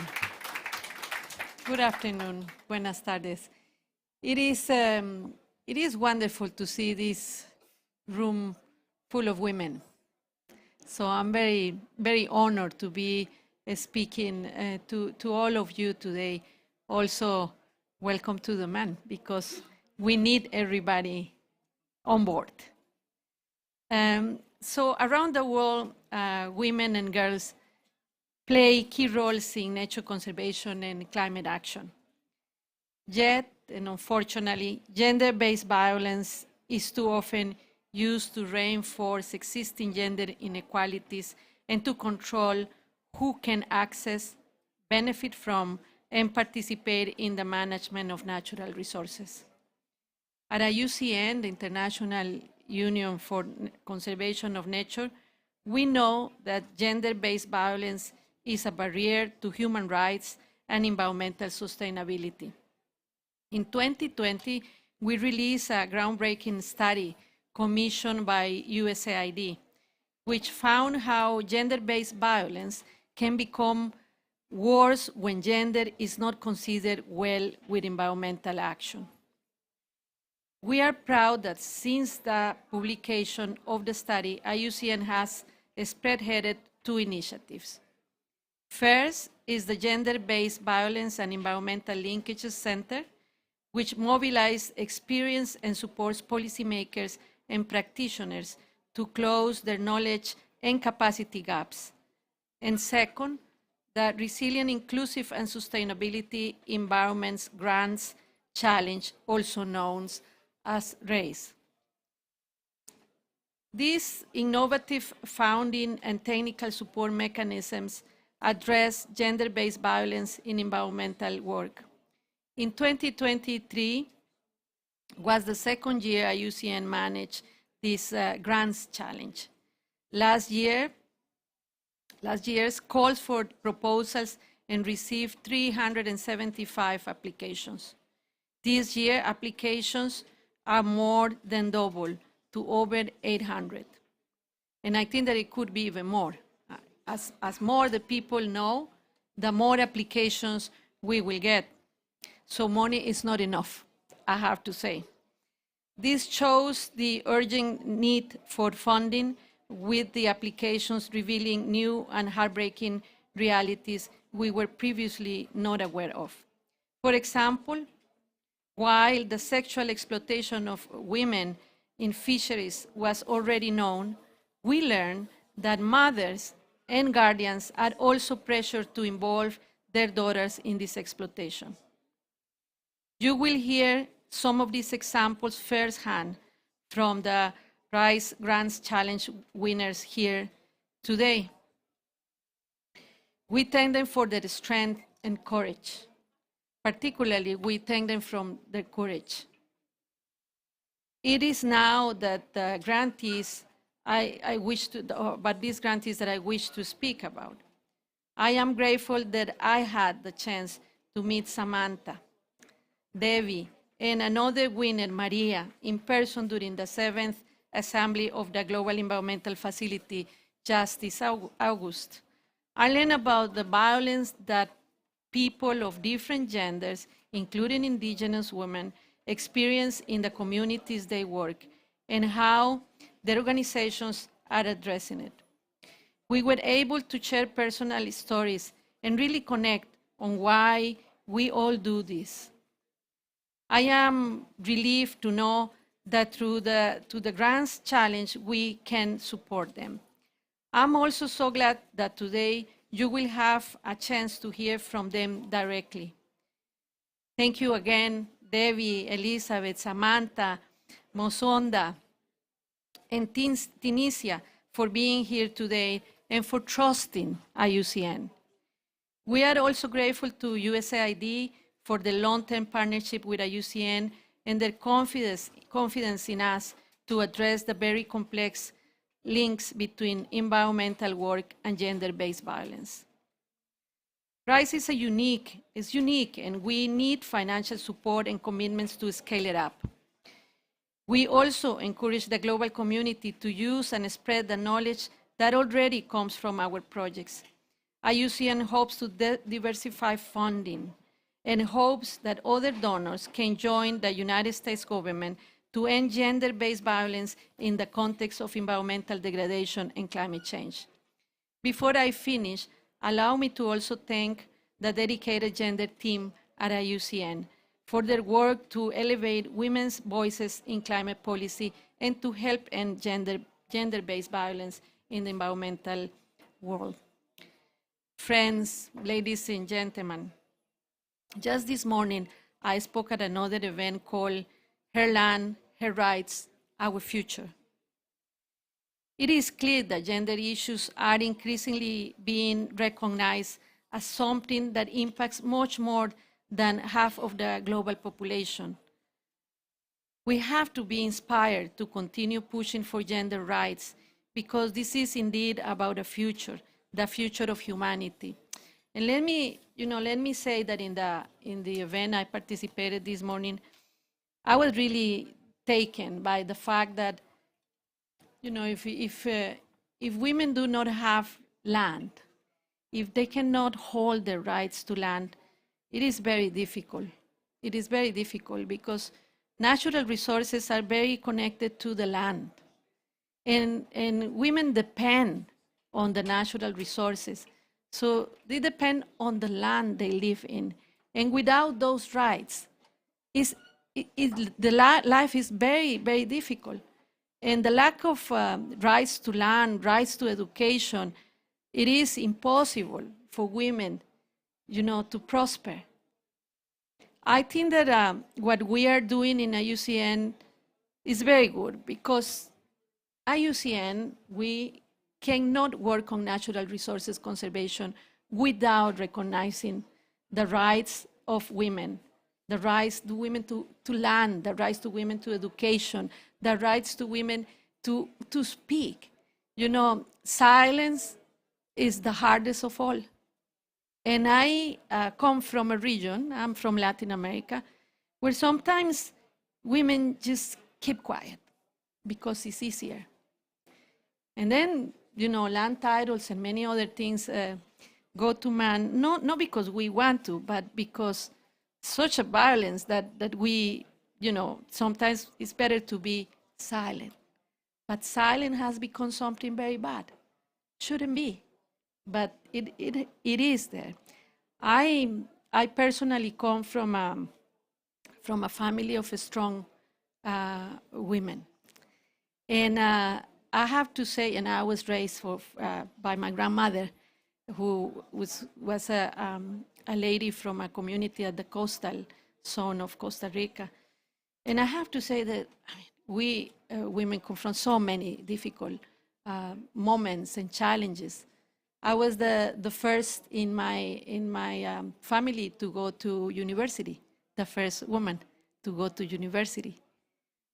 So, I see here many young women, and of course from my region too, you might understand, who look at me and say, I know I can. I know now that I can, that if I get education, that if I get the rights to land, that if I can also one day be in your position. I feel so responsible to do it right for all of us women, because it's not easy for any of us. No matter where you are, no matter what you do, we're still struggling.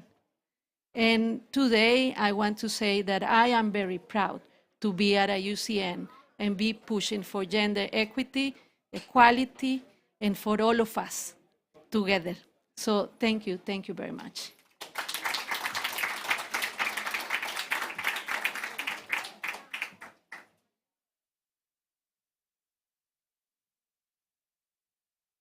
Thank you so much, Dr. Aguilar.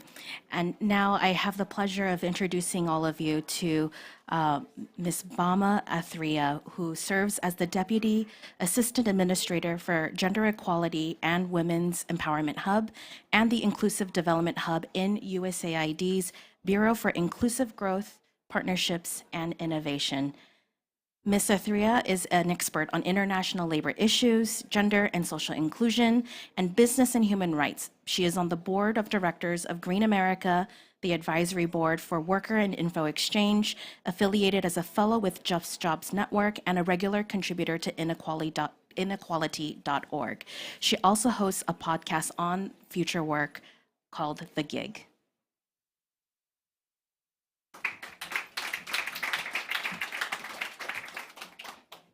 Thank you, Jamie, so much, and thank you for the introduction and the opportunity to be here with you today.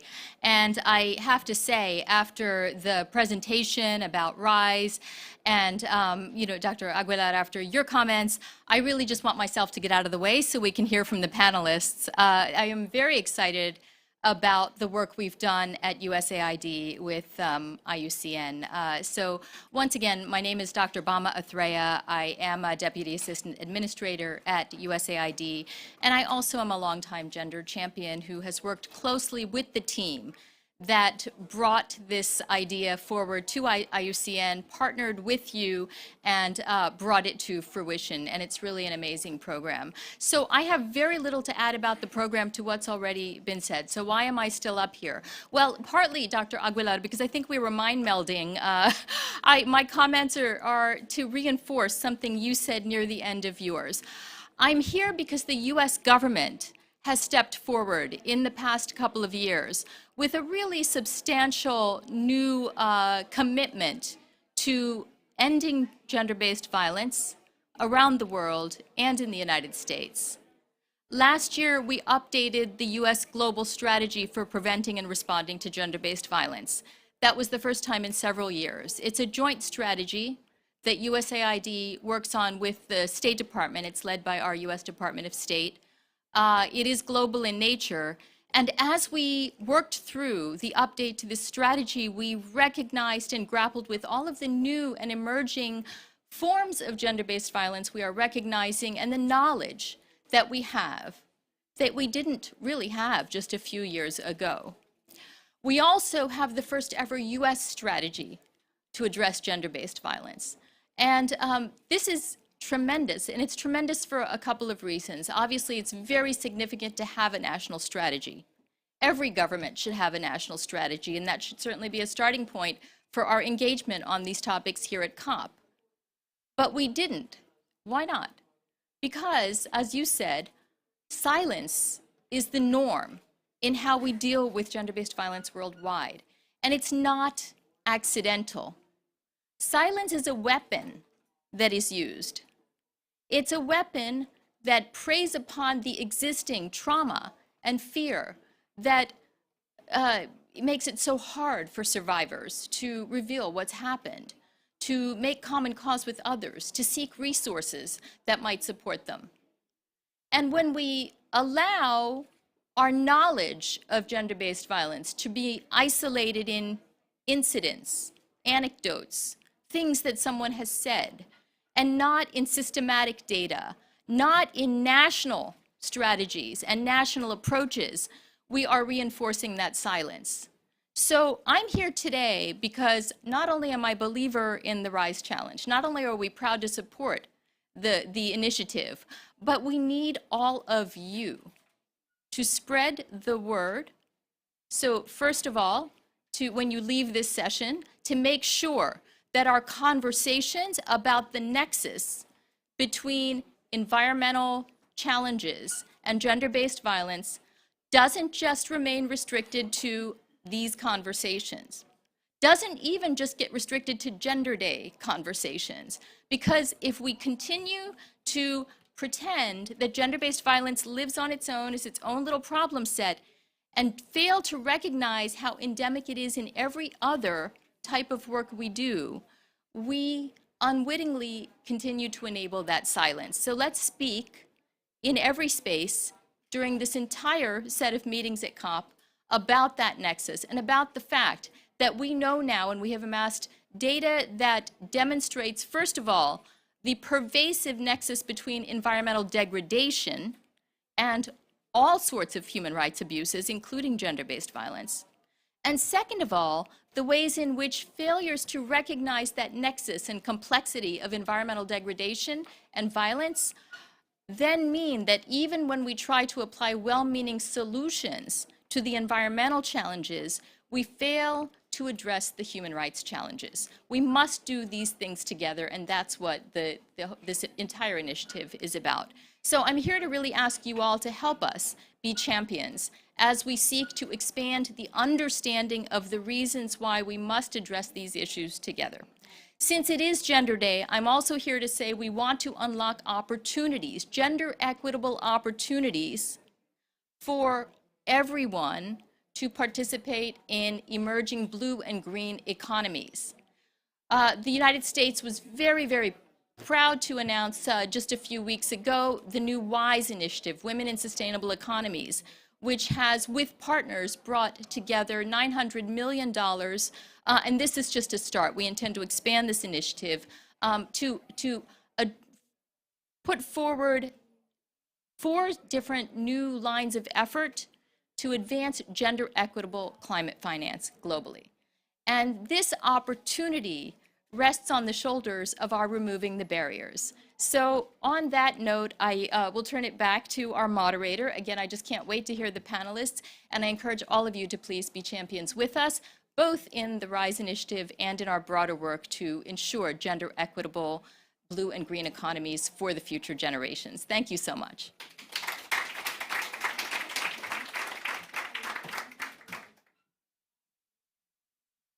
Thank you so much. And now I have the pleasure of asking Per Frederick Farrow to join us on stage. Mr. Farrow has been appointed the new director of NORAD's Department for Climate and Environment. He is currently the director of NORAD's Department for Partnerships and Redistribution. And for over a decade, he has led the Climate and Forest Initiative in the Ministry of Climate and Environment. And he has also worked closely with forest, food, and wider nature and forest-related topics. Thank you, Mr. Farrow.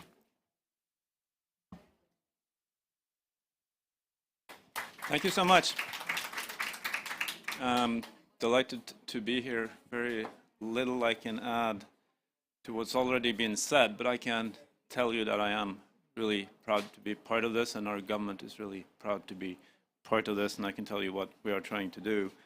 First, we are really pleased to be part of this important discussion and happy to announce that we are joining USAID as a donor by contributing 30 million Norwegian kroners to the Rice Grants Challenge.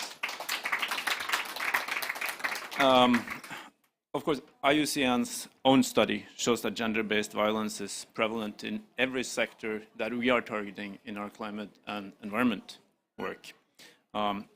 We recently launched, that is Norway, our new action plan on gender equality and women's empowerment in foreign and development policy, and it contained a dedicated chapter on climate, energy, and food security, as well as a chapter on violence and harmful practices, of course. So it goes to say this is a priority for us. It's a priority for every department in NORAD, including for climate and environment that I cover. One of the overarching goals of the action plan is that everyone has the right to an opportunity to participate in efforts to tackle climate change, energy and food security issues. To be able to participate in freedom from violence is a fundamental prerequisite for that to happen. Therefore, we are highly supportive of the work IUCN and the Gender-Based Violence and Environmental Linkages Center is pioneering. We're looking forward to the collaboration with you and USAID and all of you here. And we are eager and ready to support the much needed efforts in this space going forward. Thank you so much.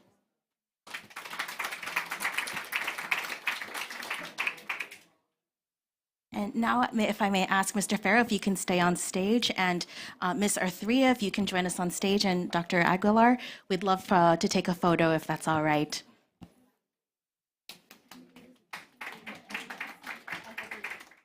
And this corner of the room we find is much more appealing, so I'll invite you over here. Thank you.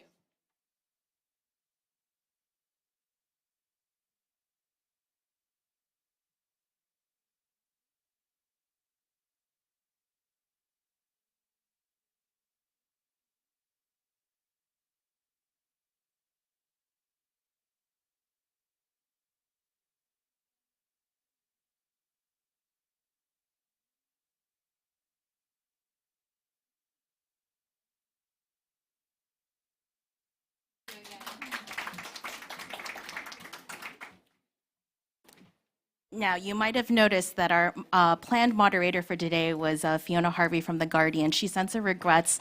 There was a press briefing call that she couldn't miss, so I am your poor replacement, so bear with me, as moderation is not, of course, my primary skills, but certainly as a survivor myself of gender-based violence, this is an area of work that we are so proud at IUCN to be working on, and really proud to have this conversation and to also share this space. So with that, I'm so excited to introduce you to some very, very dear people. The first is Dr. Elizabeth Imti. She is a Naga from Nagaland, India. She is the program officer of the Indigenous Women's Program at the Asia Indigenous Peoples Pact and is based in Thailand. Her role is dedicated to passionately championing the rights and empowerment of Indigenous women across Asia, embodying unwavering dedication to social justice and gender equality. So, Dr. Elizabeth, if you can join us on stage and take a seat. I'll also call on Zinnia Carranza. Zinnia is a biologist and the founder, thank you, and general coordinator of the civil society organization Espacio de Encuentro de las Culturas Originarias, or we like to shorten as ECHO, from where she works mainly in the state of Ohio CLOACA and the actions of local development, environment, and mitigation and climate change. So Zinnia, if you can also join us on the stage. Online, we have Samantha Munagandu. Samantha is a project coordinator at Action Aid Zambia. She comes in with a background in gender and water, sanitation, and hygiene.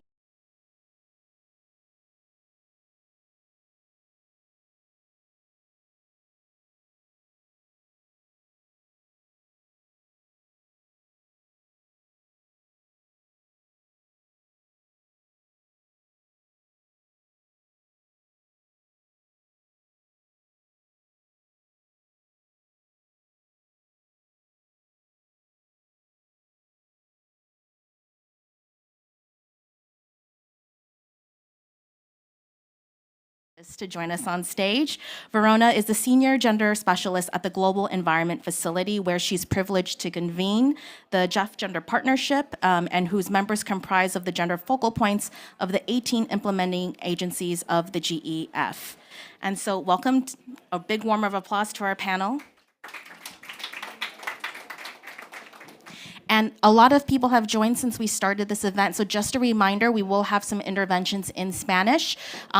So we have translation in English and Spanish. The team in the back have headsets in case you need, channel 1 for English, channel 2 for Spanish. And in case people also missed it, again, this event does discuss gender-based violence, which can be difficult. So we also have colleagues in the back with tissues and candy in case people need a shoulder or a friend, or just a moment to take a breath. And at any time, we welcome anyone, of course, to take us up on that. So thank you so much.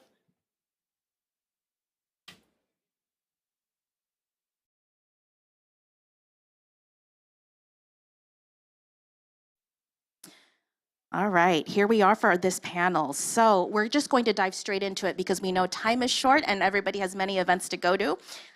So first, I'd like to ask you, Dr. Elizabeth, you represent the lead organization of a consortium in Asia that is advancing protection and safety from gender-based violence for Indigenous women environmental human rights defenders in Indonesia and the Philippines.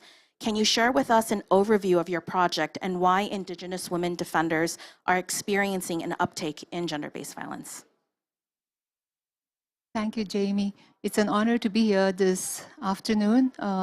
So I would like to just begin with stating that the experiences of Indigenous women defenders facing general gender-based violence are very complex.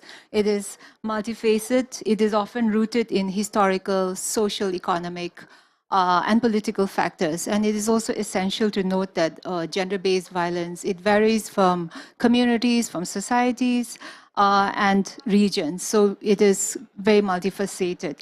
But one thing remains, and that is the colonial legacy of land and resources, conflict, intersectionality, and then the lack of legal protections, and cultural stereotypes, and limited access to resources and environmental activism.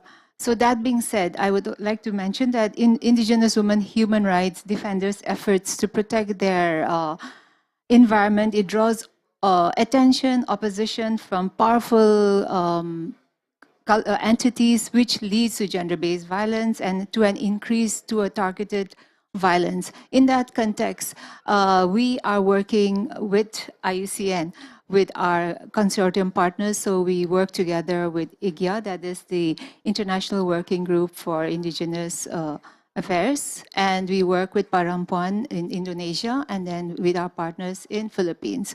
And this project, it helps us empower Indigenous women human rights defenders, and it gives us a platform for them to amplify their voices, for us to be heard, and for us to know that there is this problem and we have to work through it. So IUCN gives us this platform. Thank you, Dr. Elizabeth. If I may move down to Zinnia, you are the lead for a project on addressing gender-based violence in the context of protected area ecotourism in Mexico. Can you share with us some insights on why you are developing community safety plans with lifeguards and local communities in your project? Sí, hola, ¿qué tal a todo el mundo? Muy feliz de estar aquí. Estos planes de seguridad que estamos desarrollando de manera participativa es para prevenir la violencia de género que hemos identificado en estas zonas. Generalmente son zonas de turismo costero, en zonas de conservación, y lo que hemos empezado a hacer son acciones tanto de difusión, que es lo que han estado promoviendo, carteles, anuncios, para poder prevenir estas violencias en puntos estratégicos, pero también acciones muy puntuales, como por ejemplo poner botones de pánico para que la gente que esté afectada o que pueda tener, se sienta que está en riesgo, pueda tocar este botón de pánico, y este botón de pánico se está conectando a una red de teléfonos para poder accionar de manera rápida. Otra de las cosas que se están planteando es, por ejemplo, poner en la playa zonas de refugio. Hay muchas mujeres que son vendedoras, que están vendiendo en la playa, que no tienen ni siquiera un lugar a donde protegerse bajo el rayo del sol. Entonces estos lugares es para recibirlas, que puedan descansar, que puedan tomar un baño, que puedan tomar agua, pero además es para recibir a víctimas de violencia. Entonces son cosas que se están implementando a través de este proyecto como parte de todas estas estrategias para poder prevenir la violencia, además de estar haciendo campañas de información para que tanto desde las familias puedan hacer esta prevención, y ya sea las turistas también. Gracias. Thank you, Zinnia. And if we can go online to Samantha. Samantha is in Zambia. She couldn't join us here in person because despite the rumored 100,000 difficult process, so we're really glad that she can still join us online with thanks to the IUCN organizing team. Samantha, you lead a project in Zambia on addressing sex for fish exploitation there. Can you share with us, for some of us who may not know, what is sex for fish, and how is Action Aid Zambia and your partners working on this topic? All right, thank you very much, and I'm so grateful to still manage to join online. I hope I'm very audible. Yes, we can hear you great. Thank you. All right, thank you very much. I'm going to go straight to the definition. So, sex for fish is quite complex to define, but all I can say is it is a type of gender-based violence. And you know, gender-based violence is manifested in different forms that include sexual, economical, physical, as well as emotional gender-based violence. And when it comes to sex for fish, it is a type of gender-based violence that encompasses all the four, because it is a situation where the men own the means or the access to the means of production, which is in the rivers, in the natural resources, which are the rivers. So the men, due to masculinity, gender division of labor through gender, as well as patriarchy, they tend to own the means of production, and then the women are left to the post-harvesting roles, where they just do the post-harvesting and the selling of the fish. And due to unsustainable and mismanagement of fish resources, such as overfishing and use of illegal materials, this has led to a scarcity of the fish resources, leaving women to become more vulnerable and more being at a risk of gender-based violence because of the limited access and also the benefits and even the control they have over these essential resources, which are the fish resources. And so in order for them to access it, they have to succumb to the transactional sex for fish, where they can only access high quality fish when they have had sexual relationships with the men that do own the means of production. And if a woman is not giving up to the sexual favors that the owners of the means of production have to offer, then it puts them even at a worse situation, because they're not able to have a livelihood, because fish, apart from it being a livelihood, is also a source of income. and even a source of food. In a nutshell, that's what I can talk about sex for fish in Zambia. Thank you so much, Samantha. And can you share with us a little bit about what you and your partners are doing to work on this topic? All right. Okay. So with YWCA, Young Women for Christian Association, we have been working with various stakeholders. That includes community-based organizations such as the mother support groups, the community-based fisheries resource management groups, as well as the water resource management groups. And we have engaged them in conducting training sessions for them regarding the linkages between gender-based violence and the environment, especially the fisheries, especially the fisheries in Zambia. Apart from training them, we also capacitate them to go and offer sensitization and awareness raising right in the fisheries. And so far, we have reached more than 1,000 fishermen and fish traders. We have also been engaging with government stakeholders such as the judicial system. These are the policy and the lawmakers, the social welfare, and also the Ministry of Health, because all these are in the referral services of gender-based violence. So we also have worked with them. We have at least been training and conducting sessions with them. More than 90 of them in the district have been engaged so that they can have a deep understanding of the linkages between gender-based violence and the environment. And apart from working with them, we have not left behind the inclusion or involvement of the men and also the young boys, so that we can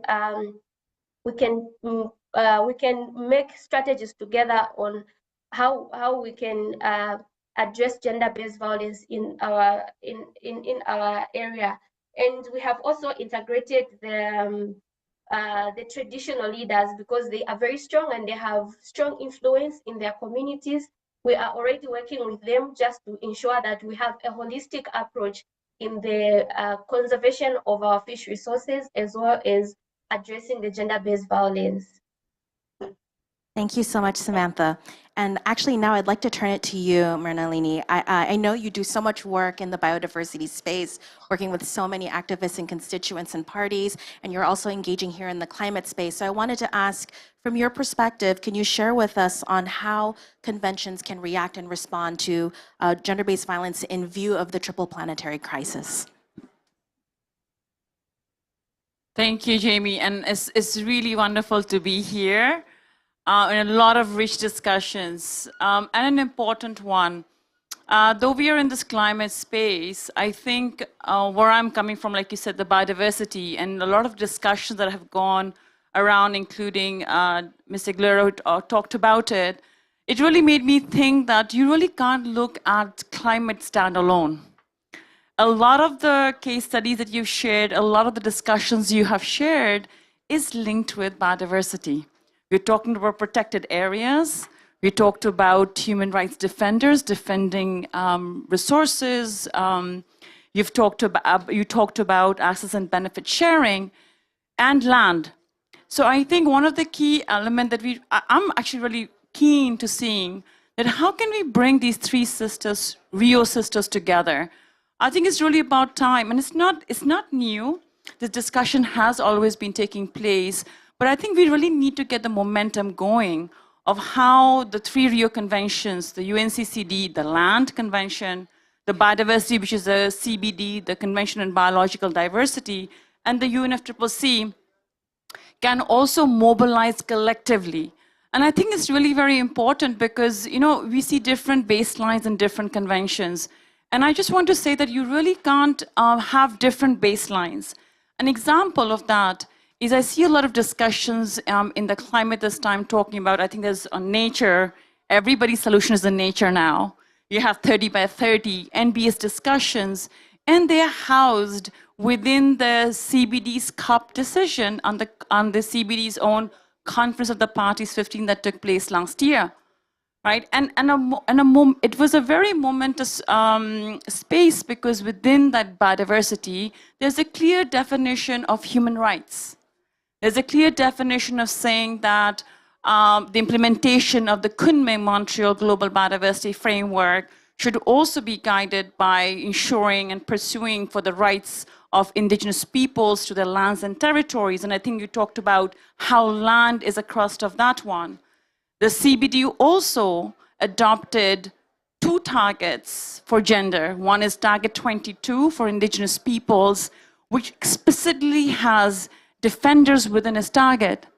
Then you have target 23, which is a standalone target in a Rio Convention that addresses gender equality. So now it's about time for us that when a Rio Convention has set that standard, I think it's really important that we also bring that aligned. And you can't go back in the other sister conventions, right? Like that's a baseline. Either you meet it or do better. But let's not again go back. Otherwise, these discussions that we're having now, to be honest, we've been having this also in the climate for over a decade, right? So I think this is really very important. I'm going to go in the financing part. So I think that's really very important to really ensure that when we are talking about gender-based violence, we really also address that really correctively, is saying that how can we really advance? Otherwise, we'll again be talking between and among ourselves. But what it really needs to do is inform the decisions that are taking place in the plenary room, is where parties, where all of us are making that links there where the decisions are happening, not on the sidelines or side events. We're just talking with each other. So I'm going to leave it at that for now. Thanks, Jamie. Thank you so much. So we're going to go for a second round of questions up here and also ask for reflections from Verona, and then we're going to go into Q&A. So Dr. Elizabeth, if you can tell us why Indigenous women, environmental human rights defenders want to produce and disseminate data about themselves and their exposure to gender-based violence. I would love for you to share with us some of those thoughts, and also if there are maybe some recommendations that you and your partners have for the globe on how we might be able to approach that work. All right, that's a lot to put in a few minutes. I will try, but I think when we're looking at data, producing and disseminating data about increased exposure to environmental human rights defenders to gender-based violence due to climate change is very crucial in raising awareness and for change and for mobilizing support. That is one of the reasons why we need data, and especially if we're looking at indigenous people. We say that there is no data, all the more reason why we need data, because data speaks, numbers speaks. Especially for policy makers, they do not understand what silence is, as we spoke this morning. Silence is sometimes a language. Not saying anything means there is a problem, and I think that's what we need to understand and plot further. Why is that silence? We need to know. But coming back to why we need data, is because of visibility and acknowledgement. In the work we do, we realize that we need those data, and those data will speak. And so we need it for advocacy and awareness. But it's also very important to understand that we need to understand the potential risks of those data. Where is it going? How is it going to be used? And for legal and policy changes, data is required. And in terms of also helping with international solidarity, because the sharing data helps for us to reach out to a global audience, a global community, and for human rights and also with human rights defenders and organizations. It facilitates dialogues and helps us go forward, and also for resource allocation, because many a times our work, a lot of work cannot be we cannot do those work because we don't have the resources for it. And again, data helps in accountability and justice. When you have that data, we know that justice, no matter how slow it can, even if it's delayed at some time, justice will come when you have those numbers to speak. And also for community empowerment. When you have data, the communities are empowered. Communities are able to understand that this is a problem, and now they know how to address those problems. And it really helps in prevention and mitigation. But violence is something that cannot be done away just like that. It's deeply ingrained, it's in our systems. It's very pervasive, and especially when you're looking at gender and environment, we cannot look at it as separate entities. They are intertwined. And in climate justice, we know it's there. And just to, I'm sorry, I'm taking a little bit time, but producing and disseminating data about the impact of climate change on gender-based violence is a strategic and a very empowering approach for environmental human rights defenders.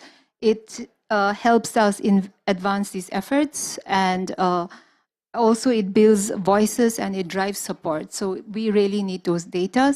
As for recommendations, addressing something such a big problem like this, I say it's a big problem because it is linked to our resources, it is linked to our livelihood, and it requires a comprehensive and a culturally sensitive approach, especially in context to indigenous people, because it is something that you must recognize and respect the agencies of indigenous people.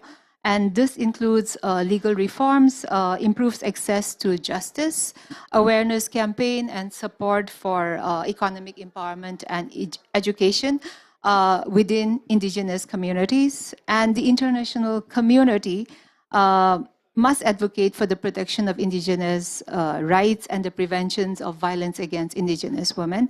So our recommendation in seeking support would be, the first point that I would have a recommendation from us would be that end gender-based violence at all levels and adapt measures to address intersectional marginalization, to ensure access to justice for indigenous women and gender diverse identities must be ensured by actors around the globe.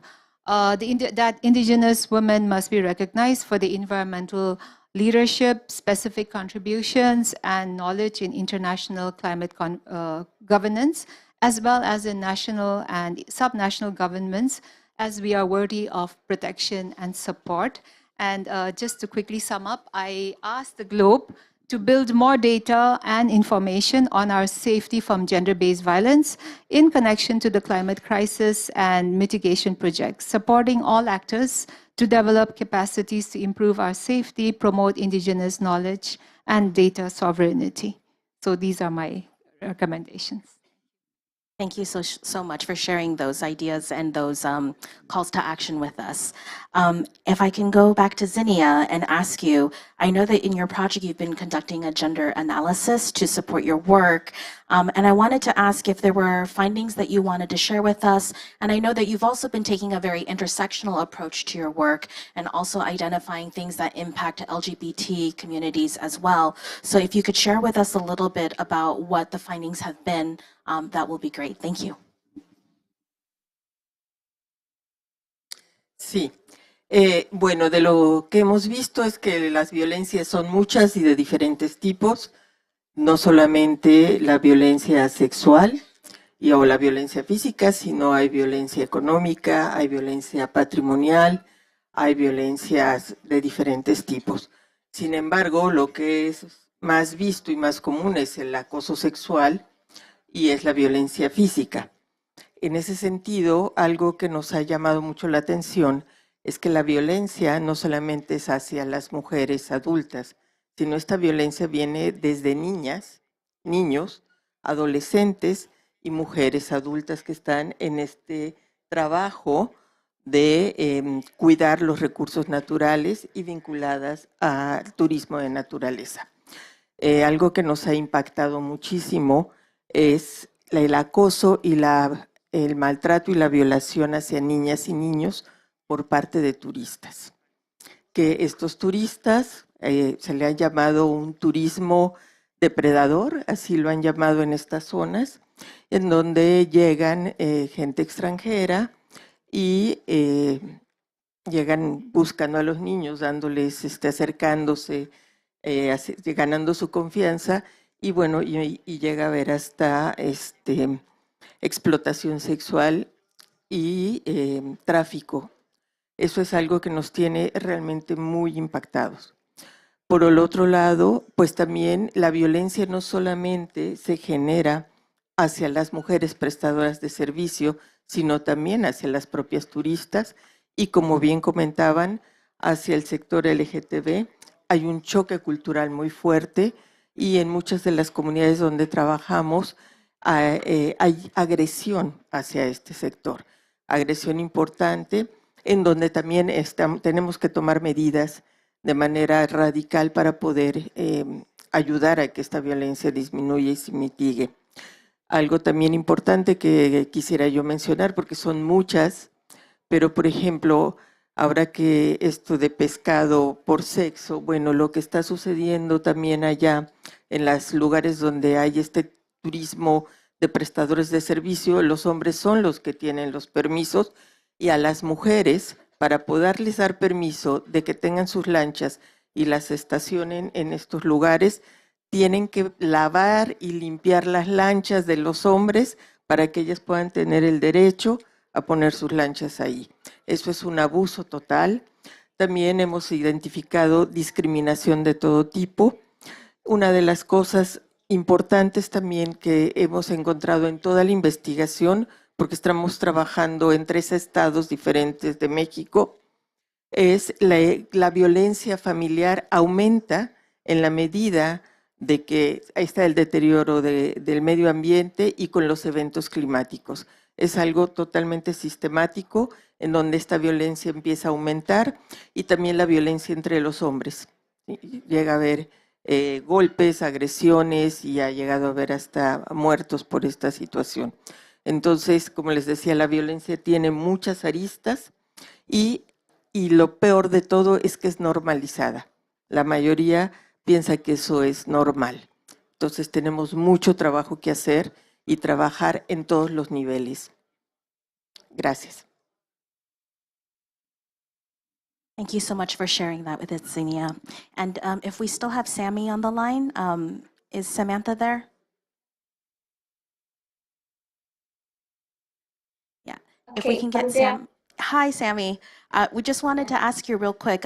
Some of the work that you've been doing has been involving community watch groups and also referral service providers. So I was wondering if you can briefly tell the audience a little bit about those 2 areas of work. Okay. So I must also mention to start with that most of these strategies have actually been building upon... And sorry, Sammy, if you can point your camera down just a little, we can just see your hair. Oh, Great, thank you.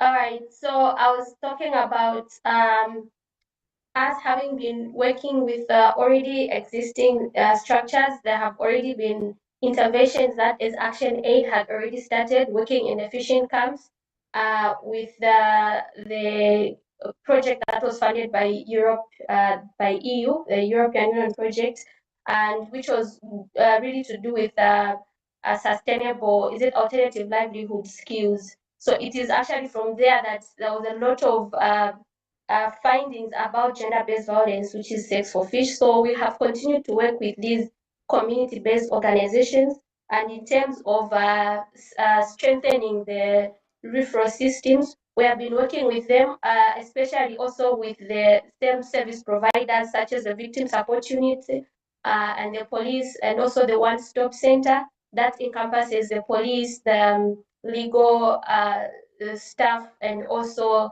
the psychosocial counselors, just to help and support the survivors. So the committees, the gender watch committees that we have been working with have been very instrumental in educating and sensitizing other community members and also those in the fishing camps about the available services when they want to seek service. And it was that they did not know about the existence of such services, and looking at the context that the fishing camp always operates, it's very difficult for them to actually access the services that are being provided. But after working with them, there has been an increase in the reported number of gender-based violence, at least so far in the 3rd quarter of the year. We have experienced more people who have been reported, about 19,000 as compared to 2022, where the whole year only had about 16,000 of gender-based violence cases reported.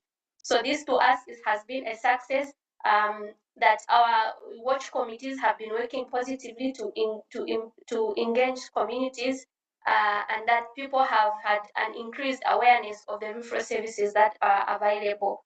And then apart from that, There's also an emphasis on the interconnectedness of gender-based violence in the environment, as well as climate change, as well as integrating policies, because our policy, especially at the national level regarding gender-based violence, hasn't been very strong enough to address such special cases of gender-based violence. So the communities have been very instrumental, especially that we've gotten a lot of input from them at the community level, because these are the people who are actually, some of them are survivors of gender-based violence, and others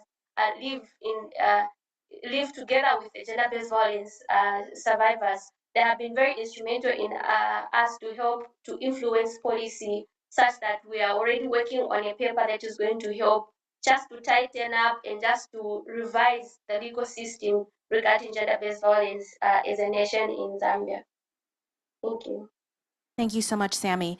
I'm so grateful to our panelists because we've heard approaches, we've heard calls to action, we've heard findings. And so if I can turn it to Verona, I'd love to ask, today is not only Gender Day, but also Finance Day, Accountability Day, among other themes. And I wanted to ask if, from the perspective of the Global Environment Facility, how can finance mechanisms help spur further progress?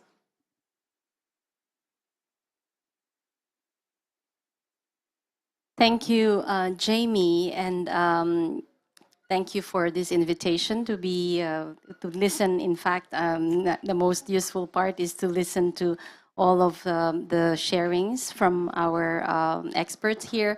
And so, to your question on the finance mechanisms and the Global Environment Facility in particular. When I was listening to the interventions and also to Tina about synergies, in fact, where we can build the synergies and where we can see impact is on the ground. And that's where I can make the connection with what the Global Environment Facility is doing. We are a funding mechanism to not only the Rio Conventions, but in fact to 3 other MEAs. And so including waste, chemicals and waste, and also the mercury. So I think from the perspective of the Global Environment Facility, which funds programs for implementation on the ground, what we try to do, and really we try to do well, hopefully, at least from my vantage point, we have policies that we have the gender equality policy, we have our environment social safeguards, we have our stakeholder engagement, and we also have grievance mechanisms because I've heard from the interventions the importance of where our environmental human rights defenders can have recourse. So from the level of policy, just to speak about our gender equality policy, we heard about the importance of women's participation, ensuring access to resources, and ensuring access to benefits. So these are all core aspects of a project that we in the in the Global Environment Facility ensure that the project has. And it's not only at the level of design, but now with implementing agencies like IUCN and our other 18 implementing agencies through the the GEF gender partnership, we try to also make sure that at the level of implementation, we see all our policies, see the results of our policies on the ground.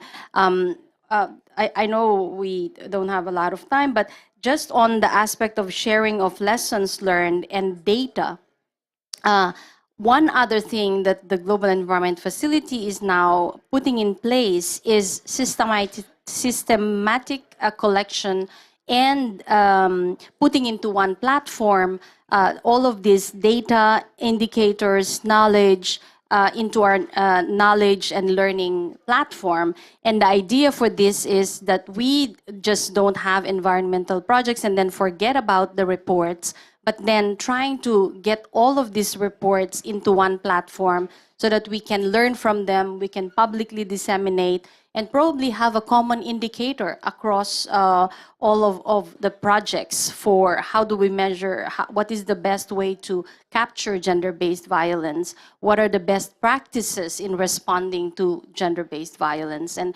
learn from those and be able to use this common platform to develop some metrics and also implement them. And going back to your accountability, that we will have the possibility to be able to track progress and account for the actions of our implementing agencies. So I hope that was useful. Thank you so much. And I regret to say that, of course, time is always short here at the COP. So we are at our event time. What I recommend is if everyone is able to and has questions, would love to speak to panelists or any one of us, we'll be kind of in that spillover area to the corner, invite you to have a conversation with us, and want to really thank you for coming to join us today for this event. And I agree that this is a topic that's not only for gender days, it's for all the days. The same way in which gender-based violence pervades all of our lives as well. And I also wanted to make mention, there was the event this morning that Grethel was discussing, and Patricia Scotland from the Commonwealth made a statement saying that equality engenders magic and pure unadulterated love. So I hope that that is the message that we carry with us this day and all our days. And while we're closing up the event, if I can ask the speakers, if I can ask Bama and Dr. Aguilar to join us on stage for maybe a picture with their panelists, that would be phenomenal. And I also want to just take a moment to say thank you to the IUCN team, to Sarah, Michelle, all the technical staff, interpreters, but also Camilla, who has been running around and helping us cover this event, and as well as Laura and other team members that are not here, but very much part of this team, Ruwani and others. So thank you very much.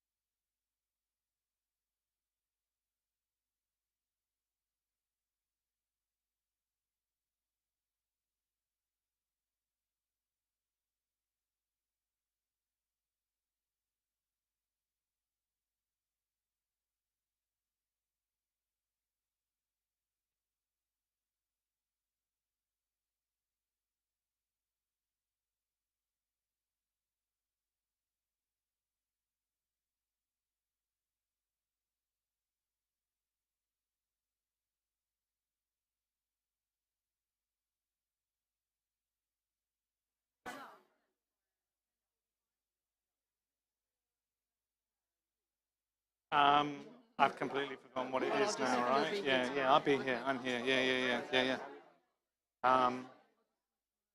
Yeah, thank you, Cash. Sorry. Yeah, send it to me. I'll sort it out. Yeah.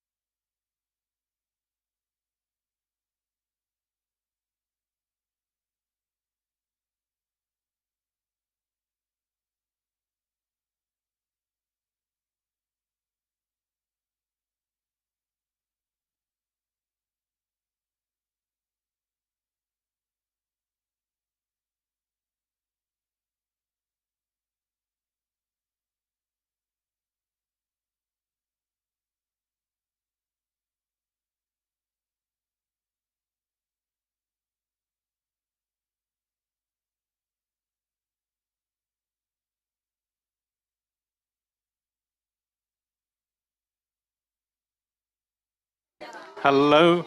Hi, everybody. Hello, everybody. The next session is going to start in 5 minutes, please. Thank you. So please stay for it. Yeah. What?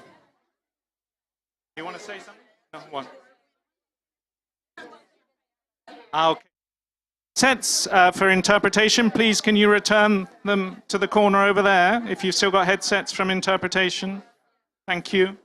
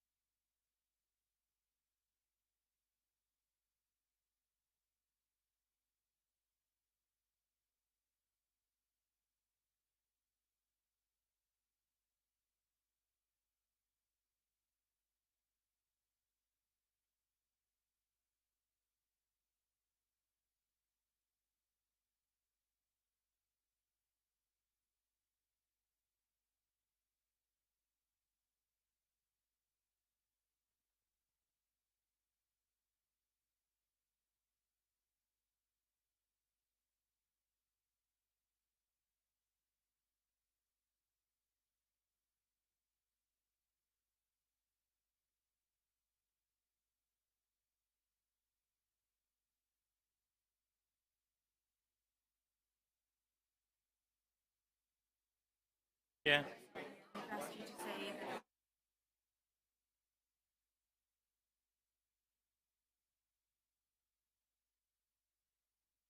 Okay.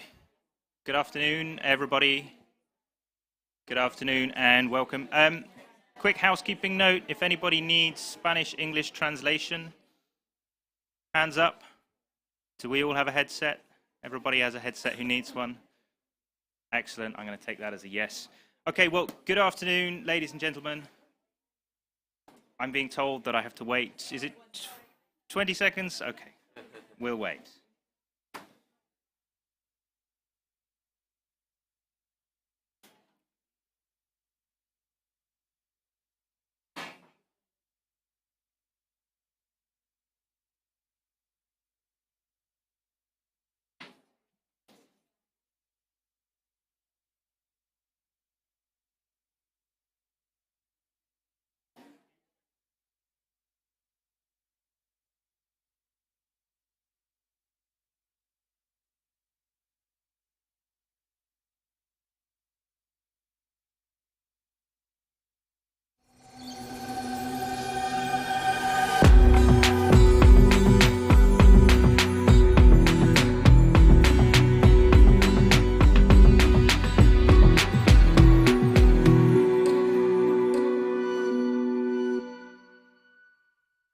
Okay, are we good to go?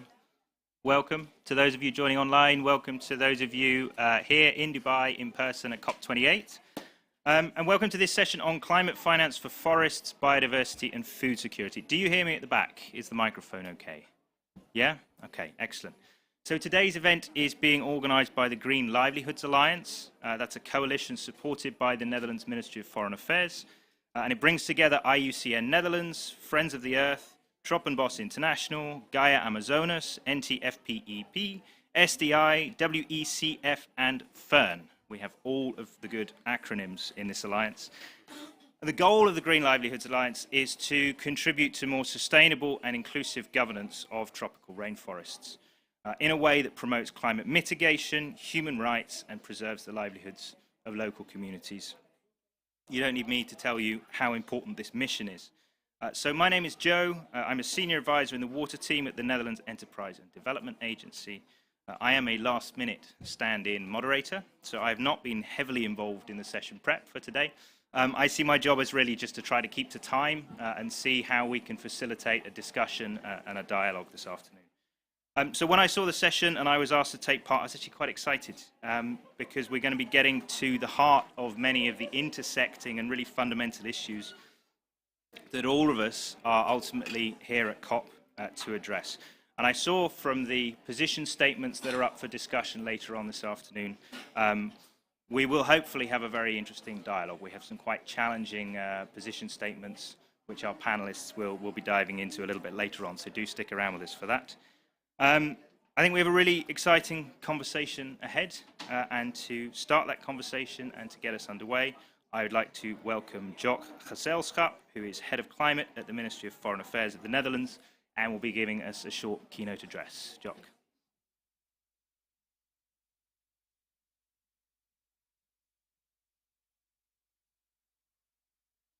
Thank you very much, Joe, and I will stick to my time, no worries about that. You also already indicated that everybody is, of course, already convinced about the importance of the work being done. But actually, it's quite striking outside of this bubble where we are, how little knowledge there is, how much ignorance there is about the value of forests. And especially how forests affect their own lives. People, for example, in Colombia, I think 98% of the people don't have a clue that without the Amazon, there won't be the water for their food crops, etc. And also, if we look to Africa, in the northern Congo basin, if there would be much more deforestation, it would affect the hydrological cycle up to Ethiopia. we have to raise somehow more awareness. That's one thing we want to focus more on as the Ministry of Foreign Affairs, but where it's pretty much clear that there is the opposite of ignorance is, of course, with the indigenous people and local communities, because they know.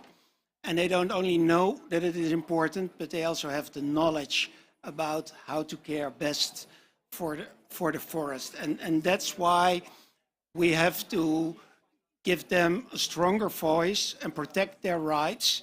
And of course, that's easily said than done.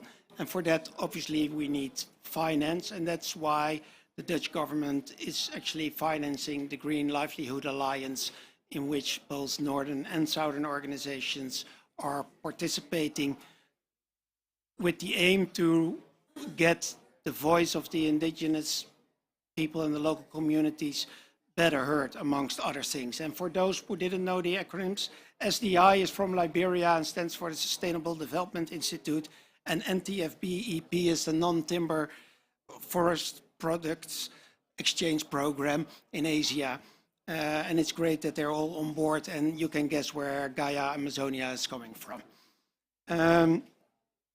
Yeah, let's not waste more time with a donor talking, but let's hear all the knowledge from the knowledgeable panelists. So without any further ado, I would leave you in the hands of the moderator.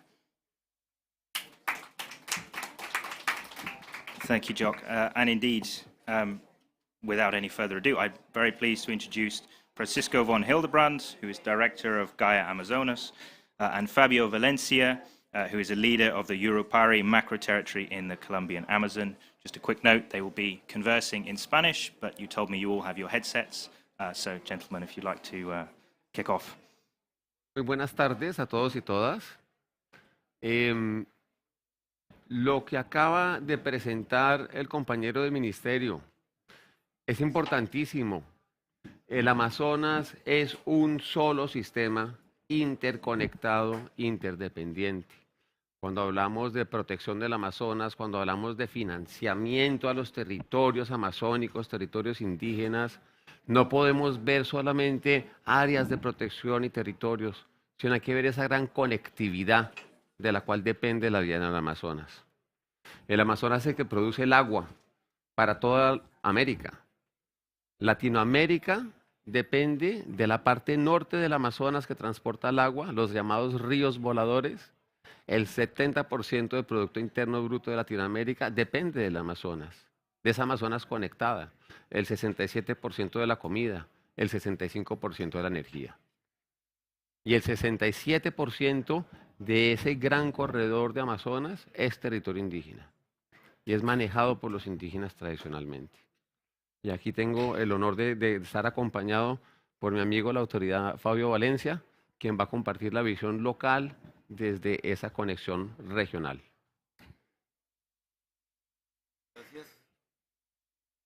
Gracias a todos, muchas gracias al gobierno del mundo, muchas gracias a todos los pueblos indígenas del mundo y de los diferentes países. En nombre de ustedes, yo traigo un mensaje, el tema y la situación que pasa y lo que estamos haciendo en los territorios de los indígenas de la Amazonía colombiana. ¿Quiénes somos nosotros? Mi nombre primero que todo, soy Fabio Valencia Vanegas, del pueblo indígena Macuna, gente de agua.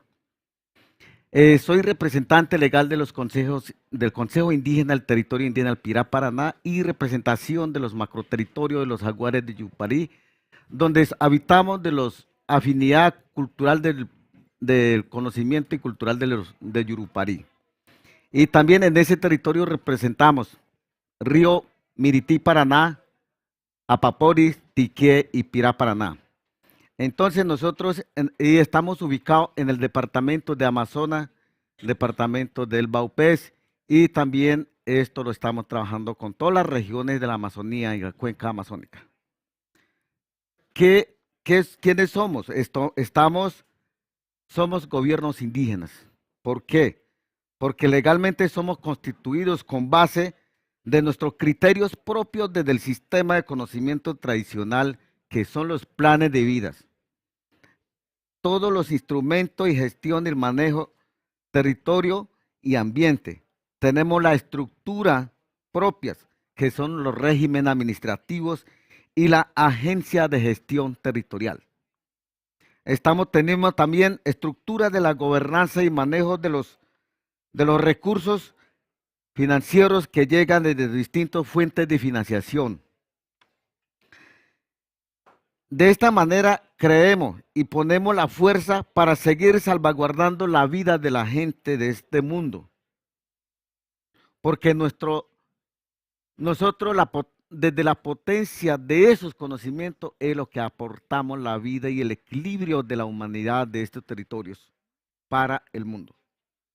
Nuestro llamado también es muy importante desde la Amazonía colombiana, toda la región cuenca amazónica, que la financiación climática, que el gobierno del mundo y del Estado colombiano también reconozca y fortalezca el sistema a partir del sistema de conocimiento propios como gobiernos indígenas. También la implementación de los planes de vida y la estrategia de conservación ambiental. De esta manera será posible el bienestar de la integridad de los bosques y de la humanidad. Por eso somos y hablamos como gobierno propio en la cuenca de la región amazónica. Hacemos un llamado, un invitado, que este sistema de conocimiento tradicional milenariamente ha mantenido y ha equilibrado y ha mantenido la vida del mundo. Producimos aire, producimos todo el sistema que produzca el agua. Por eso nuestro conocimiento como portadores de los jaguares yurupari, como reconocidos como patrimonio cultural inmaterial de la humanidad, de la nación y del mundo, reconocido por el UNESCO, este conocimiento está declarado como patrimonio cultural inmaterial de la humanidad. Por eso también decimos que nosotros somos importantes y aportamos para el mundo.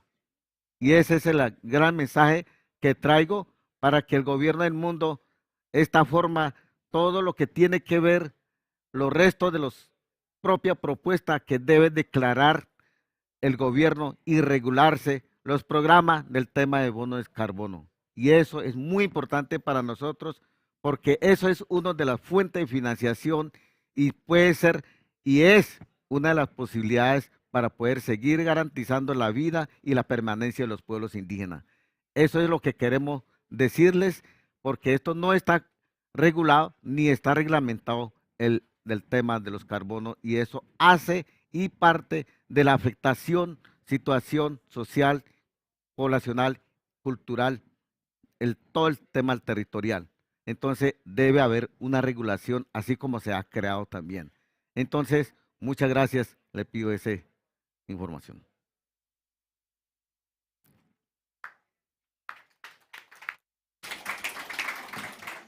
Thank you, Fabio, for those very powerful words. We're now going to move into our first panel discussion. Excuse me, I'm getting a bit of a feedback loop here. I instructed everybody to get a translation headset and then, of course, didn't follow my own advice, but that's resolved now. So our first panel discussion will be on gender-responsive forest governance, and we're going to be considering the statement, forest governance needs to be gender-responsive to achieve the best results on climate adaptation and mitigation. So just keep that in mind. So what we're going to do, I think, is each of our panelists will speak for a few minutes. Some of them have slides. And there will then be time at the end for some moderated Q&A. So, in order of appearance, I would like to introduce Ernestine Lekeki from the Cameroon Gender and Environment Watch to please take the floor. Thank you very much. My name is Savizam Ernestine Lekeki. I'm from Cameroon Gender and Environment Watch, CAMJU. My organization works with grassroots communities in the Northwest, West, and Adamawa regions of Cameroon. We take action for agroecology, forest protection and regeneration, entrepreneurship, sustainable job creation, and climate literacy at grassroots levels. our holistic approach takes into consideration gender promotion, reproductive health, empowerment of the girl child, and women's rights advocacy. We believe in bottom-top approaches that build capacity of grassroots people and engage women in climate action. People and communities on the front lines of climate change are often the most active and innovative in developing adaptation solutions. However, most of the time, they lack access to resources and agency needed to implement these innovative solutions on the ground.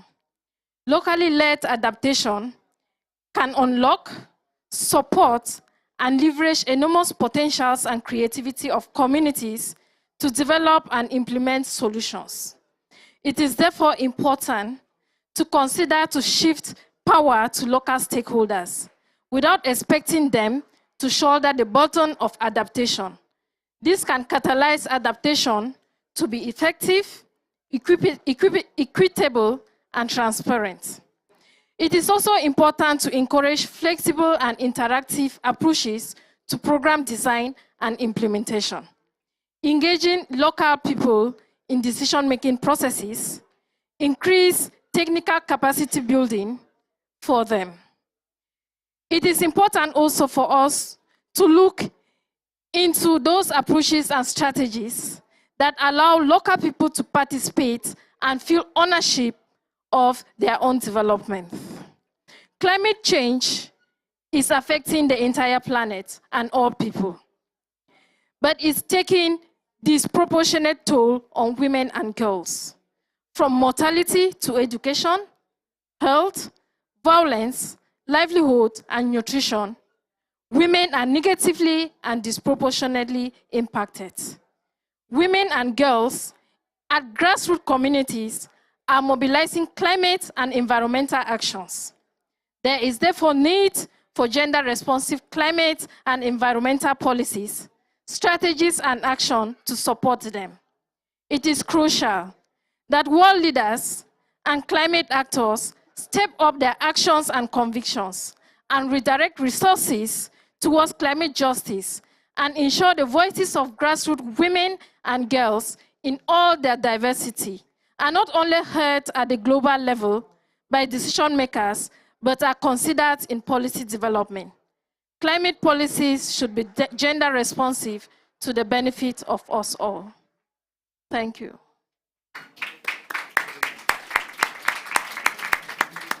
Thank you, Ernestine, for setting the stage for us very powerfully there. And I'm sure that the audience will have questions later on when we get into the discussion on some of the points you made, particularly around shifting power to local stakeholders and how we can better do that collectively as a community.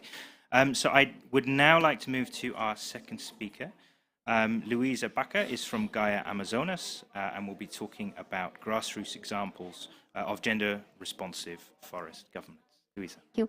I'm going to talk in Spanish as well, so maybe you will use the translation as well.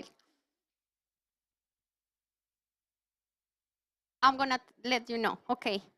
Bueno, muchas gracias por la invitación a este espacio. Yo soy Luisa Fernanda Baca. Trabajo con la Fundación Gaia Amazonas, que por más de 30 años ha venido acompañando procesos territoriales de los pueblos indígenas, particularmente en el ámbito de la gobernanza ambiental. Ahora bien, ¿qué lecciones pueden aprender las políticas climáticas y las políticas de financiamiento climático de los procesos locales?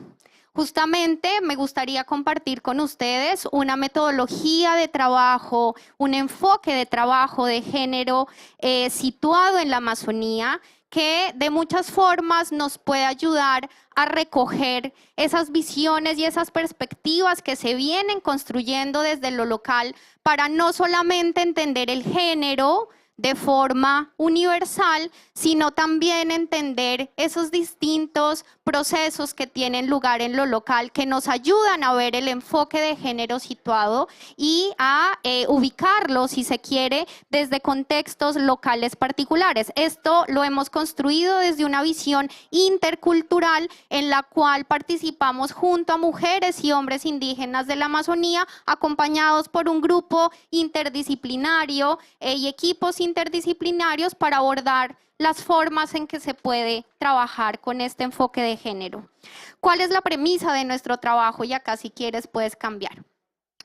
Nuestra premisa es que los procesos de gobernanza territorial deben incluir o respetar la autonomía, vinculando los distintos roles que adelantan los hombres y las mujeres desde los territorios. Y además, que esos roles sean revitalizados no solamente desde un ámbito o un punto de vista político, participando de las estructuras de gobierno, que por supuesto es fundamental y es muy importante, pero también reconociendo los roles cotidianos que tienen los hombres y las mujeres, que finalmente son los que sostienen el balance, la conservación y que aportan en términos de la estabilidad climática desde lo que se hace en el día a día y en la relación directa que tienen los pueblos y las comunidades con los territorios. ¿Esto qué puede significar en el ámbito práctico? ¿Qué significa esta perspectiva? La siguiente.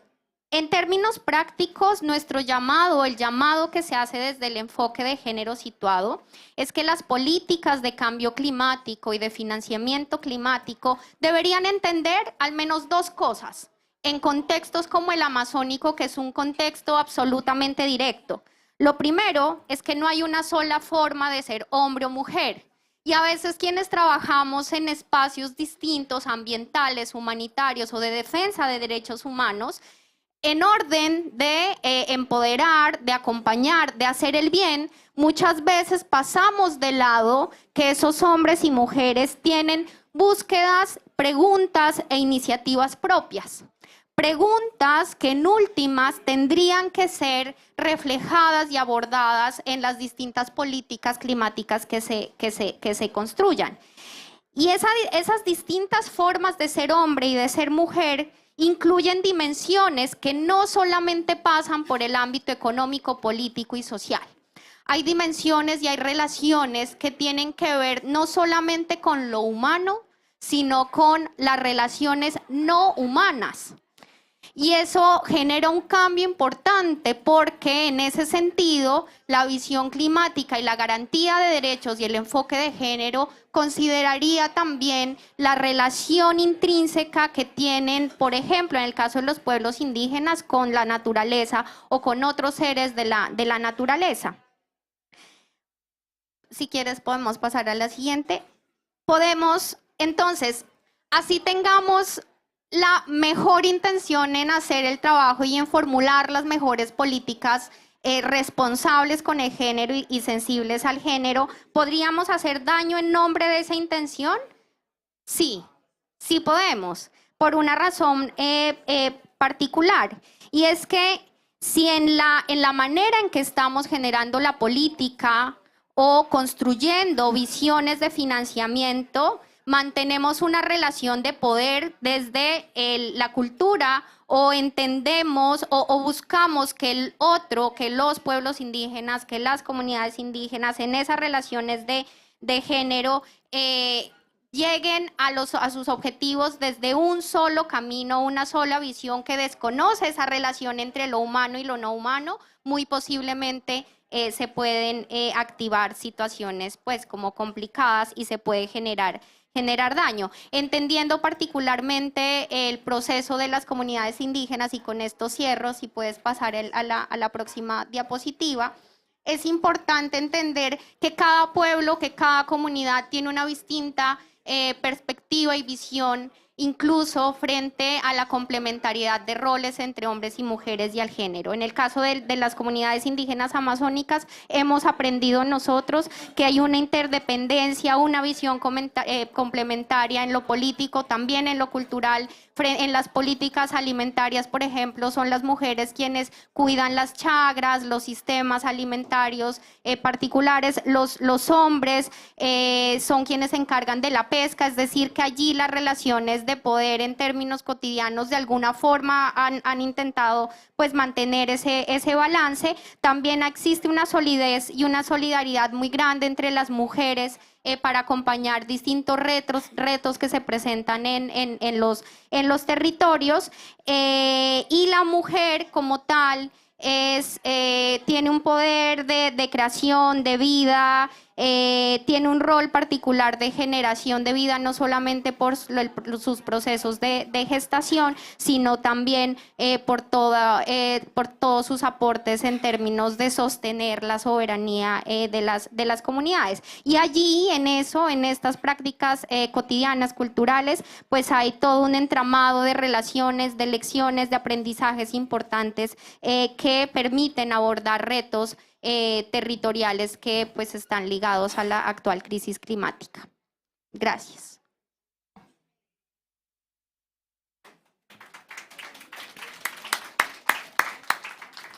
Thank you, Luisa, for that. And I'm sure we will get back to some of the points that you made there as well when we get to the Q&A. So it now gives me great pleasure to bring in our next speaker, panelist, Nelsita Siang from NTFPEP. And Ruth Siringan will translate her remarks to English. Magandang hapon po sa inyong lahat. Ako po si Nelsita Siang, isang katutubong Palawan nanggaling sa Pilipinas. Nangunguna sa pagprotekta sa kalikasan, leader ng mga kababaihan, katutubong kababaihan, ang maibabahagi ko sa inyo sa maikli naming kwento sa pamamagitan ng video. Thank you. Good afternoon to everyone. I am Nelsita Siang, an indigenous Palawan from the Philippines. I am leading my community in environmental protection and empowerment of indigenous women. We are also part of the Green Livelihoods Alliance and Global Alliance for Green and Gender Action. So I will be sharing to you the story of indigenous women in my community through this video that will be presented here.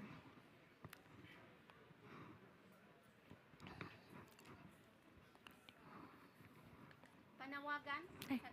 May video muna. Ako po si Nelsita Siang, nakatira sa Barangay Aribono, Seascapes, Palawan, isang katutubong Palawan. At isa din po ang leader ng kababaihan. Ito po ang aming ilog. Dito po kami kumukuha ng aming inumin. Dito rin po kami naglalaba. At dito rin po kami nagpapainom ng aming mga hayop tulad ng baka, kalabaw. Dito rin po kami kumukuha ng aming panggilig ng mga seedlings, gulayan.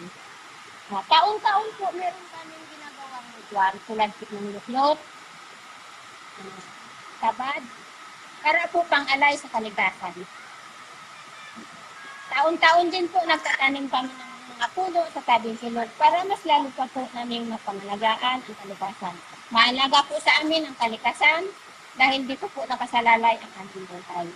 Tulad po ng halamang gamot, dito rin po kami kumukuha sa kagubatan at iba pa. Malaking epekto po sa amin ang pabago-bagong climate change. Dahil iba po noon at iba ngayon. Noong unang panahon, nasusundan namin ang panahon kung alam namin kung kailan uulan at kailan iinit. Sa ngayon po, hindi namin masundan. At kunting ulan, malaking baha. Tulad pong nakaraang January, bumaha po. Apektado po lahat ang mga tao dito sa bayan ng Brooksville. Bilang isang katutubong kababaihan, pinapangalagaan po namin ang gubat. Kaya po ganun na lang ang aming pangangalaga sa kalikasan. Lalo't igit sa lupaing ninuno. Sa aming pangangalaga at pakikipaglaban sa minahan, sa ngayon po ay may banta na ang aming buhay. Malaking tulong po sa amin ang pundong pangliman. Dahil kahit papano, nakakaraos po kami sa pang-araw-araw ng pangangailangan, lalo tigit sa araw ng kalamidad. Kaming mga kababaihan, sumusuporta sa LGU, sa IPs para mas lalong maprotektahan ang kagubatan at maitaas ang antas ng kababaihan at ang mga kaalaman, mas lalo po naming ikayatin ang aming mga kasamahan.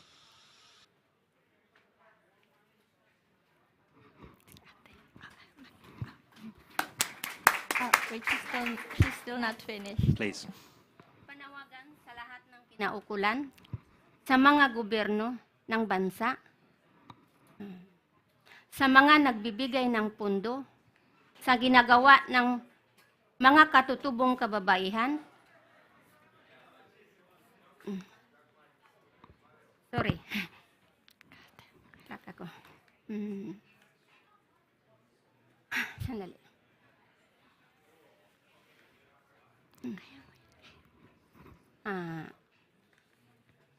Respetuhin.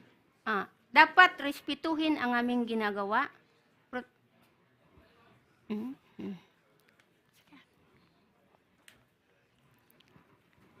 Ginagawa.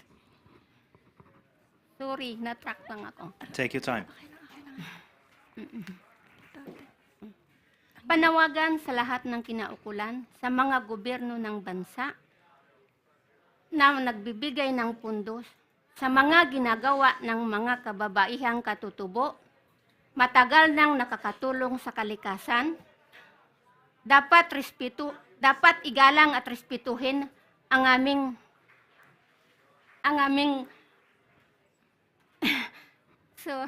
sorry. Dapat respetuhin, igalang ang aming ginagawa sa pamamagitan ng respetuhin ang aming ginagawa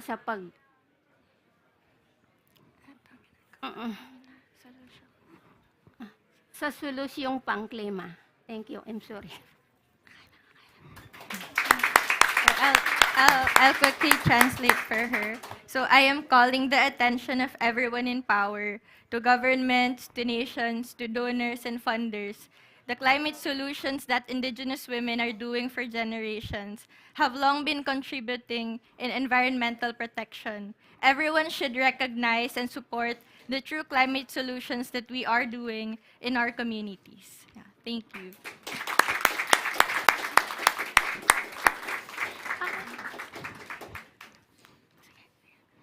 Thank you. Thank you, Nosita, for an incredibly powerful and personal testimony. And thank you for being here and sharing that with us. This whole discussion can be very abstract sometimes, and feeling the personal element is essential. So thank you for sharing that with us. That wraps up our first panel contributions right on time, which is fantastic. So we now have a few minutes for a Q&A. I think there's a microphone that is going to go around the room. So now that all of our panelists have had a chance to speak, please raise your hand if you have questions for our panelists before we wrap up this section. Any questions or reflections on what you've heard? Anything that stood out to you? Yes.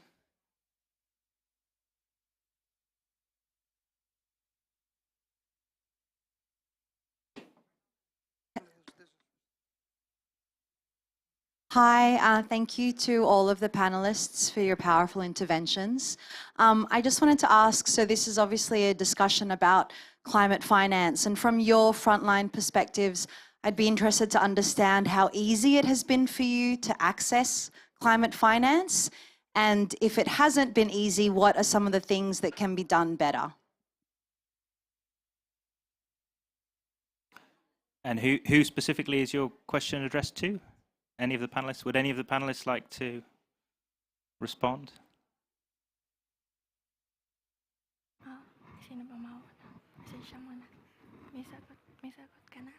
Thank you for your question. Climate financing is a big challenge, especially for grassroots organizations like us.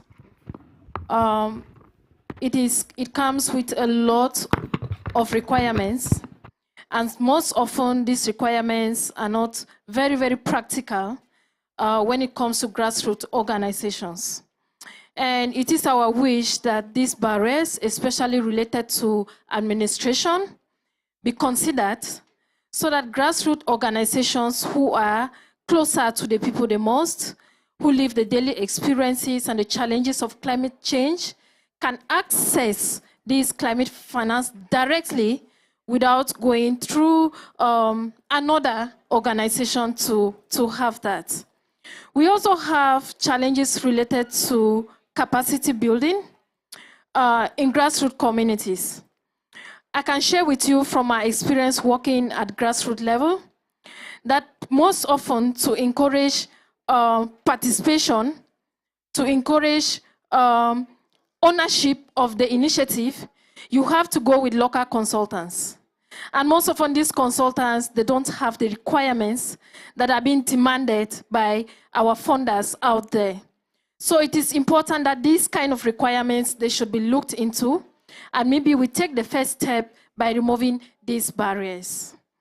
The third challenge that we face as grassroots organizations is in terms of policies that we have at our national level. And sometimes it is related to the present international financial architecture. And it is important that we also look into all of this so that we strengthen our national governments and we also place conditions before them to help local organizations access funding at national level. Thank you. Thank you. We just have time for one last question on this theme. A quick question and a quick answer. Yes, here at the back, sir. Could we get the microphone over here?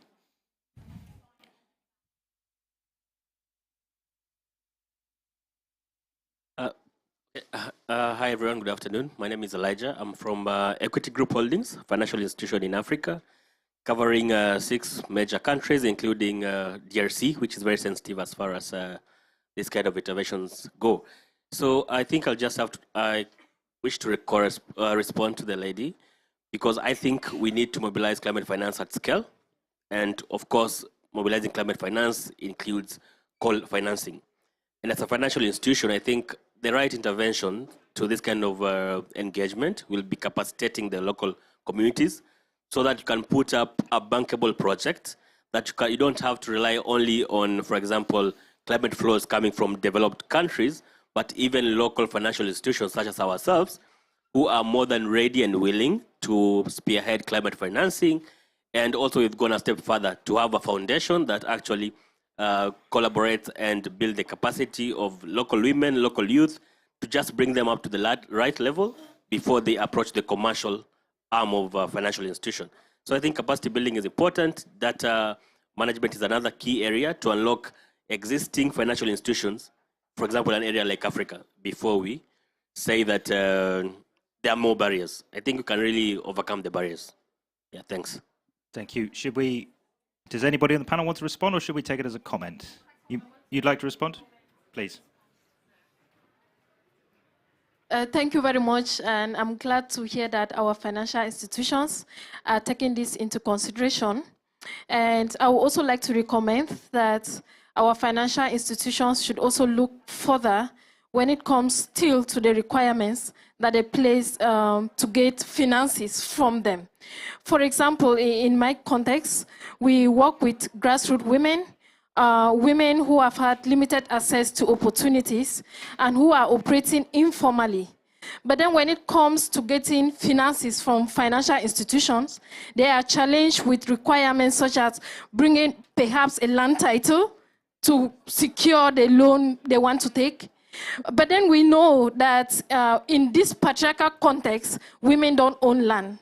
So how will financial institutions also help so that these grassroots women communities should be able to access these finances and continue to grow and contribute to development? This is something for financial institutions in Africa, developing countries, to also think about. Thank you. Thank you, Ernestine. And that wraps up our first panel. So a warm round of applause for all of our panelists. Thank you so much. I would now like to invite the second panel to please take their seats at the front. And as before, we will introduce one by one. Each panelist will have a moment to share their thoughts and perspective on the key issues we're discussing, guided by a key statement. Thank you. So I would like to invite Daryl Bosu, who is Deputy Director of Rocha, Ghana, Hugo Jabini from the Youth Network. Do we have Hugo in the room? And Viviana Franco, Sustainability Project Lead at Fund Ord. Welcome, please take your seats. So the format remains the same. We have a quite challenging, maybe slightly provocative problem statement, if you like, for the discussion, which we would like all of you to keep in mind for the Q&A and the dialogue that will follow. The statement is as follows. Are you paying attention? All climate finance intermediaries should be removed from climate funding mechanisms, so all funds go directly to local or grassroots organizations. So that's what our panel is going to be addressing. And to get us started, I would like to invite Daryl Bosu to please take the floor. Can you hear me? Okay. So I think that discussion is quite interesting, and I want to pick it from the earlier panel as well. And I think there are some global facts, and one of them is the fact that less than 1% of every $10 for climate investment actually goes down to the ground. That fact is very scary. Additionally, less than 7% of all climate finance can actually be tracked transparently. So that in itself tells you that there is still a lot of work to do. And the reason why that is happening is that a lot of the finance is held by bigger institutions, multilateral institutions, and they spend all of these resources in discussions at the national level, in the cities, and by the time it's ready to get to the ground, the only amount that the money that's available is only for awareness creation and not even sufficient financing for capacity building. So I think it really boils down to really readdressing the intermediaries and institutions. As we know, some of the key institutions, for example, in Ghana, that are really accredited to manage some of these climate finance, as the UN and institutions like that. Before a local organization can get accredited to really manage some of these finance, it goes through, they have to go through quite a hectic hurdle, and by the time they do that, the timeline for implementing that particular fund is exhausted, and then you really don't even know where to start. And so I think that getting rid of the intermediaries is very key. I work for an organization that works across critical landscapes in Ghana, and what we do is to help support communities who are most vulnerable, connected to landscapes that are exposed to climate stresses, like drying of wetlands and also deforestation activities through activities of livelihood, through deforestation, charcoal production, all of that.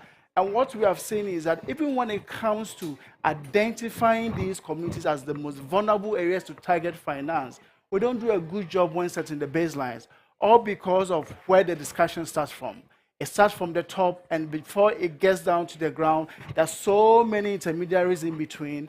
So by the time it gets down there, all we have resources to do is to create awareness. But that is not what is needed. We need to really now bring the finance from the top. So instead of doing 1 to 10, let's do about 9% of the finance, or I'll say 90% going to the ground, and just about 10% being held at administrative level. And that is something I think we have not done so far at the international level when we are talking about climate finance. We need to start setting targets by making sure that if the funding is available, we need to say this much should go to the ground. Even it doesn't matter how many intermediaries are within the chain, this much should go to the. When that is done, we set the target, then we can definitely track and make sure that this financing is going to. Unless we do that, we're always going to have this discussion where we say that, look, there are too many intermediaries, but how do we solve the problem? We need to start setting targets for how much should go to the ground. Thank you, Daryl. Very clear, very forthright, and that's what we need, I think, to kick this discussion off. So I would like now to introduce Hugo Jabini, part of the Youth Network, representing TBI and the Samaka people from Suriname, sharing a perspective on addressing, minimizing, and averting loss and damage. Hello everyone. My name is Bini. I'm a Samaka, one of the 6 tribal people of the country of Suriname. We are Afro-descendants who have maintained autonomous community since we fought and won our freedom from slavery in the year 1762. For more than 250 years, we have maintained to preserve more than 1 million hectares of Amazon rainforest, our home. I have been giving the space here to provide you my insight on what can be done better to making climate finance accessible to local communities, indigenous people. In my opinion, we have to improve the access to information. There are millions of dollars that have become available for us to manage directly and help us to be more effective as forest stewards. However, we know very little about these funds. Where are these? Who decides how these are allocated? Information does not always reach us in an equal way. I believe that despite the efforts and improvement, we don't have yet meaningful participation spaces. Often we are there without the self-confidence and communication skills to take advantage of the opportunity. 2, connect to the ground. Simplify your language, procedures, and consider in your planning sufficient time for us to have the time to have a grip of this new process. Many of you working with local communities should know that often literacy levels in our communities is low.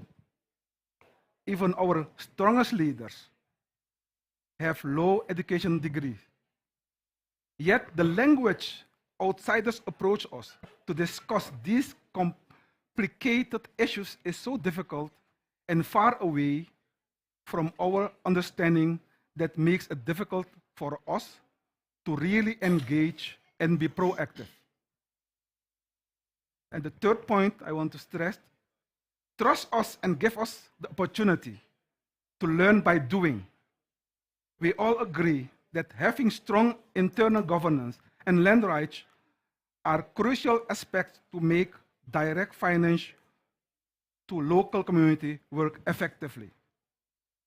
However, this process may take time. While we are ready, give us the chance to learn by experience. That means let us have access to some funding and let us figure out how to respond and deliver. Give us the space to assume the responsibility. Thank you. Thank you, Hugo. And thank you again for making it practical and tangible. And I think this is something that we can take into the discussion that's going to follow. Before I bring in Viviana, could I just get a quick show of hands? Who here in the audience works as a climate finance intermediary of some description? Do we have any in the room? 1, 2. We have a few. Okay, good. So we're set for a discussion that will follow. Well, Viviana was brave enough and bold enough to be our climate intermediary on the panel, and Viviana is going to share the perspective of Van Oord and some of the work that they do. So Viviana, over to you. Hello, everyone. Thanks for the invitation to IUCN. My name is Viviana Franco, and I work for a Dutch marine contractor, Van Oord. I'm actually originally from Colombia, but based in the Netherlands. And there are a lot of points that really sound familiar to me. And I really like that you are mentioning about being practical, because this is exactly what we are looking for as a private sector, how we can really bring our expertise and knowledge into bringing solutions to the local communities and people that need the most and are vulnerable for the climate change. So having those points in mind, I would like to just talk a little bit about two projects that we are very proud that we have been working on. The first project that I'm going to talk about is Quilimani. It's a mangrove restoration project that we are at the moment executing, and is located in Mozambique. So what you can see on the map is the location of the project, and Vanor has started this pilot mangrove restoration project in Quilimani. It's 2 hectares only. It sounds small, but it has been fully funded by Vanord. And we might seem as intermediary, but we were really willing to be a facilitator in this type of projects, because we are all looking the same. We really want to create a world for future generations, like the slogan of my company. And how are we doing that? Working together.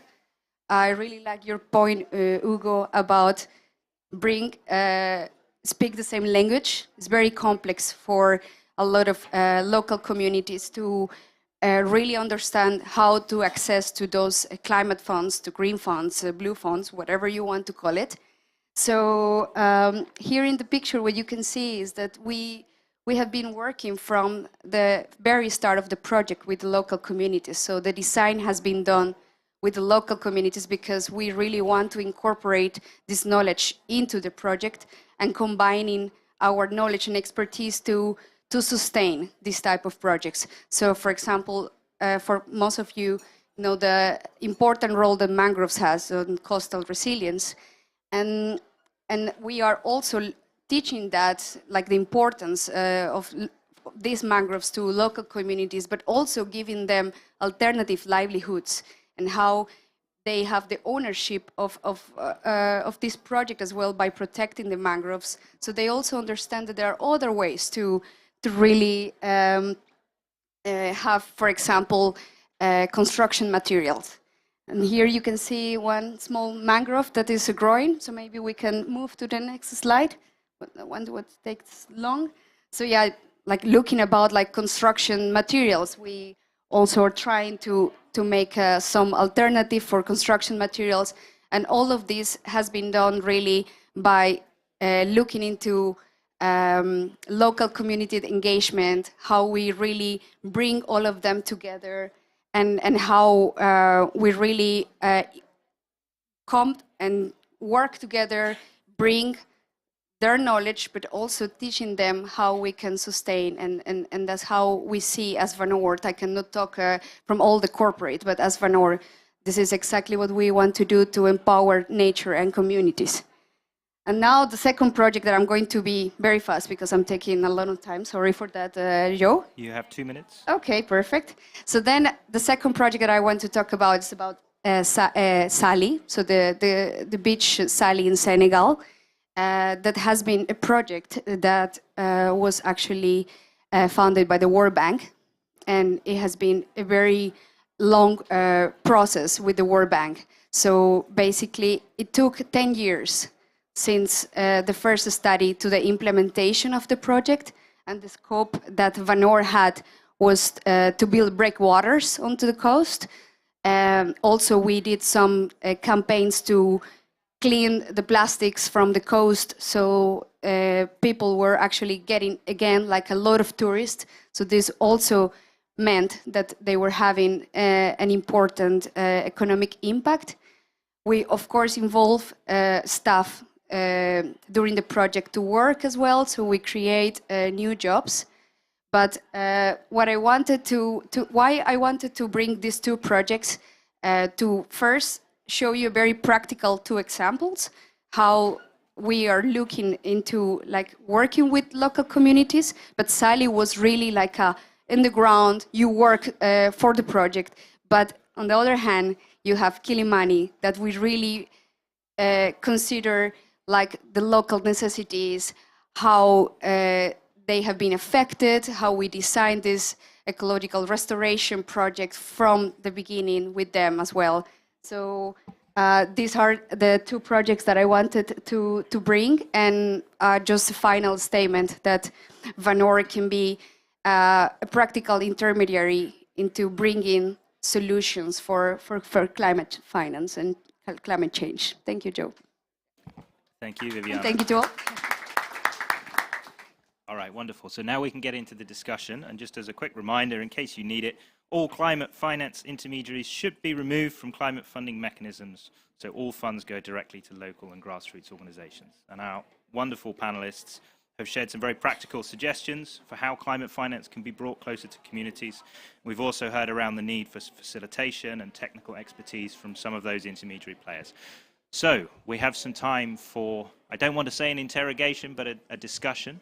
And we do have 3 or 4 climate finance intermediaries amongst this wonderful audience. So hands up, questions, comments, reflections on the discussion that we've just heard. Yes, Jock from the Ministry of Foreign Affairs.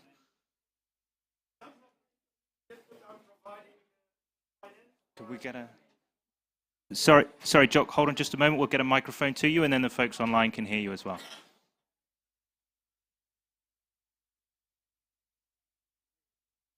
I'm not an intermediate, but I'm providing the intermediates with money. If I wouldn't give it to them, then we had the problem solved as well. So why is a donor doing that? If you look to the budget I am responsible for, it's around €500 million a year, and we're managing that with a team of 10 people. And that is also an incentive on the donor side to look for large programs or intermediates can further trickle it down, because for us it would be very hard to keep track of it. And at the same time, Parliament is looking, what are you doing with the money? Do we get value? But we completely agree that there should be much more on the local level, whether through intermediates or more directly. And we really subscribe to the locally led adaptation principles. But if I look to me as a donor, I think it's first very hard to get in the highest degree of that, giving certain constraints we have. But there's a lot of things we can do, like easing up the accreditation processes. I've been a board member of the Green Climate Fund, and it's just a horror. Yeah. There is no other word for it. Yeah. And I think there is a growing understanding amongst all donors that we have to get rid of these systems, and it must become easier.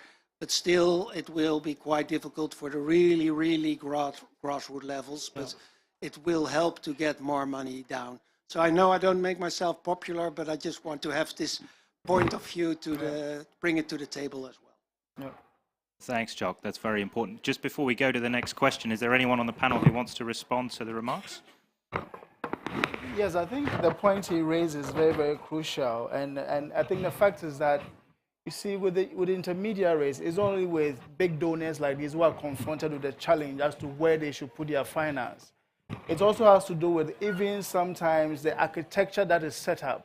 When these big donors, or they get the intermediaries also work with local organizations, and they set thresholds as to what expenditure levels can go and all of that. Sometimes they can say for a local organization, you don't have to spend more than 10% of the money on administration, on salaries and all of that. So they give you some guidelines you work with. And we want to see these guidelines that is working at that look between some intermediary and local organizations also work to a certain extent at the international level. And it's not only about donors and other intermediaries. We can also have some of these issues coming from government themselves. Sometimes our own government can be a limitation to finance going to the ground, because we also government spend a lot of resources engaging at a higher level, and by the time they are ready to go to the ground, there's nothing left. We had an instance where we realized there was financing for REDD+ activities. Almost 90% was spent just engaging in dialogues. And then when it was ready, 10%, what can you do with it? And also it has to do with starting with the prioritization of the issues that need to be dealt with. So I think we need to get it right from the beginning. If you bring a lot of intermediaries, they also come with their own programs. They don't really sit with the people. So you need to get down to the local level, the local assemblies, local communities, and identify the issues with them right from the start, not bring it from top down. And this is how I think that we need to really approach the intermediary challenge. Thank you. Very good reflection. Other questions and reflections from the audience here? Yes, I see a question over here. If I'm not mistaken, I think we have around 10 more minutes to continue this discussion, and then we'll wrap it up.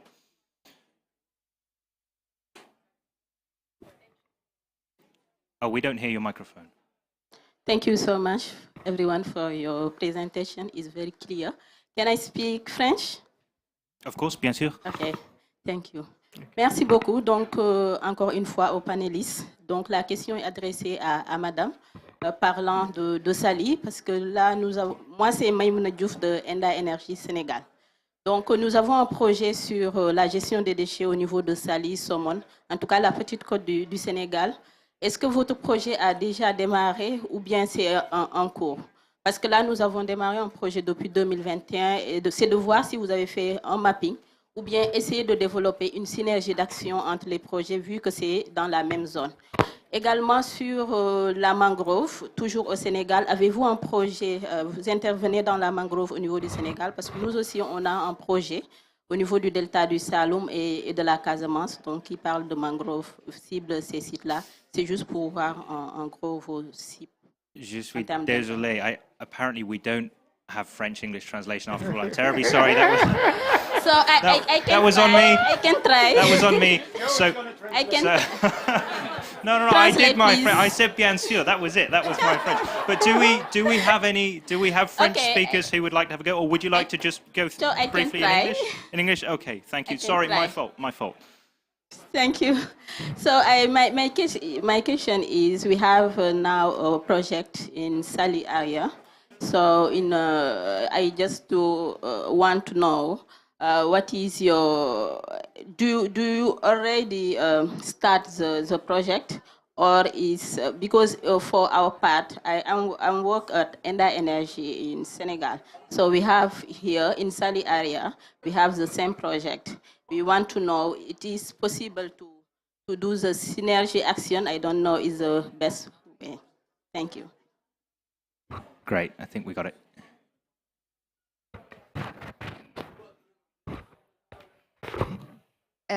Thanks for your question.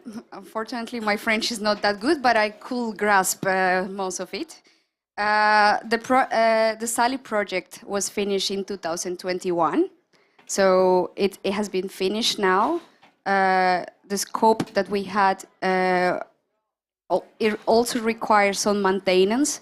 So we will be involved for like a longer period than what has been already said. However, now the project has been finished. But I don't know if that was your question or, yeah. Okay, and a question here.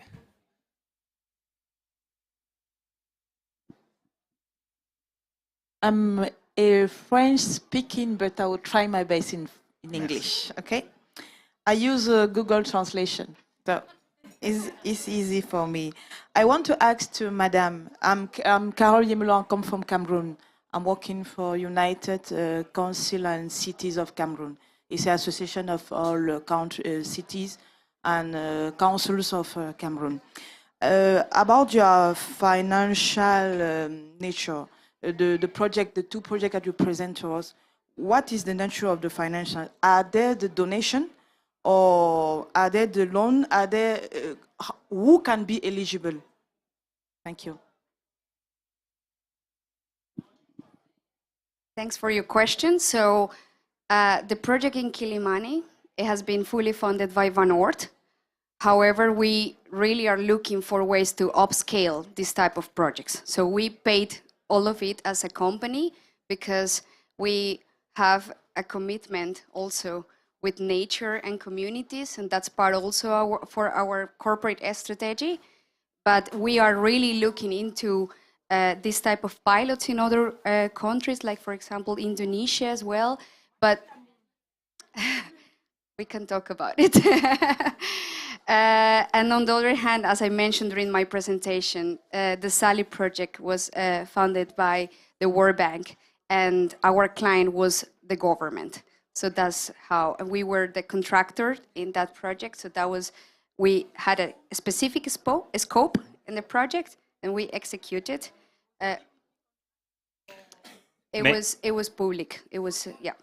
The Senegal, yes, with the Senegalese government as well. I think there's a good opportunity here for a bilateral conversation when we finish. Yeah, So exactly, we've just got to, but thank you for the question, and thanks, Viviana, for responding. We just have, I think, time for one more question.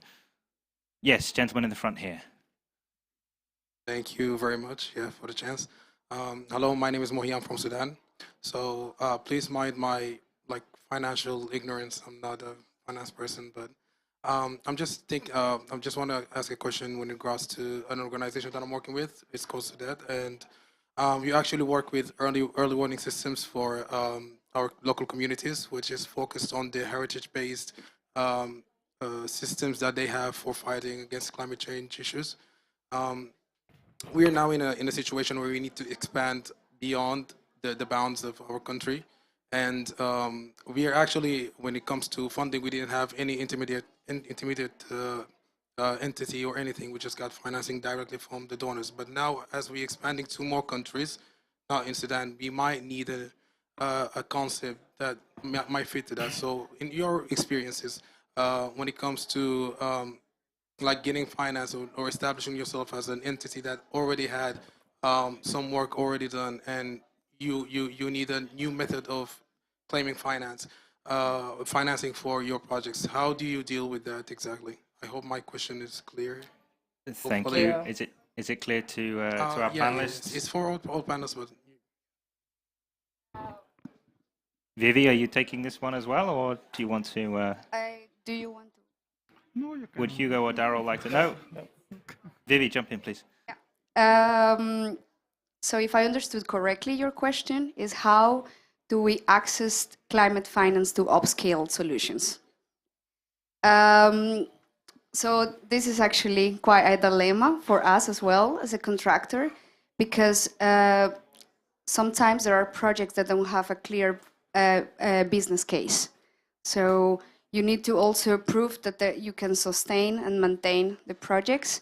So I think I don't have the right answer, and I'm also I'm a technical person, so I'm an engineer, so also not an expert on finance. But on our experience, and I have also more examples where we are bringing all the people together in terms of expertise, but also finance, to try to speak the same language. And that's something that we are trying to do also with other organizations that have different expertise, so consultants and contractors, NGOs, to try to find the ways to access to those. And I think financing institutions and multilateral banks, and also trying to make it more simple, but it's not, I don't have really a one simple answer for that. I will say just always seek collaboration. I think that's kind of my main message on that sense, because when we work together, we can really cover all those knowledge gaps that we all have. So now I need to find an alternative conclusion, because that was also going to be mine as well. Thank you, Vivi. Seeking collaboration is the main, or one of the main takeaways from this whole conversation, right? I mean, I've been scribbling notes, and I'm not directly working in the climate finance space. I'm more in the water governance world at the moment, so I'm finding this very educational and learning a lot. I hope that all of you here in person and online, if you can still hear and see us, have enjoyed this. A few things that stand out to me. I mean, setting targets for the percentage of climate finance that reaches the ground. It's very practical. It's hard to do, but it's a very clear aspiration, and you can then work out a strategy for doing that. Addressing the asymmetry of information and the disparities between access to information is fundamental. Simplifying language and planning, that's come up many times. Making accreditation more accessible, as Jock has shared with us as well, is also essential. And then I have just a few final thoughts, and also linking back to the first panel that we had, and that is that we need to put community and indigenous voices front and center of this conversation, at the beginning, in the middle, looping back again. We have to keep coming back to this. I think that's why we're all here. We have to pay attention to the local context and understand the complexity. I don't see Louisa. Now I do. Understanding the complexity, particularly coming at this from a donor perspective, is just absolutely central that we get this right. And then the need to collaborate, and thank you, Vivi, for ending on that. I think no matter what our position, whatever organization we're working, whether that's donors, civil society, local community, and everything in between, the need to collaborate is fundamental. So I will wrap it up there. Thank you all so much for your time and attention, and very best of luck with the rest of COP28. Thank you.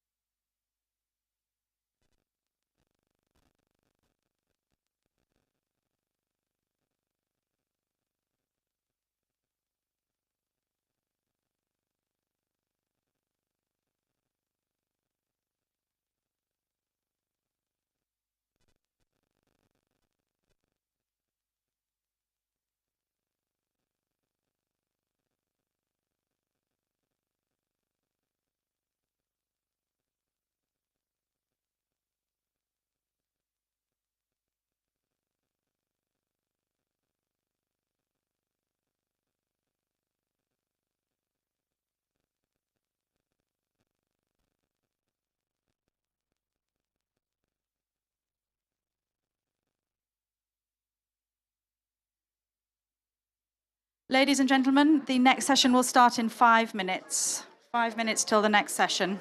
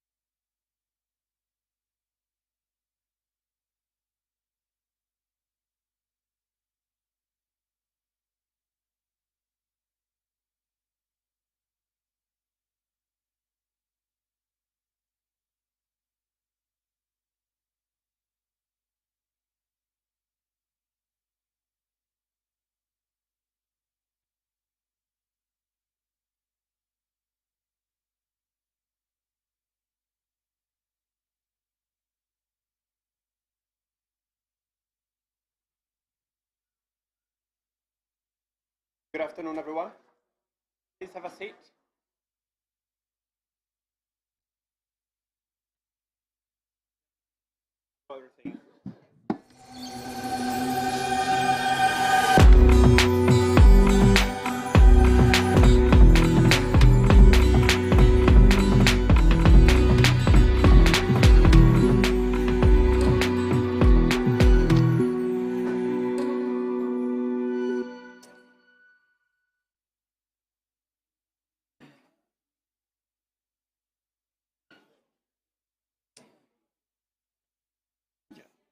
Put the slides on. All right, good afternoon, everyone. Good afternoon, please have a seat. It's my great pleasure to be here with you today. My name is Alexander Antonelli, and I'm the Director of Science at the Royal Botanic Gardens Kew in the UK. I'm also a Professor of Biodiversity at the University of Gothenburg and a visiting professor in Oxford at the Chinese Academy of Sciences. I am not, as you can see here, Paul Smith or David from the Botanic Gardens Conservation International, but it's my great pleasure and honor to be presenting the Global Biodiversity Standard here on their behalf. And David is also online joining us here today, so at the end he'll have a chance to say some extra words and also answer any questions from you sitting here today. And the topic is, as I said, the Global Biodiversity Standard, which is the world's first ever global standard for reforestation projects. And why should we be talking about reforestation and restoration of habitats when we talk about climate change? Of course, because nature-based solutions provide a key component of our fight against climate change and adaptation. So we know that those two crises of climate change and biodiversity loss are intrinsically linked. You see on the left the estimations for global temperature increases under business as usual scenarios, but also under more optimistic scenarios. And on the right-hand side, the assessment that has been done on trees by Botanic Gardens Conservation International, so BGCI, and partners.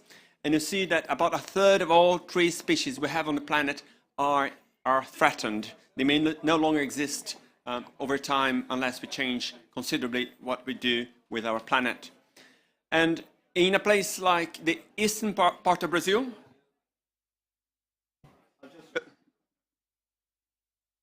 can you hear me okay? Yeah.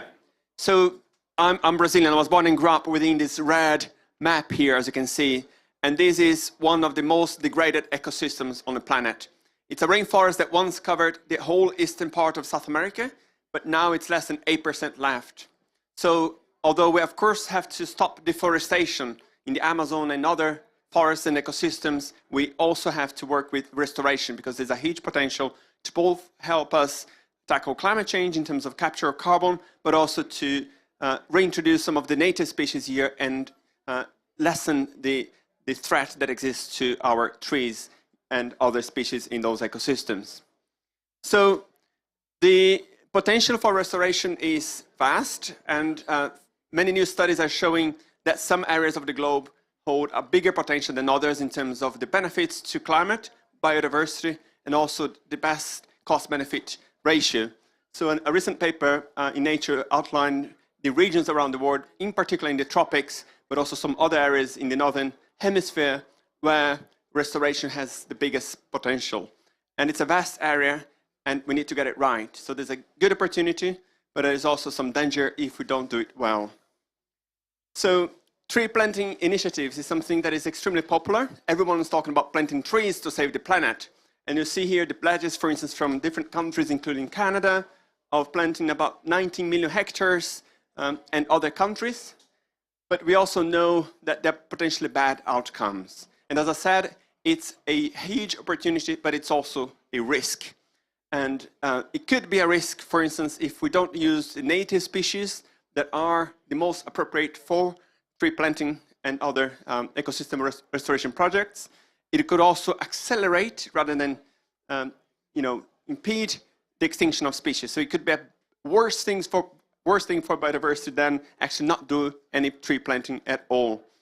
And we also know from different studies that even though you're planting a lot of trees, you could actually have a reduced net intake of carbon and storage, because over long term, exotic tree species and the bad practices in tree planting could also lead to a very high mortality rate. So it's not only about measuring success in terms of how much carbon is captured, but also how much those trees and those forests are going to stand over time. So in 2020, we worked together with a team of scientists across the world. We from KIU, Botanical Gardens Conservation International, and several other organizations on defining the set of 10 golden rules for reforestation to meet 3 targets, basically: carbon capture, biodiversity increase, and to improve the livelihoods of the people living in those areas. And those 10 golden rules they're actually quite simple if you stop to think about it, but they're not practices that have been regularly used by tree planting initiatives. So it's very simple. I'll just mention them quickly so you get a sense of what they are about, because it's a quite small text here, probably cannot read them. But it's an open access publication in Global Change Biology. It's the most downloaded paper at all, I mean, across the whole year for that journal, which is a very prestigious journal. And it's also got a huge amount of media interest because so many people thought this to be accessible. And they're quite simple, as I said, but they're based on the best available evidence from science in terms of how do we restore ecosystems, in particular forests, back to the best possible conditions. So the first one is actually not to restore them or to plant any trees, but to protect the existing forests first.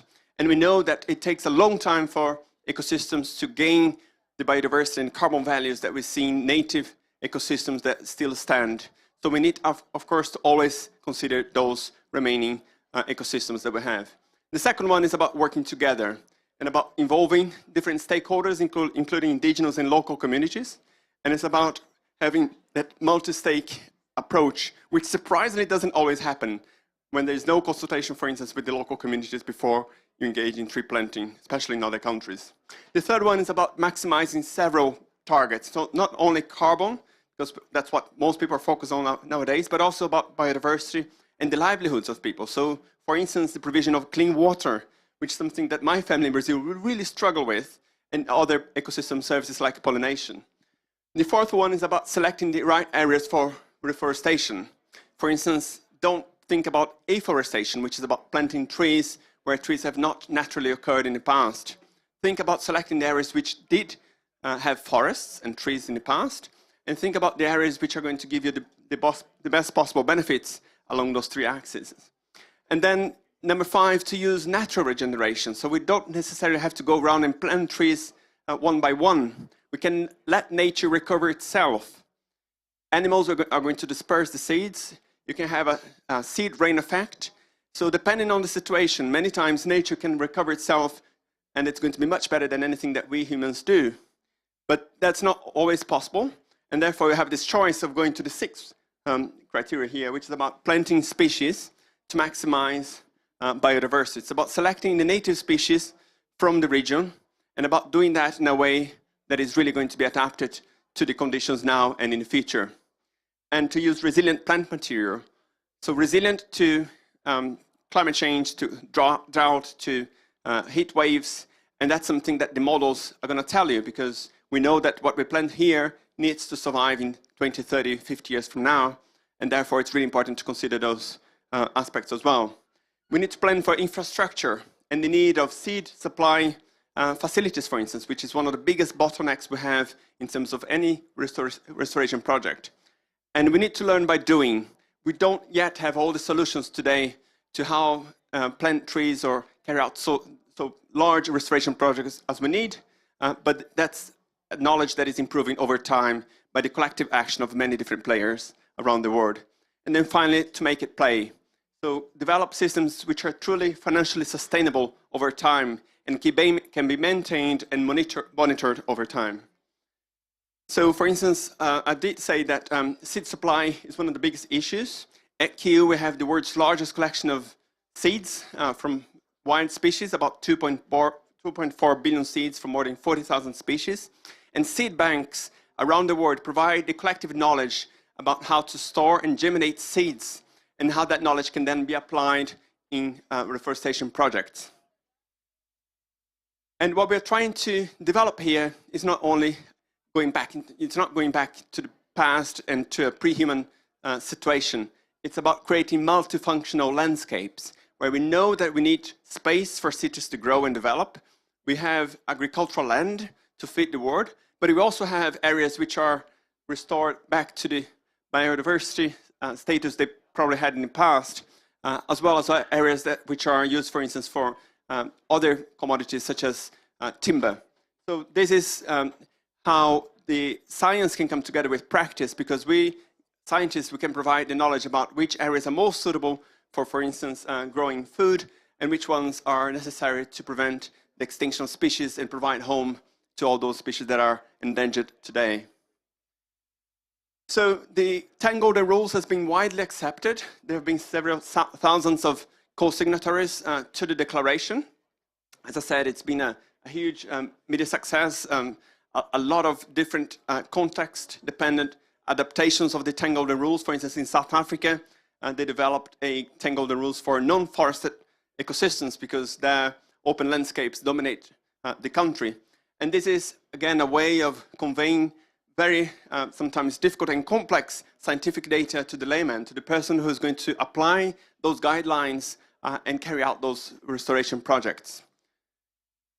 And I'd like to show you a movie of where the Global Biodiversity Standard comes in, because, as I said, I believe this is an extremely powerful tool to really bring that knowledge and evidence towards a certification scheme for the first time globally that's going to hopefully deliver and quality control restoration projects and make sure that we don't make mistakes as we've done in the past.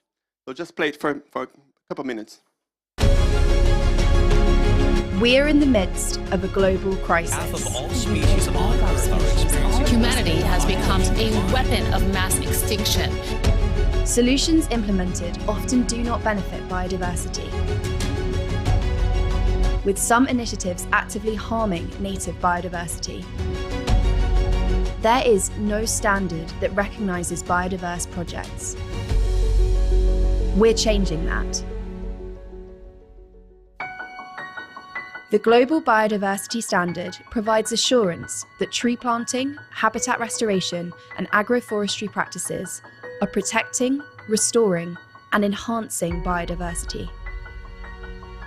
It is an international initiative that provides a benchmark for nature-based solutions, aiming to shift best practices and support the goals of the Global Biodiversity Framework. Developed by a global community of experts, the standard works by conducting surveys and scoring applicants against 8 criteria. It provides recognition of positive impacts on biodiversity, incentives, and knowledge to improve and promote best practice. Ongoing mentoring from restoration experts helps projects to continually improve their impacts.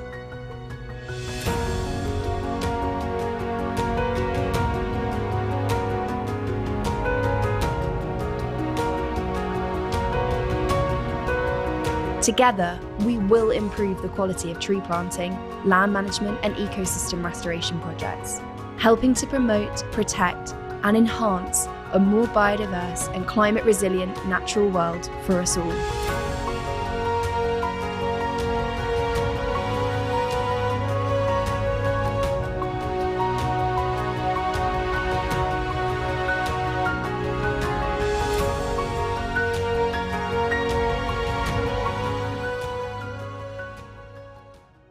So that gave a snapshot and a summary of the Global Biodiversity Standard. And I hope you now understand the context of why we're doing this and why it's so important that we get it right. Because, as I said, it's a huge opportunity, but it's also a risk. And we want to mitigate and avoid that risk moving forward. So as the short movie showed, this is a site-based, a very context-specific, transparent system based on 8 criteria. And those criteria derive directly from the 10 golden rules that I showed you before. So we had 10 golden rules and it's 8 criteria. The first one being about, 2 of them are not included here. I'll explain that later. But it's basically about using a combination of techniques. It's about field surveys, but also remote sensing data so that we can scale it up and can really monitor change over time.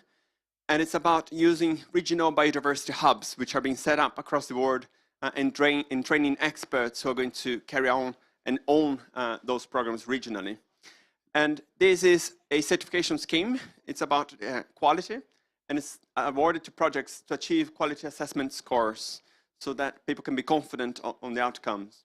And it's also about mentoring. So after you do the restoration, that's a big failure of many tree planting initiatives, that you just leave those projects and not really follow up or provide the mentoring needed to ensure that biodiversity remains and it's enhanced over time, as well as carbon sequestration. So we hope and believe that this is going to be a paradigm shift, because for too long there has been this focus on cheap carbon, right? Let's plant lots and lots of trees, and people say, oh, I'll plant 1 million trees, and others say, I'll plant 1 billion trees and 1 trillion trees.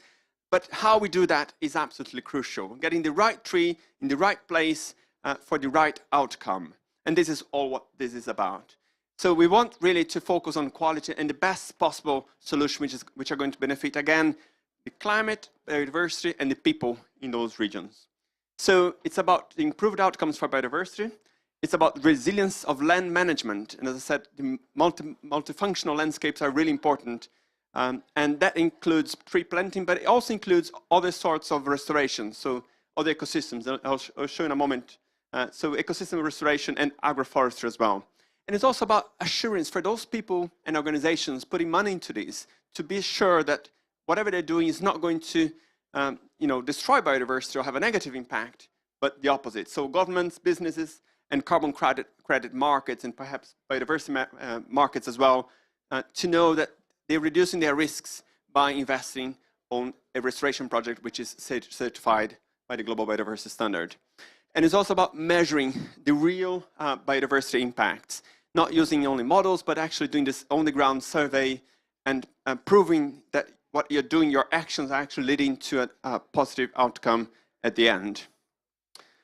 So this is a concerted effort.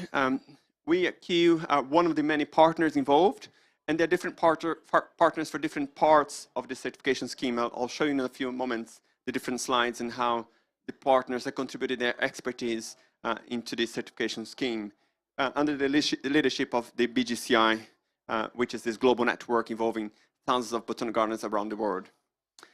So as I said, there's no single off-the-shelf, like one-size-fits-all solution to restoration, and I hope people understand that, because there'll be different species, different contexts, different methods. We're just talking about restoration in Thailand, for instance, is going to be different to what you do in Africa or Brazil, and therefore the regional hubs are extremely important in that knowledge gathering and implementation. So you see here on this map that 12 hubs have been established, and that's across 8 different countries. During the trial phase, there was about, I think it's been running for about 2 years now, and involving different organizations in those countries. So they're owned by the national people, the people who really know their settings. And the way it's going to work is that anyone could apply. This is not yet implemented. I'll come to that in a moment in terms of timeline. But you apply, there'll be a remote sensing survey in terms of what can be gathered without going to the field, but also a field survey by the regional hubs. And that's also why it's so important to have the regional presence, so that people can go and visit the site and evaluate it. Then there'll be a scoring against 8 biodiversity criteria. I'm going to show you them in a moment. A verification by the GBS Secretariat, and also a third-party independent audit process to safeguard, to really make sure that this complies to the criteria set up. A certification, and that's going to be at 3 different levels, right? So the basic, advanced, and premium levels, depending on how much work, how much improvements you do, and that will depend, of course, on investment level you do as well for the land. And then, as I said as well, it's going to be about the mentoring, about the long-term follow-up and improvements over time, which is absolutely crucial, and that's something that I don't believe anyone really is doing. So that's towards a nature-positive journey, which is going to be different in different regions, but overall is going to lead to really benefit across the world. So how it works is also that we are not only focusing on forests and trees, because of course trees and forests are really important for both biodiversity and climate, but we should not forget the other ecosystems we have around the world, and their importance for both those things, about restoring, retaining carbon. And we see that, for instance, in grasslands. We actually have worked a lot across grasslands in Madagascar, in Africa, And they're extremely important. They have a lot of the biomass actually not above ground, but below ground. And it's not all about the root systems, but it's also about the mycorrhiza, for instance, the fungi in those soils, and about different parts of the ecosystems. So those ecosystems are neglected in restoration projects, and this certification scheme is actually going to apply to any ecosystem that is terrestrial in this case. So it's about different levels, and it's also about going from one state into an improved state. So it could be about a protected area, which you want to improve, but it could also be about the restoration efforts, about agroforestry, about tree plantations and agriculture. So different systems, and therefore there'll be different models for each one of those. And as I said, different ecosystems. So from forests, which are the classic ones, but also savannas and grasslands, drylands, very, very few people really working within the sphere, temperate and boreal forests, as well as tropical forests, and about mangroves as well. Again, terrestrial, but to the edge of getting marine. And those are the ecosystems that are now being developed, and including also wetlands. So the criteria that I mentioned, there are 8 different ones. And I just want to quickly walk you through them. So the first one is about the selection of sites to enhance native biodiversity. We don't have here about, well, exactly the same set, because we want to have this as more a practical certification scheme, but enhancing the protection of existing habitats in biodiversity, that there was number 1 in the Tangle the Rules. It's about number 3 here, working with the local communities. So basically protecting, restoring, managing biodiversity in consultation with them, with the partners who are really going to own this in the longer term. It's about maximizing biodiversity recovery. How do you bring back species which were threatened, for instance, in the past? Number 5 is about dealing with invasive and potentially invasive species, which is a huge concern in many different systems, not everywhere, but in some places, they really have a major threat to local biodiversity and the ecosystem functions that people depend on. Number 6 is about using the native, threatened, and rare species. And many restoration projects are just about getting seeds online and then covering a whole area with one species. Even if it's native, it doesn't include the species that most need restoration, which are the ones that are threatened, including the 1/3 of all trees that are now endangered. And that's about 30% of 60 to 70,000 different tree species. And it's about implementing a very robust monitoring and evaluation system so that we can really demonstrate the benefits over time. So I'll walk you through, but there's some different categories here. So 5 of those are around ecosystem integrity of those criteria. There's one around protection, one around the social benefits, and one about management. So for this one, the ecosystem integrity, there's this spider web or wheel that you can see here. So the idea is to first establish a reference model for the ecosystem, and then to attribute from 0 to 5 a star rating for each one of those different criteria here. I won't go into details, but you can hopefully get that. And then you repeat this based on the current criteria. So how is the situation now before you do any kind of intervention or action? And then you see how it changed over time. So ideally, you'll get an improvement along the variables that you're mostly interested in promoting. And then the points are awarded according to change, to the most demonstrated change, which I think is extremely important here. You can really prove that whatever actions you're doing, you're going to benefit those variables. And then you consider some attributes as well.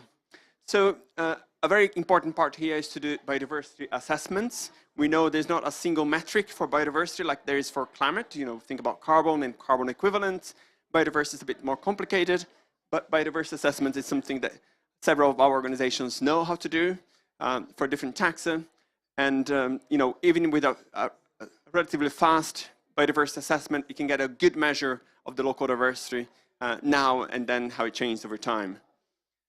And there's some also really interesting opportunities when it comes to new technologies. So for instance, spectral species, this multi-dimensional volume that you can calculate some different aspects of biodiversity, and landscape analysis. So we're now considering some different methodologies to help us out in terms of measuring and defining biodiversity and how that may change over time. It's then up to the system to set up a rating So as I say, it can go anywhere from 0 to 5 stars. And that's, again, the quality control and scoring. So for instance, for a sub-attribute, in this case, animals, right? So desirable animals. So some animal species that you really would like to see gaining from this or coming back into the system. So the 0 stars, you don't have those native animals at all, right? But then, depending on how many of those you bring back through the restoration, you get more stars for that sub-attribute. So as you see, this is just one example of the animal case for sub-attributes, but there are several, multiple ones, and that's why it's a very data-rich, demonstration of the benefits that restoration can bring. And the best thing to do is to do a 2-score improvement. So depending on the situation now, you do the intervention, the restoration, and then you get a 2 stars. You move up on that ladder of quality, which is, again, something you can really demonstrate and should get paid for that in terms of the benefits. There's here as well, what you do in terms of the habitat itself, so the protection. And we know that any land can be either not protected for biodiversity or protected, but at different levels. And this is, again, how the different level of protection can also be compensated for, or you should be promoted by increasing the level of protection over time. Anything from a national park to something that doesn't exist, or just a paper park, which is just a legal document, but actually in practice you don't really see any form of protection. And again, this is something that's going to give different rewards in terms of the star rating here. So you assess the legal protection today, and then you assess what kind of management activities are going to lead you towards more sustainable conservation of that land. The social benefits are extremely important. Once again, I've traveled a lot in Latin America, Africa. I've seen so many bad examples of, active tree planting where there has been no consultation. People have no idea that tree planting was coming. Sometimes, governments have just thrown seeds out of a drone, for instance, and, no one was really hoping or expecting that. And it's really important that we actually demonstrate the social benefits of any kind of intervention that attempts to restore ecosystems. So the social benefits are really important here. It's about the stakeholder engagement, how any benefits deriving from the restoration are shared rather than concentrated in the hands of a few individuals. It's about the knowledge enrichment, so people really understand and learn from the process, and again, in the longer term can take ownership for that moving forward and in the future. And also about a more sustainable economy, because many of those areas which are now being considered for restoration are usually very poor, they're neglected by the government, and it's very important that those benefits are made into this system which is financially viable over the long term. So in terms of social benefits, how do you do that? How do you measure them? There are different ways of doing that. Of course, focus group discussions where you gather members of different communities and you have those discussions about, what is it they would like to see? And is it about, access to water, clean water? Or is it, if they have any forest or non-forest commodities, for instance, from those ecosystems? And that's the kind of engagement that's needed in different places. Also about semi-structured interviews, to really ask critical questions and help them co-create and guide you in terms of the restoration. And it's also about mapping with stakeholders, the process. How are they going to do that? Who's going to be involved? How are the benefits going to be shared? And that's exactly the kind of stakeholder engagement which is really important, even though it's often neglected now because everyone wants to move fast, right? We know that we have to deliver at pace, but we have to deliver at pace but carefully. I heard someone else saying that something like this earlier this morning, and that's one of the ways that we think this could work. And for criterion number 8, which is all about management, right? And a good management means a lot. And if you're doing a restoration project, you have to have a very good governance model right from the beginning. For instance, when it comes to monitoring and evaluation, you need to understand what kind of data you're going to be using, what are the timing, the timelines, how you're going to interpret and share the data, and many different components that make a good management plan and management system. And this is also something that can be shared across different projects, so you don't have to reinvent the wheel every time.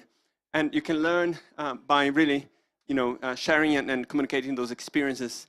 And that's something that local communities can also do, who have already done similar projects with others that are just about to start. We are now testing the methodology. So I'm pleased to say that BGCI has been coordinating the work in 100 different sites across 6 biodiverse countries, and every one of those different land use types that I showed you before. So, from protected areas to agroforestry, and that's again a way of, before launching something publicly to the world, that that's a certification scheme, we need to know that it works, and we need to adapt as we do it. And it's been really successful, really well received. A lot of people are being trained. So, as I said, the hubs for the Global Biodiversity Standard are going to be really important. They are regionally, and it's building a lot of capacity so that people really understand how to do restoration, how to evaluate the outcomes, and how to gather the local biodiversity expertise. So people who are able to identify plants, for instance, there are not that many people who can do that, but that's also mobilization of those human resources and knowledge, which is going to be really important moving forward. The importance also, as I said before, of the infrastructure to do those projects. Again, we can have very ambitious goals, but if we don't have a nursery or a place where you can actually store those seeds over short or medium term, and how you can grow them so that you can reintroduce some of the threatened species, all those logistics is something that is really important. And the hubs are going to provide that advice to restoration projects which perhaps have not considered those elements before. And it's also about training and professional development, because it's not only about the biodiversity, climate, and livelihood benefit, but it's also about knowledge, it's about understanding and engagement. So there's a whole lot going on in terms of for people to become assessors. About 200 people are being trained, and that's upskilling in biodiversity assessments, ecosystem restoration best practices, remote sensing, hugely exciting, but a lot of people have no idea how to look at an image, for instance, produced by drones or multispectrum LiDAR. That's something they can learn. Geospatial analysis, how to do the social survey techniques. I'm a biologist. It's not naturally for me to really understand how to engage with the community, and vice versa. People who are social scientists, for instance, really need to understand a bit the biodiversity metrics being used by the scientists. So having that cross-disciplinary and transdisciplinary interchange is really important. And it's also about data management and processing, because this is ultimately a lot about data and about the knowledge about the current situation and about how this will change over time. So that any claims in terms of biodiversity net benefits need to be based on solid evidence, and that's where data comes in here.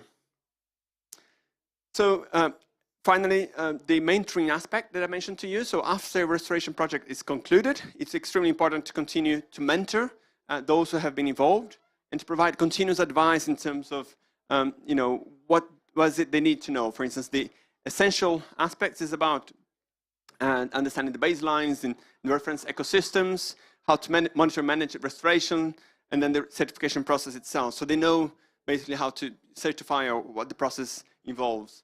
But then in terms of sustainability, it's also about how those assessments are going to lead to improved outcomes and the long-term success, because that's something we are learning as we go. It's a really long-term effort when you restore a landscape, which is probably going to generate biodiverse outcomes within perhaps decades to the level that we really wish for. And it's also about the enrichment. So basically understanding better about the principles for restoration and techniques. We know quite well in terms of some forested ecosystems, but we know less well for instance, grasslands, and how to restore, semi-open areas where there's a mixture of both certain trees and grasslands and some other ecosystems. And it's also about understanding how genetic diversity plays in here. And we know that genetic diversity is extremely important to understand resilience. So for instance, if you plant something, seeds from a matrix tree, as it's called, but it comes from an area which is not suitable for future climate, you may have an increased mortality. And genetic diversity is something that people are just starting to understand, and how that's going to fit into the choice of provenance and seeds for restoration projects. And also propagation protocols. We also know that despite the fact we have so many seeds in seed banks, we still don't know how to store and germinate certain seeds. That also includes the seeds that we call for recalcitrant. So about 1/4 of all species of of plants, in particular in tropical rainforests, are not suitable for regular freezing, basically, for seed storage under -20 conditions. And therefore, it's really important to understand how those seeds can be stored over medium term so that we can include them into restoration projects as well. I just want to mention a few tools that are available for anyone interested in restoration. So if you go to the BGCI website, you'll find the climate assessment tool.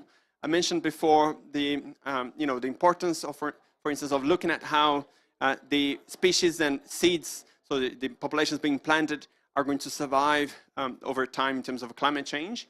So if you go to this tool here, you can just type a particular location, either the name of a place or the coordinates, and then you can type the taxon, so the species, and then you'll get an idea of how likely it is that we'll be able to survive in the future. So, for instance, if you just look at this tree here from Malaysia, where are we going to grow it? Is it possible to plant it in a particular place? And what we can see here is that under the current conditions, you see here in the middle that you have a lot of green here, which means that the species is able to grow at this place here in the Tropical Rainforest Conservation Research Center in Malaysia, and that's Shorea fagetiana.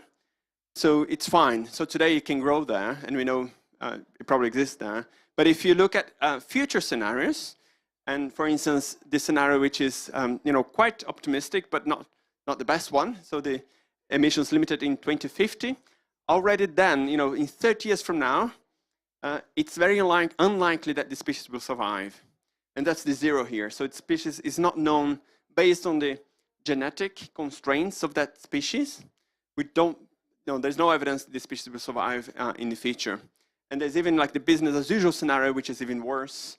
You can see it here, it's very, very unlikely it will survive. So depending on the climate trajectory, many species being used today for restoration may no longer survive in the near future. And therefore, that climate assessment is very important moving forward. And again, it's a tool that is already available, but that's where the certification is going to help as well. Another tool that is quite important here is one that combines not only climate, because climate is one limiting factor of whether species will survive over time, but it's also about some other conditions such as soil conditions, so the edaphic factors, and also the topographic suitability of different locations and how species may or may not survive over time. And you see here again, it's a resource which includes a very, very large number of species, almost 50,000 tree species, and how likely it is that they will survive in different places over time. This one, the plant search, is a data set or a tool that allows you to understand who grows the species you are particularly interested in. So perhaps you're working in a restoration project where you like to have seeds from a particular species, and that database will provide you with a snapshot of which organizations have that species in cultivation, and potentially you could obtain plant material from them. Propagation protocols, as I said, that's something that seed banks, both for conservation and restoration, have a huge amount of knowledge about. And in this case, BGCI is pulling together information for 10,000 native tree species and how to best germinate those, because that's extremely important in terms of how to really have the numbers that you need in a big restoration project. And once again, that's a real bottleneck, like both the seeds and the production of those seedlings that can be used in restoration. That's not something that people think about, and that's why it's so important to think at this right from the beginning. There are some other resources. This is a database for different uses. So again, biodiversity is a very important metric, but for people, they might be interested, for instance, in other uses, human uses of species, and therefore, the choice of plant material, even though it's native species, you could also consider some additional factors, such as whether those species are used, for different sorts of like fuel production and so forth. And that's also a database with about, in this case, 14,000 species. The tracking action, the Global Tree Portal here provides a very interesting compilation of organizations where actions are being done right now. So it is about species conserved both in situ, so where they are, and ex situ in living plant collections in botanic gardens. So it's for each country, it's a compilation of all the different players who are working on those different species. And again, it's a very important resource, especially for threatened species or narrowly distributed species, which perhaps are very difficult to get hold of. And that's all the information about the endemic tree species for each country, the conservation status, and where those species are. So soon, I haven't seen that released yet, but I think it's coming out at any point now. Perhaps David can fill in there, but the Global Biodiversity Standard manual is being released, and that's going to include several different chapters, for instance, how to get started, so people really understand the application for the certification scheme, how to do the remote sensing survey, the field survey, and so forth. So that all that is very transparent, so people really understand what the certification is about, how it's going to work, and there are no questions in terms of the process, which is designed by a large number of people who really know this stuff. And in terms of timeline for this, it's not ready now, but it's getting there. This biodiversity standard was announced already at COP in 2021, at COP26. It followed closely after the publication of the 10 Golden Rules, and then the certification methodology has been tested and refined last year and this year. Now we are showcasing the, this to your community. You're sitting here today and people watching online. And then the plan is for next year for the GBS to be officially launched and open for applicants. And as we heard this morning, for those of you who are participating in the biodiversity credits, if you want to do something well, you need to really work on this, on the basic, on infrastructure, so that when it's launched, we'll be very confident that it's fit for purpose, it's based on the best possible evidence, it's applicable and understandable, and therefore we think we will have the biggest potential of leading to positive change. And that's it. I just want to thank you on behalf of everyone who's been participating from the different partners. I don't think I'll mention all of them here, but you see it's a lot of logos. And I'd like to bring in David, who's been really the key force working on the biodiversity standard. Unfortunately, neither David or Paul could attend because of the passes, but David's going to speak to us for a couple of minutes, and he's joining remotely. So David, do you want to join us here? Yeah, thanks, Alex. And sorry that I couldn't be there in person today, but I think you did a great job explaining about the standard. So yeah, I'm David Bartholomew. I'm working as the project manager for the standard and helping to coordinate the development of the standard and its testing phase, and the launch that Alex mentioned is going to happen in about 6 months' time, we hope. So yeah, some things just to add that Alex maybe didn't add was that we've been running a public consultation about this. So we've been taking views from different stakeholders. It's still open, but it's going to close tomorrow. So please, if you would like to add some extra thoughts about that, feel free to do it. You can find out the details on our website, which is biodiversitystandard.org. About the manual, it's almost ready. We're hoping to have it published in the next couple of weeks. And as Alex mentioned, this will give a full detailed information about how the standard is going to work, how is the assessment process going to work, and it's going to be very transparent there. You can see exactly the method that we're doing. And just to say that the testing has been a real success. We've worked with some of our partners. We've highlighted good projects. We've helped them to identify where they could improve. And that's already helping to lead to better change. So we hope that we can scale this up and have more and more sites that are going to have this assessment process, but also receive this mentoring and really help you to improve your impacts that you can house through your projects. So yeah, do keep an eye on the GBS. Hopefully it will be ready in 6 months, as I mentioned. And yeah, do think about applying if you work in this space.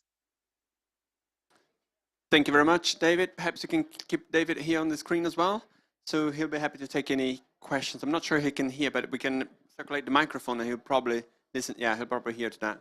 So we'll be very happy to have questions, comments from the audience to either me or David, who's the real expert on this.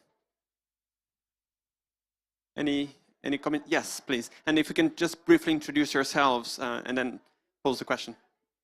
Yeah, thank you very much. My name is Kagame Maso. I work for CGIAR. I'm the director.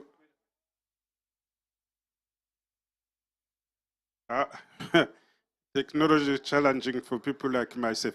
Yeah, my name is Kagame Maso. I work for CGIAR. I'm the director of the Environmental Health and Biodiversity Impact Area Platform.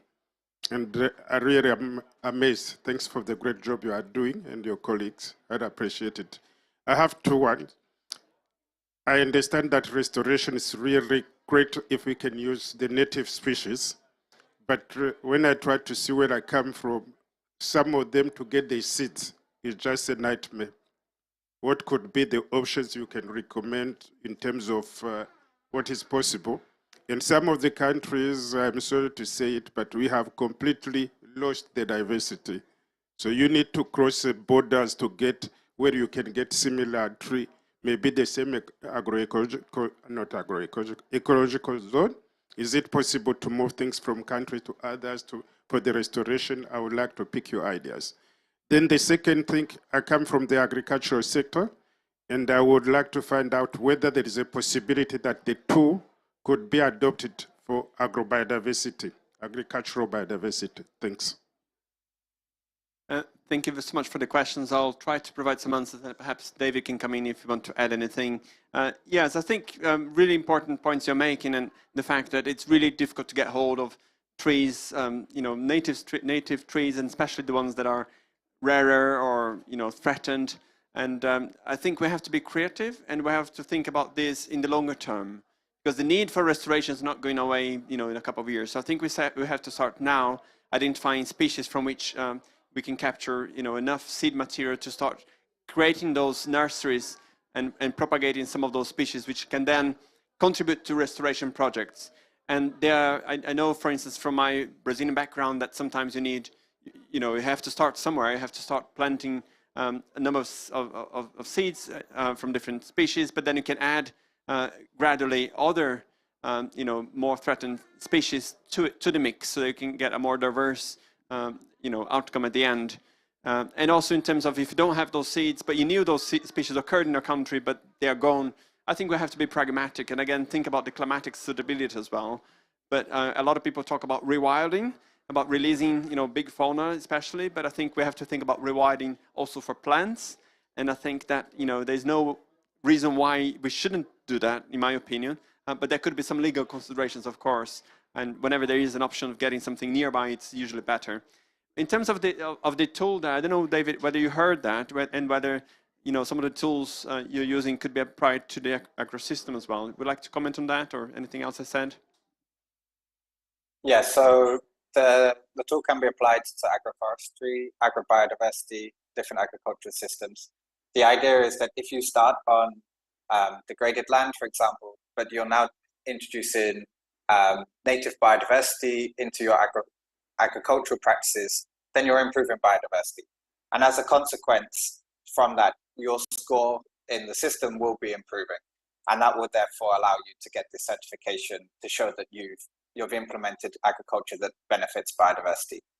And this is part of the reason we don't set the goal that you have to achieve the 5 stars always.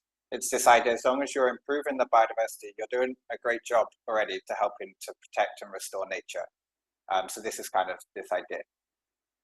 Just to go back to the question on seed collection, this is something also that we're trying to work on. We have these hubs of restoration expertise, and often these hubs are already developing their own seed banks or nurseries, and they can help you to grow the seeds.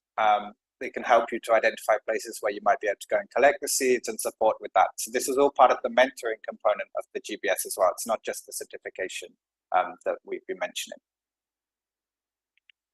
Yeah, so that's a really important point. I think that it's not about going there and just marking the scores and leaving. It's about working towards that net benefits. So thank you. You had a question as well? Do you want to grab my microphone? I think it's better that if you come forward. I'm sorry to put you on the spot, so that people online can see you as well, which is also always appreciated. So let's just come forward to me, because that's where the camera is. I'm sorry about that. Yeah, and just. Yeah, thank you so much for the presentation. Eike Beere from the UN University. So my question is, do you think that such a standard could be also lifted to the financial needs of the financial sector, particularly the private sector? Because if you, as a private investor, if you consider biodiversity as a resilience component, right, that could maintain or enhance the services you're investing in. So I see the huge potential also to have some sort of standardized system for me to monitor the impacts of biodiversity on my investment in services. Do you see there or a need from the financial sector? I would say definitely yes. I would like to hear David's thoughts on this as well. But my understanding is that this would be something that is very suitable for investors because, in a sense, it's both about risk mitigation. No one wants to invest in something that is potentially going to damage biodiversity and ecosystem services, but the opposite, to actually invest in something where you can be confident about the positive outcomes at the end and demonstrably report on those. So I think there's some different components there where investors and investing companies, governments can really think about this as a way of, ensuring that their investments are actually being used in the best possible way. David, do you want to come in as well? Did I say anything super? Yeah, just to echo your thoughts that it's definitely good for the financial markets to use this system. It's one of the key markets that we're trying to make sure the standard works for. We're obviously going to be providing a score against each of the criteria, so it gives you a data-rich metric that you can use to really understand the impacts. And it's this thing, it's all about providing assurance, reducing the risk to your investments, making sure that actually what you're doing is good for biodiversity. So yeah, definitely works for those ideas. Thank you. Any further questions? Yes, please. You have to come forward, I'm afraid. The prerequisite of asking questions here, you have to be put on the spotlight. Step forward. Thank you. My name is Carolina.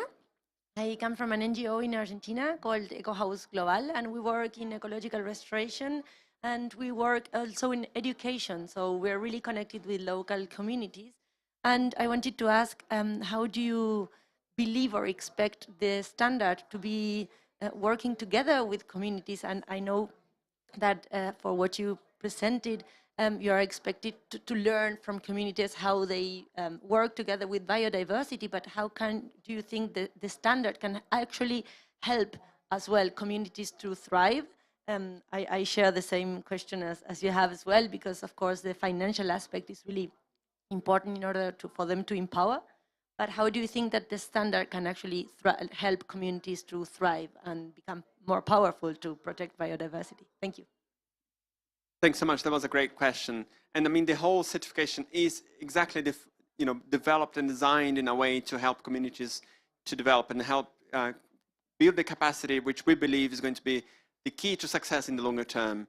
So rather than some certification schemes where you just go and say, I won't say like restaurant guides where you go and say whether the food was good or not, and you give different stars. It's actually about working with the regional hubs, which are then having knowledge sharing and exchange so that there's a co-creation of those systems. What's going to work under different circumstances, and that's also why there's a third-party audit. So it's not only we marking our own scores, but actually having this community right from the start, community engagement and co-creation. So it's a really important aspect of the certification, which is going to lead to a lot of social benefits. And there's also a scoring for that. So that's also a nice thing. It's not only, you want to be nice, but actually you get rewarded, you get scored, you get more stars by having that kind of deeper engagement. And that's what we believe is going to also incentivize people to have that deeper relationship with the local communities, because we think it's absolutely crucial. And we know, for instance, at Q, we've been working in Madagascar since the 1980s, and restoration of ecosystems around conserved areas could also have hugely beneficial impacts on the conservation areas themselves. So if you restore landscapes around them with the local communities, people both understand more about the importance of those conserved areas, but also benefit from the restored landscapes for their livelihoods. For instance, if they need to cook or if they need to warm up their houses. So there's a really important learning process throughout this journey. I don't know, David, do you want to come in again, or? No, I think you summarized that really well. But I guess just to add to that is this idea of the financial investment that projects. So we want to shift the idea so that you're only investing in good practices, so that we're then getting more money flow into projects that help engage local communities, engage the stakeholders, and make sure the benefits are distributed, and start to reduce the number of projects and investments in projects that don't do this. So this is why we captured this in the criterion. Thank you. I think we have 4 more minutes, so 1 or 2 questions more or comments from anyone? Anyone like to share an experience? You have one, so you have to come forward, I'm afraid. Thank you.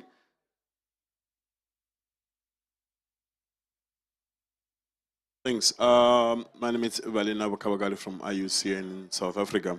We have been dealing with the concept of deforestation and also what does this mean for restoration of ecosystems.